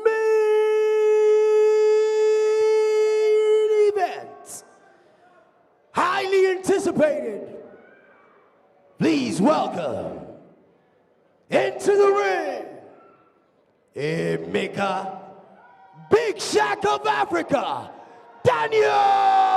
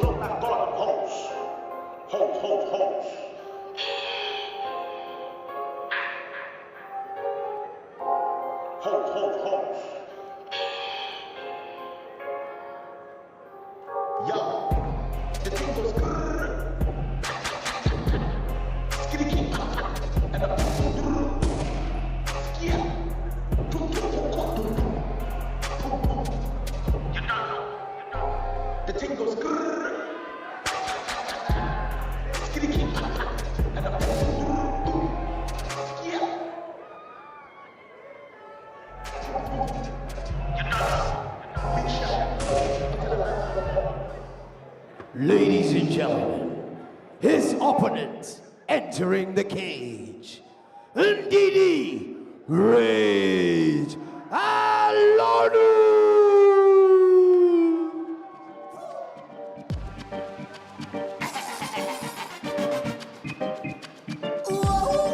I'm gonna set this place on fire, burn it down entirely. Say Babylon, for your time has expired. Brimstone, thunder, and lightning. I'm gonna set this place on fire, burn it down entirely. Say Babylon, for your time has expired.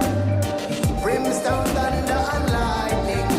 Bust more shots than Nehemiah. Drop bombs, near palm, pelican, stay arm. Babylon and figure stay farm. So he come, then trip on. Slaughter the church at assassination. Marksman, 45 in a FEMA. Innocent bloodshed upon their shoulders. As the day goes, their heart goes colder. Undocumented when them look up in the folder. Judgment, they are far more than the prowler. Flash him a lot, you're gonna rust. High away cash, need them a catch. No men are having the Babylon cash. Them men full of gas and them crossing the mark. Snap on my fingers, them gun in a flash. Anything but it clean and the trash. Dust to dust and ash to wash. I'm gonna set this place on fire, burn it down entirely. Say Babylon, for your time has expired. Brimstone, thunder, and lightning. I'm gonna set this place on fire, burn it down entirely. Say Babylon, for your time has expired. Brimstone, thunder, and lightning. So me, bomb them already, make them think about try again. Guess who? I again. Daniel out to the lion then. Come to a fire pan vampire and the lion them. From who I send the order straight down to the fires them. So much trouble in the world, it's hard for people to smile again. And who can I depend? It's hard to even find a friend. So much admire and there is no one to hire them. So much and to let them get a youth if hire them. Flash him a lot, get on the rust. I oh my gosh, he never catch. No man has ever been Babylon cash. Them men full of gas and them crossing the mark. Snap on my fingers, them turning up. Ladies and gentlemen,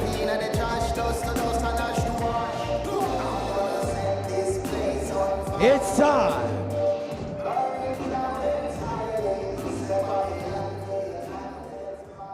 Ladies and gentlemen, viewers across the world, Africa's finest, it's time for our 11th fight of the evening. This is a middleweight contest in the male category. Fighting out of the red corner, weighing in at 83 kg, with a fighting record of 6 fights, 4 wins, and 2 losses, with 2 fights coming by way of big win knockouts. He is fighting out of the city of Imo State, Nigeria. He is the hard-hitting Emeka, Big Shag of Africa, Daniel. And fighting out of the red corner, weighing in at 83 kg, he is 6 foot tall, with a fighting record of 15 fights, 10 wins, 4 losses, and 1 draw, with 5 big wins coming by way of knockout. Ladies and gentlemen, he's coming from international fights to settle the score. He is fighting out of Lagos State. Please welcome Ndidi, Reine, Alonu. Your referee for this fight, Okebe Cletus. That is good fight, okay? So please don't hold the cage. Don't really do it to one anybody, guys, okay? First do it if you like.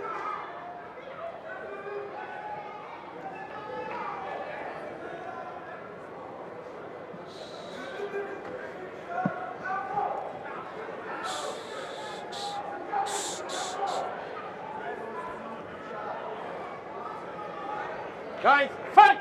And we are on to the co-main event of the night, and this is one of the fights we're waiting for. It's Ndidi Alonu up against the Big Shark. There's a lot of bad blood in this one, Steve. There's a whole lot of bad blood.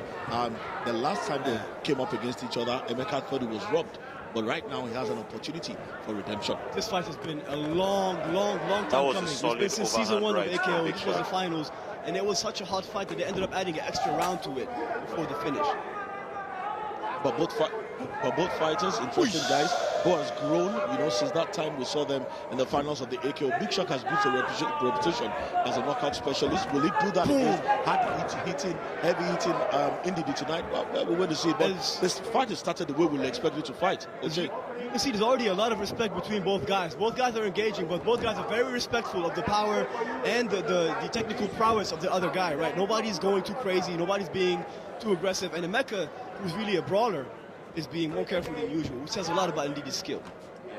Ndidi being really patient and trying to counter him with that left hook on the entry. And it's really interesting seeing both of them counter each other. They're not really making any clear connections for now. They're just in that feeling out process. But that was a body shot that seemed to stagger Ndidi. Yeah, but then the leg kick return was pretty. It was really pretty and really technical. Transference of momentum.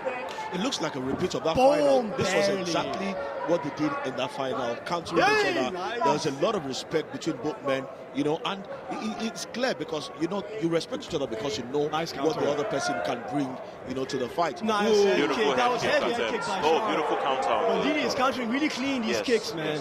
The leg kick got countered by a cross, the head kick get countered by a hook. Nice work by both guys. Very patient fight. It's not very often you see fighters throw a lead uppercut cross. out fresh. But good work from both men, keeping the action consistent. Nobody looks tired, nobody looks washed for wear. Yeah, both guys wary of the opponent, and both guys calculated, focused. Beautiful left hook. Yeah, from Ndidi. You know Ndidi has been throwing that left hook at the beginning of this round. Yes, Ndidi's done a great job throwing it and getting out of the way directly. Beautiful work. And it's one of the things that won him the African Knockout Series. Very, very calm. He's never in a hurry. He's never in a hurry, regardless of where he is.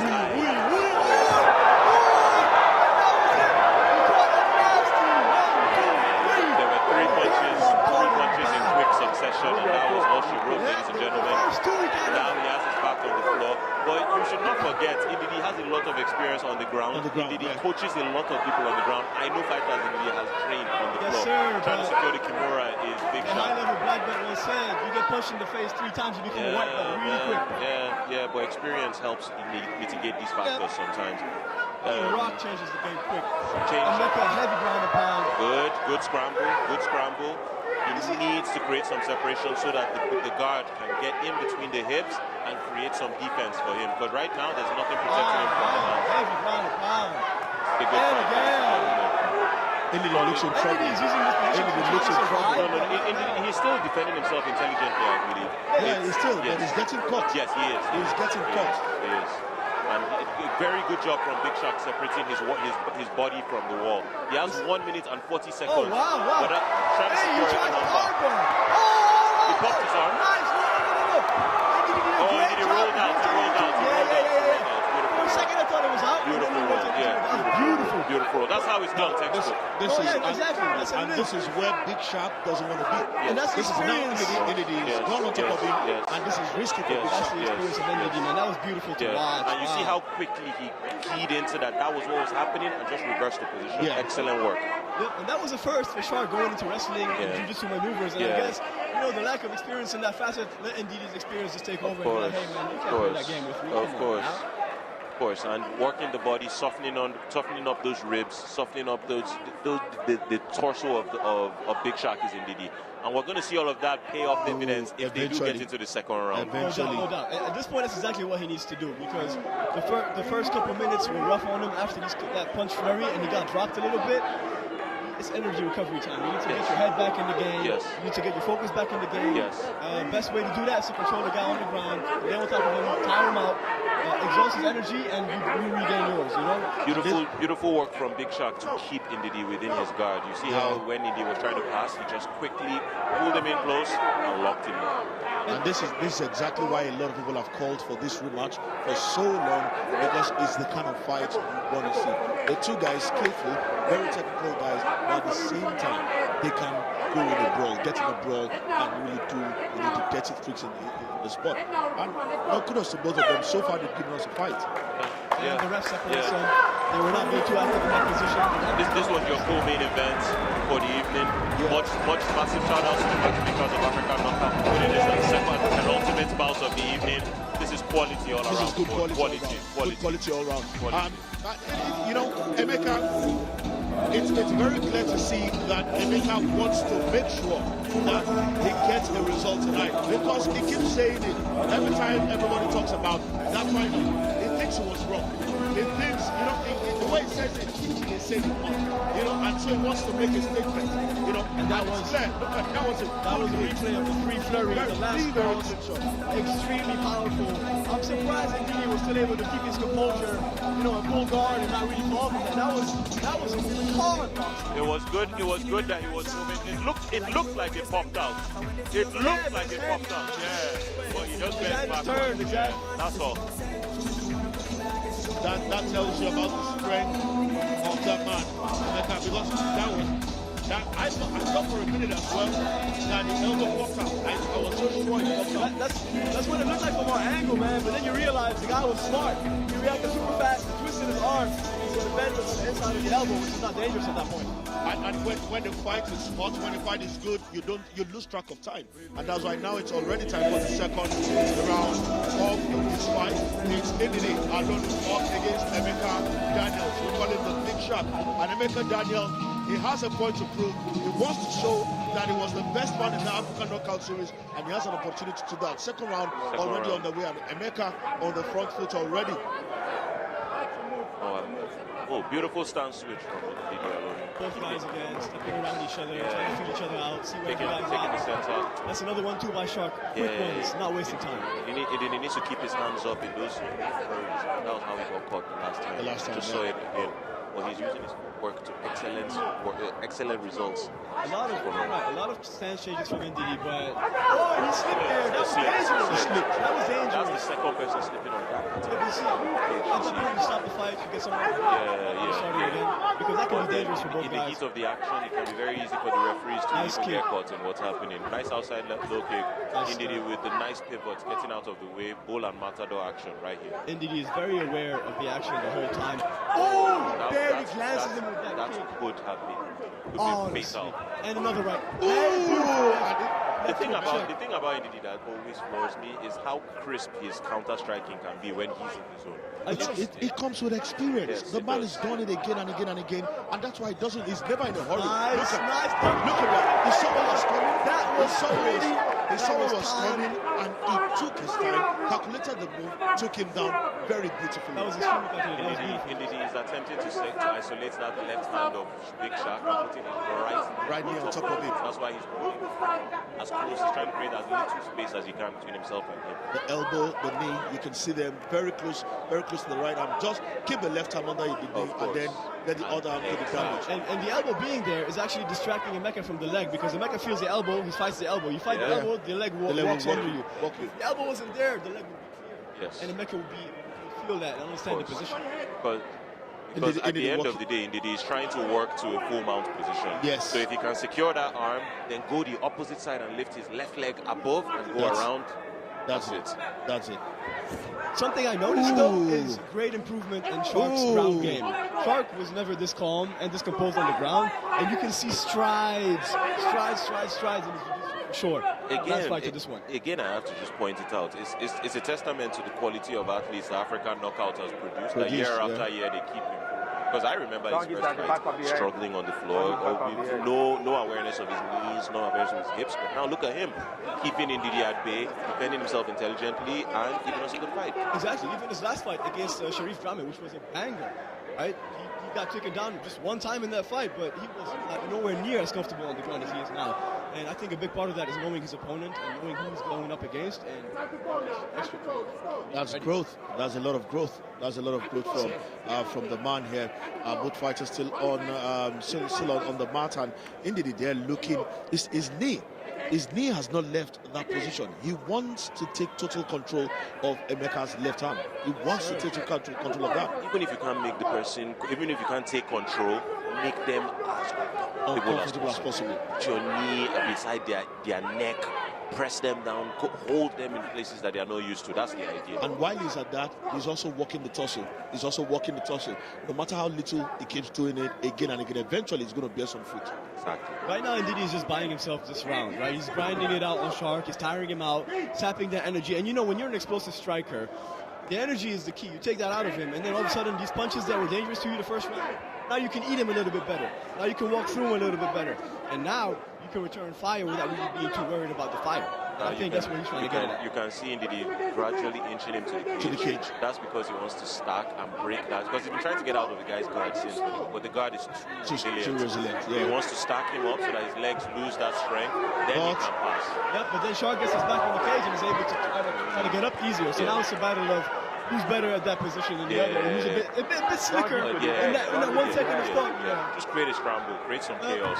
And that's it. And another thing is there's hardly anything more exhausting than trying to get up and take it down again. Yep.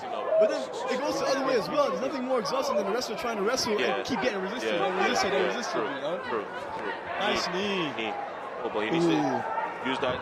And Shark going for the takedown. Beautiful sprawl to defend the takedown. And he switches the takedown of his own. Beautiful.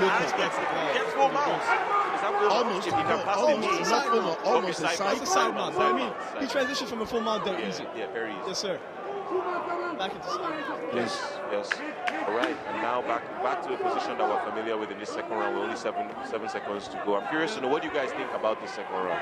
The second round was all Ndidi, guys. He basically took charge. He controlled the fight. He made sure to take no risks as he did in the first round. He realized that, the mistake he made his first fight was he tried to trade with a trader. And he tried this the first round again. And he noticed, you know what, I should be smarter, execute my game plan, go back to the takedowns. That's what round 2 was. Now round 3 is going to be decisive for everybody, ladies and gentlemen, because right now we are 1-1. In their last fight, at this point, Ndidi already had a cut to his right eye. If you remember, he already had a cut to his right eye. Now he's defended himself very well. He's done a lot better, and it's a testament to how much he has grown. And it's beautiful to see both of them with a lot more experience and then a lot more. I love the technique. Emeka, no matter how well Ndidi is doing, you can see Emeka on his own part, even when he's on the mat, he's doing enough to protect himself, doing enough to defend himself. So both fighters are giving each other a lot of work to do. Look at that. Oh, beautiful straight right. Man, that's when he caught him right there. That was nasty. And then what a shin on Ndidi to be able to take that and keep going and actually win the second round. That's beautiful work.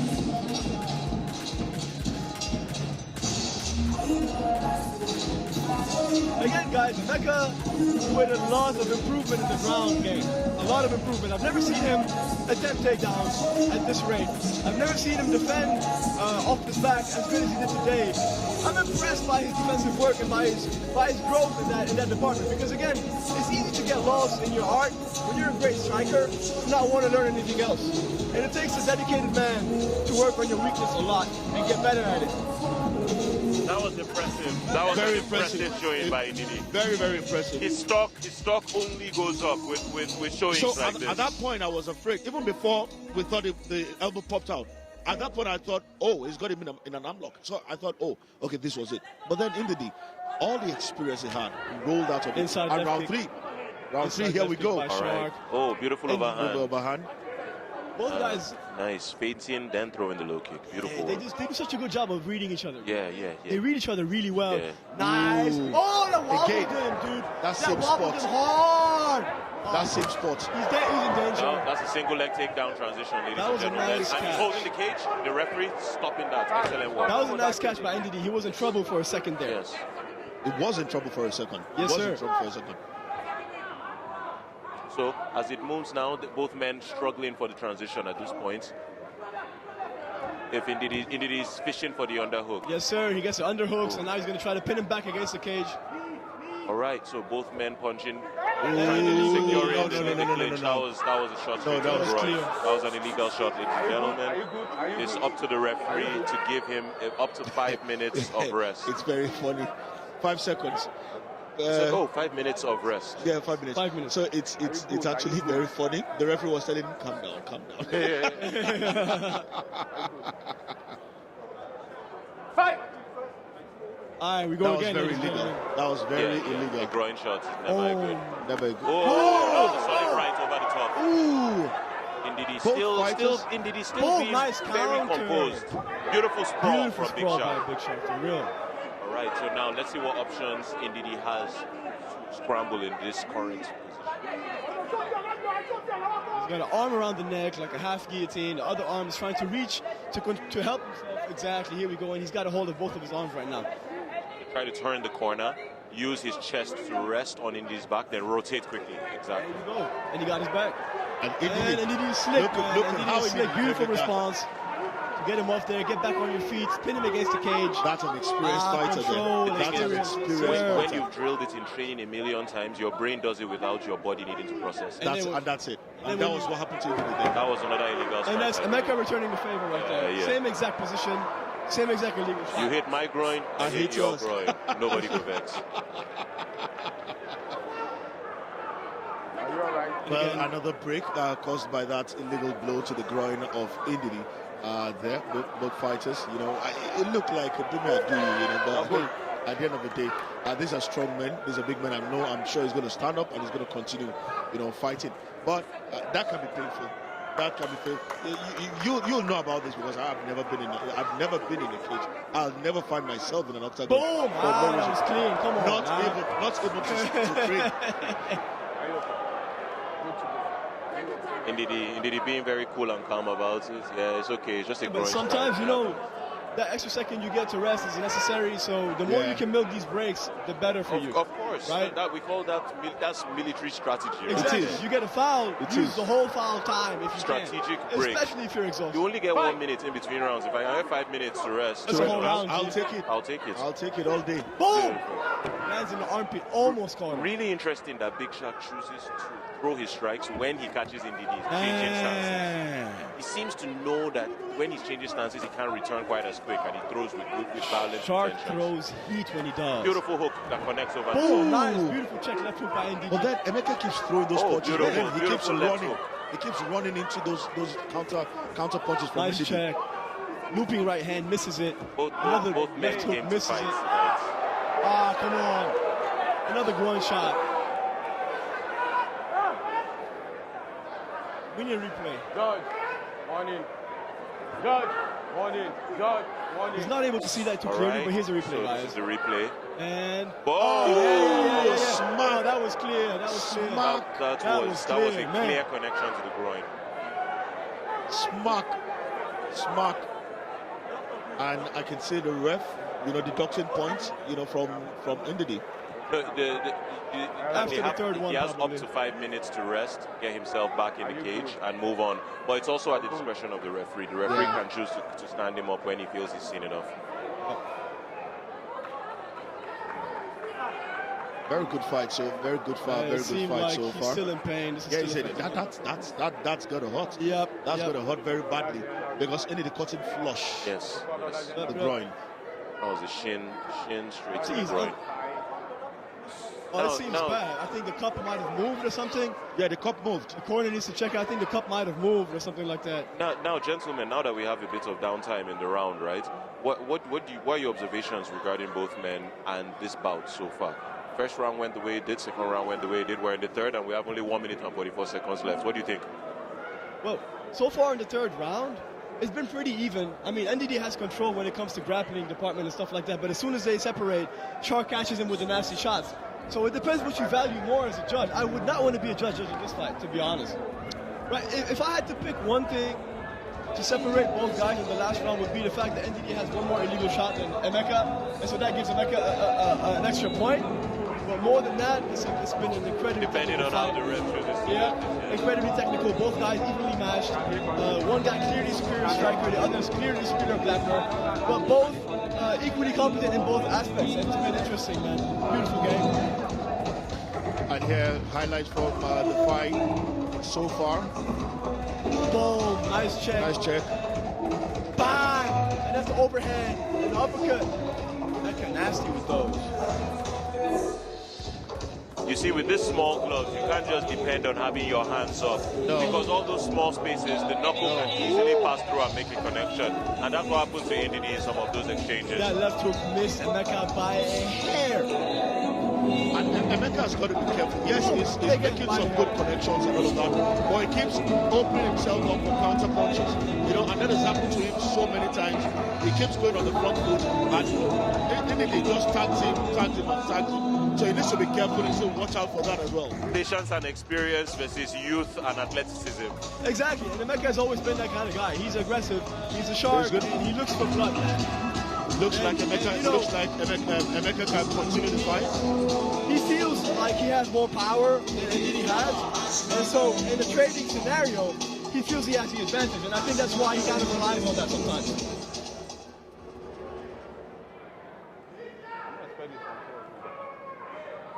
All right, the ref warns both guys. A lot of respect from both guys there, and we're about to start.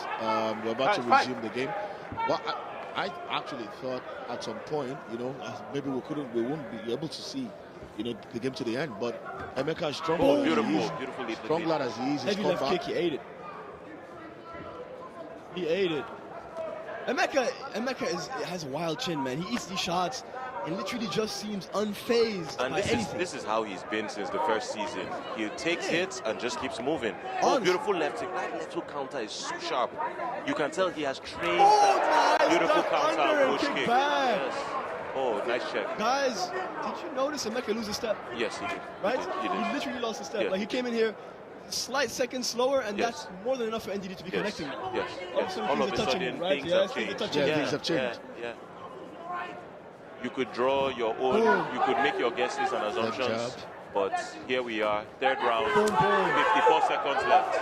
A big 1-2 by Emeka, inside leg kick returned by Ndidi. Emeka does not look to be slowing down, and that impressed me a lot. No, he's not going to slow down. Emeka never slows down. The shark just constantly He never slows down. He's not slowing down, but his power is diminished. Yes, it is. Nice inside leg It's kick. no longer Beautiful snappy. counter. It's no longer Beautiful pop. counter. Oh, that was okay. Did that right hand connect over the top? No, he didn't. He didn't. Oh, nice. So Ndidi is ducking and dodging, and he's doing it so well. He got the right kick. Right kick to the body. And we have only 20 seconds left. Oh, solid left hand nice connect over the top. Ndidi's counter striking is deceptively deadly.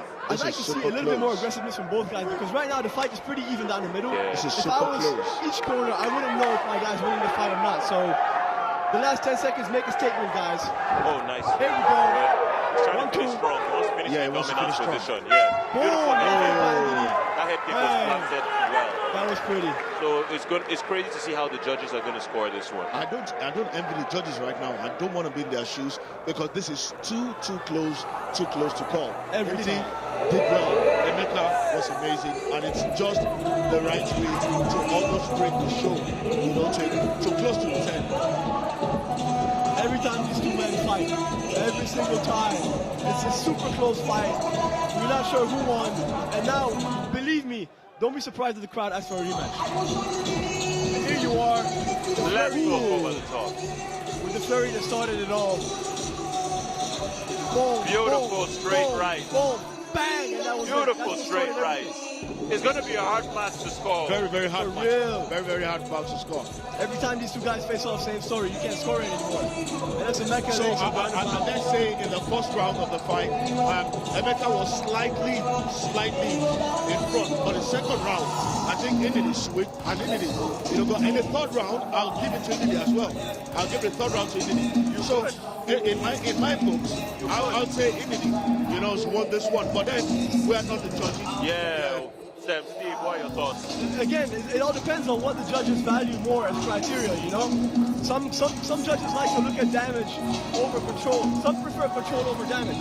And so depending on what side you come from, that would dictate how you score the fight. Again, man, I would not want to be the guy scoring this. The first time they did, they had to decide to give him an extra round just to find a winner. And now you have another time. Beautiful exchanges from both men in the pocket. That was the right left hook, right hook, right high kick. Beautiful.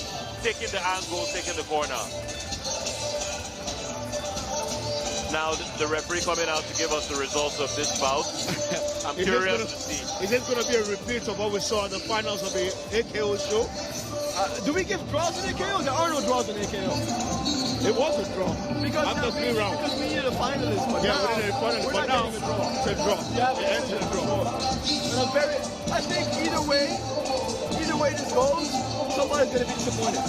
But whatever happens to both fighters, I think they give a good account of themselves, and they should be proud of themselves. They've done a yeoman's job tonight. Ladies and gentlemen, we have a winner in our co-main event of the evening. Our winner by split decision, Lagos. Make some noise for Ndidi Alonu!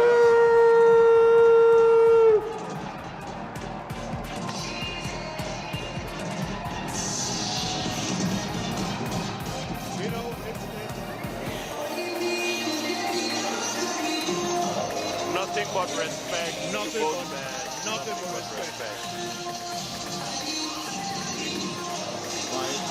Yeah, nothing but respect from Rage wants to say something. I want to say something. Okay, thank you, Jesus. Thank you, King of Kings. Jesus is the King, and he never fails. If you come into the Lord, come with a clean heart. I want to say thank you to every one of you. Thank you to AKO. Thank you for everyone. Thank you. Thank you. Thank you. Glory be to Jesus Christ. Glory be to Jesus Christ. He's the King of Kings. Thank you, Jesus. It is not by my power nor by my might, but by the Spirit of the Most High God. Thank you, Jesus.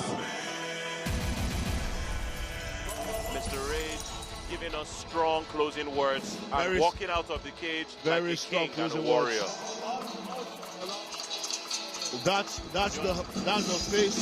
face of a warrior.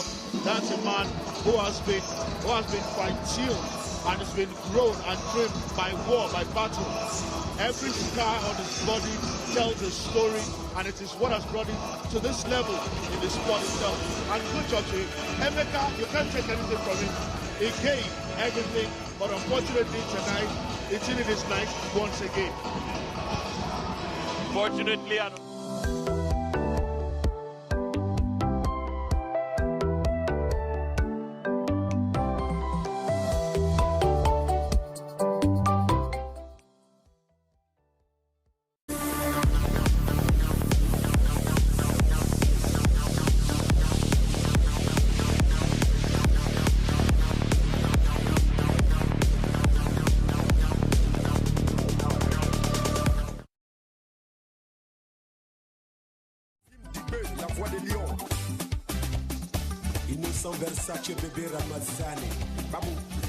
Ladies and gentlemen, if you have been entertained tonight, make some noise!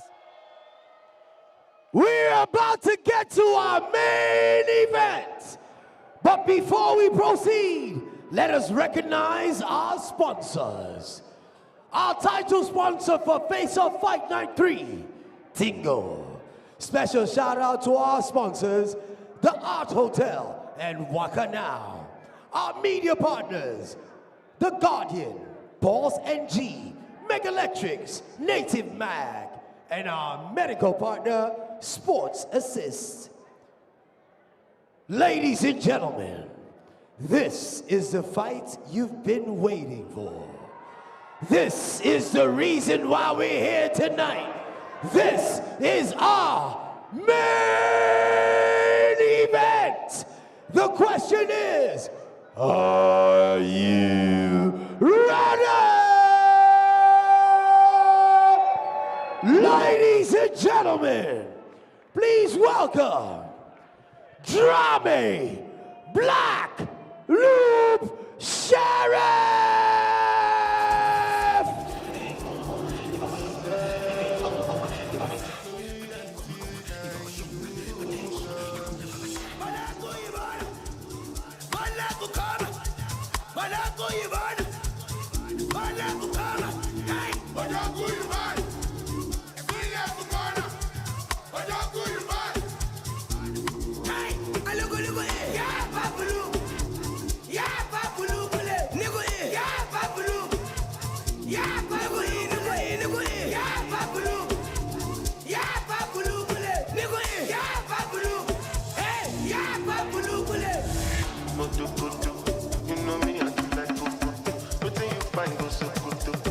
me a get up for Chukwu. Baby, your body rokoto.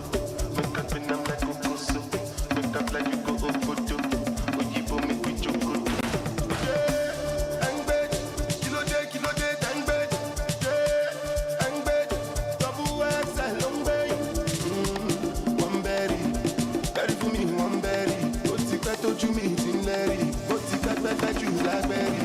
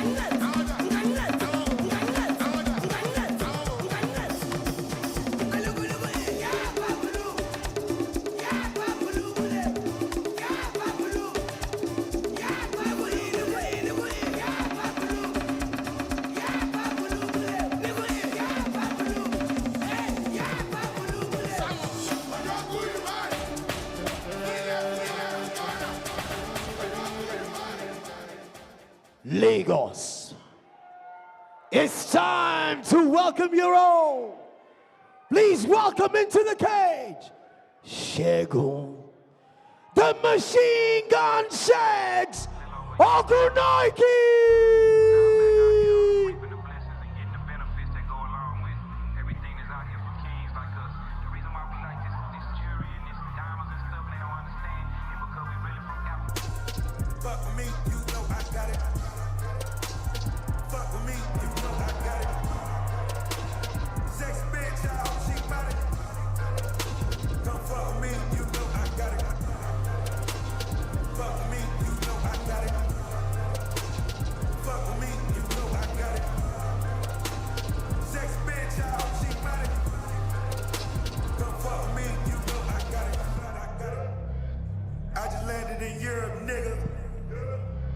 Shopping bags, I'm a tourist, nigga. Money talk, I speak fluent, nigga. Reeboks on, I just do it, nigga. Look at me, I'm pure, nigga. I bet the hoes on my tour, nigga. On bop, I do the money dance. My bitch will cause 100 grand. Red virtue, see me slide. Sex bitch, I hope she bout it. Sex bitch, I know she bout it. Fuck with me, you know I got it. Fuck with me, you know I got it. Fuck with me, you know I got it. Sex bitch, I hope she bout it. Come fuck with me, you know I got it. Fuck with me, you know I got it. Fuck with me, you know I got it. Sex bitch, I hope she bout it. Come fuck with me, you know I got it. Hope slandered and wrong, nigga. All hell sees us home, niggas. Chip on, Chow Bella. Lagos, make some noise for our main event! Fighting in this 3-round contest in the middleweight division, ladies and gentlemen, he weighs in at 83 kg. He stands 6 foot tall as a man, with a good record of 7 fights, 5 wins, 2 losses, and 2 big wins coming by way of knockout. Ladies and gentlemen, a true-born son all the way from Cotonou, Benin Republic. Ladies and gentlemen, please welcome the mixed martial artist, Drame, Black Lope, Cherif.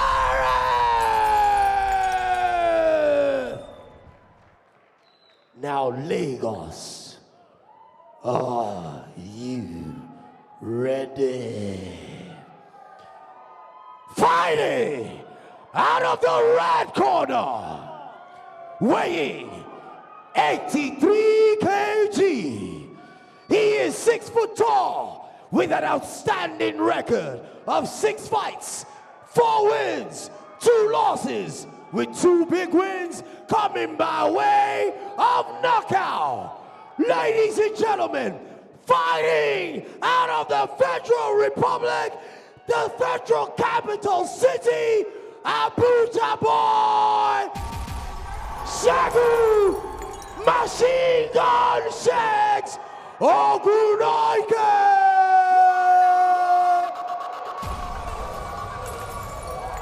Your referee for this fight, Osigwe Cletus. Guys, just nice fight, okay? Don't hold the cage, please. Don't give me reason to warn anybody, okay? My third glow if you like.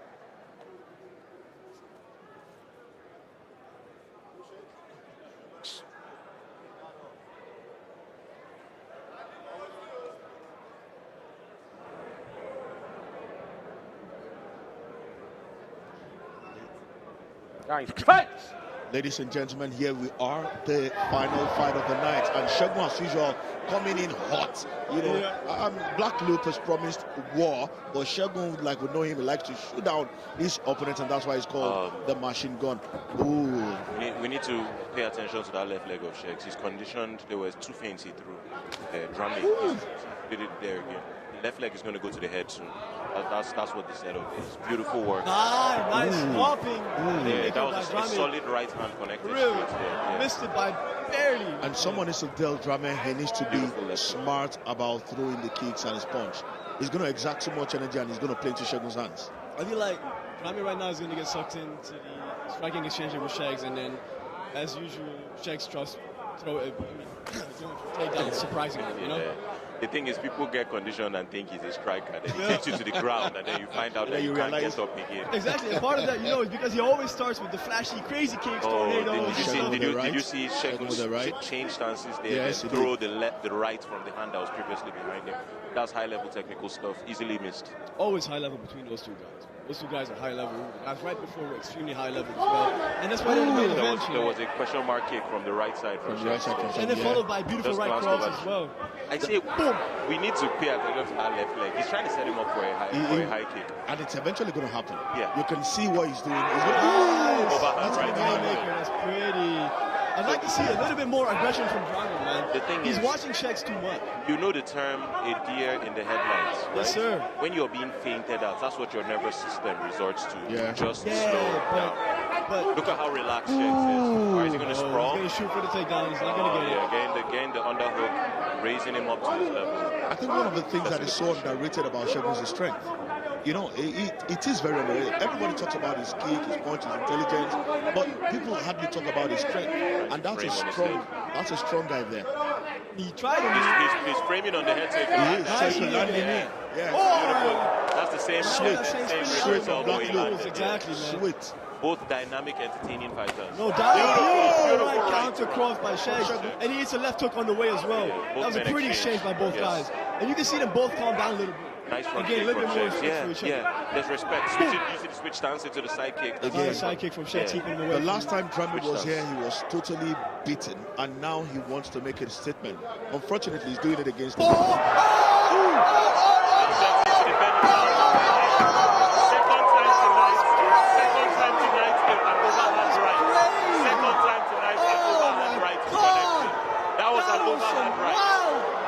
Ladies and gentlemen, that is what combat sports are about. That is what combat sports are about. Energy. You do not sleep for 1 second. That's the second time an overhand right is knocking somebody else. You snooze, you're out of it. You're totally out of it. One blink is all it took. This is why this was the main card. This is why this was the main event. Anything would happen. In Benin, they say, oh mon Dieu.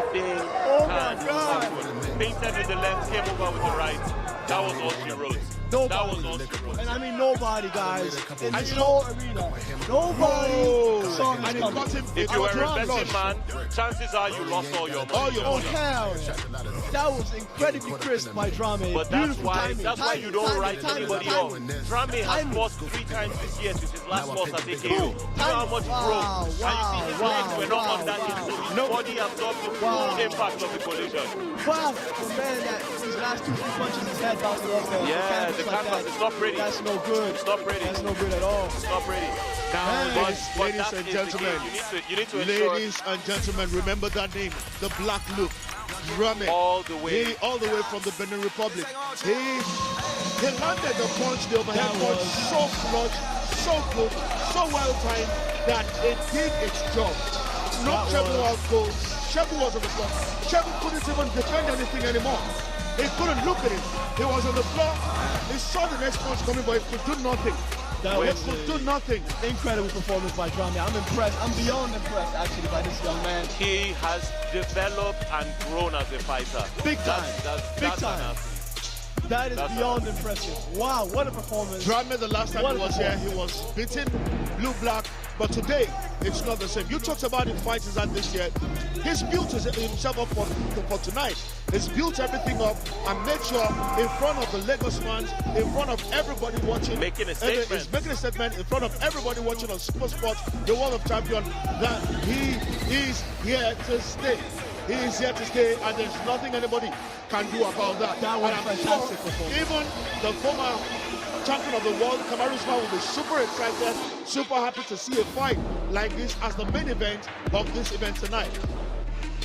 Well, there we have it again. African knockouts, knocking it out of the park yet again with an amazing event, amazing main event. Part of the reason why that punch took him out so cleanly was because it landed when one leg was above the floor. Nothing to absorb all that shock. My man went back down. His head collided with the floor. That was all she wrote, ladies and gentlemen. And Segun is still shocked. You can hear him saying words we can't put Ladies on TV. and gentlemen, he's still shocked that it happened this way because he didn't see it this way. we have a winner in our main event of the evening. In the second minute, after 14 seconds had passed, in the first round, our winner by way of TKO, the one, the only, Maestro out of Benin, Drame Cherif.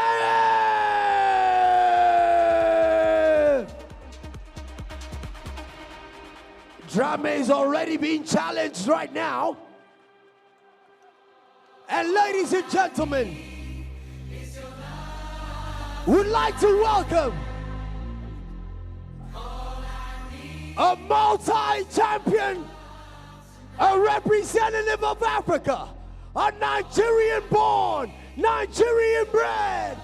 Ladies and gentlemen, working out in the States but representing Nigeria, the Nigerian Nightmare, Kamaru Usman!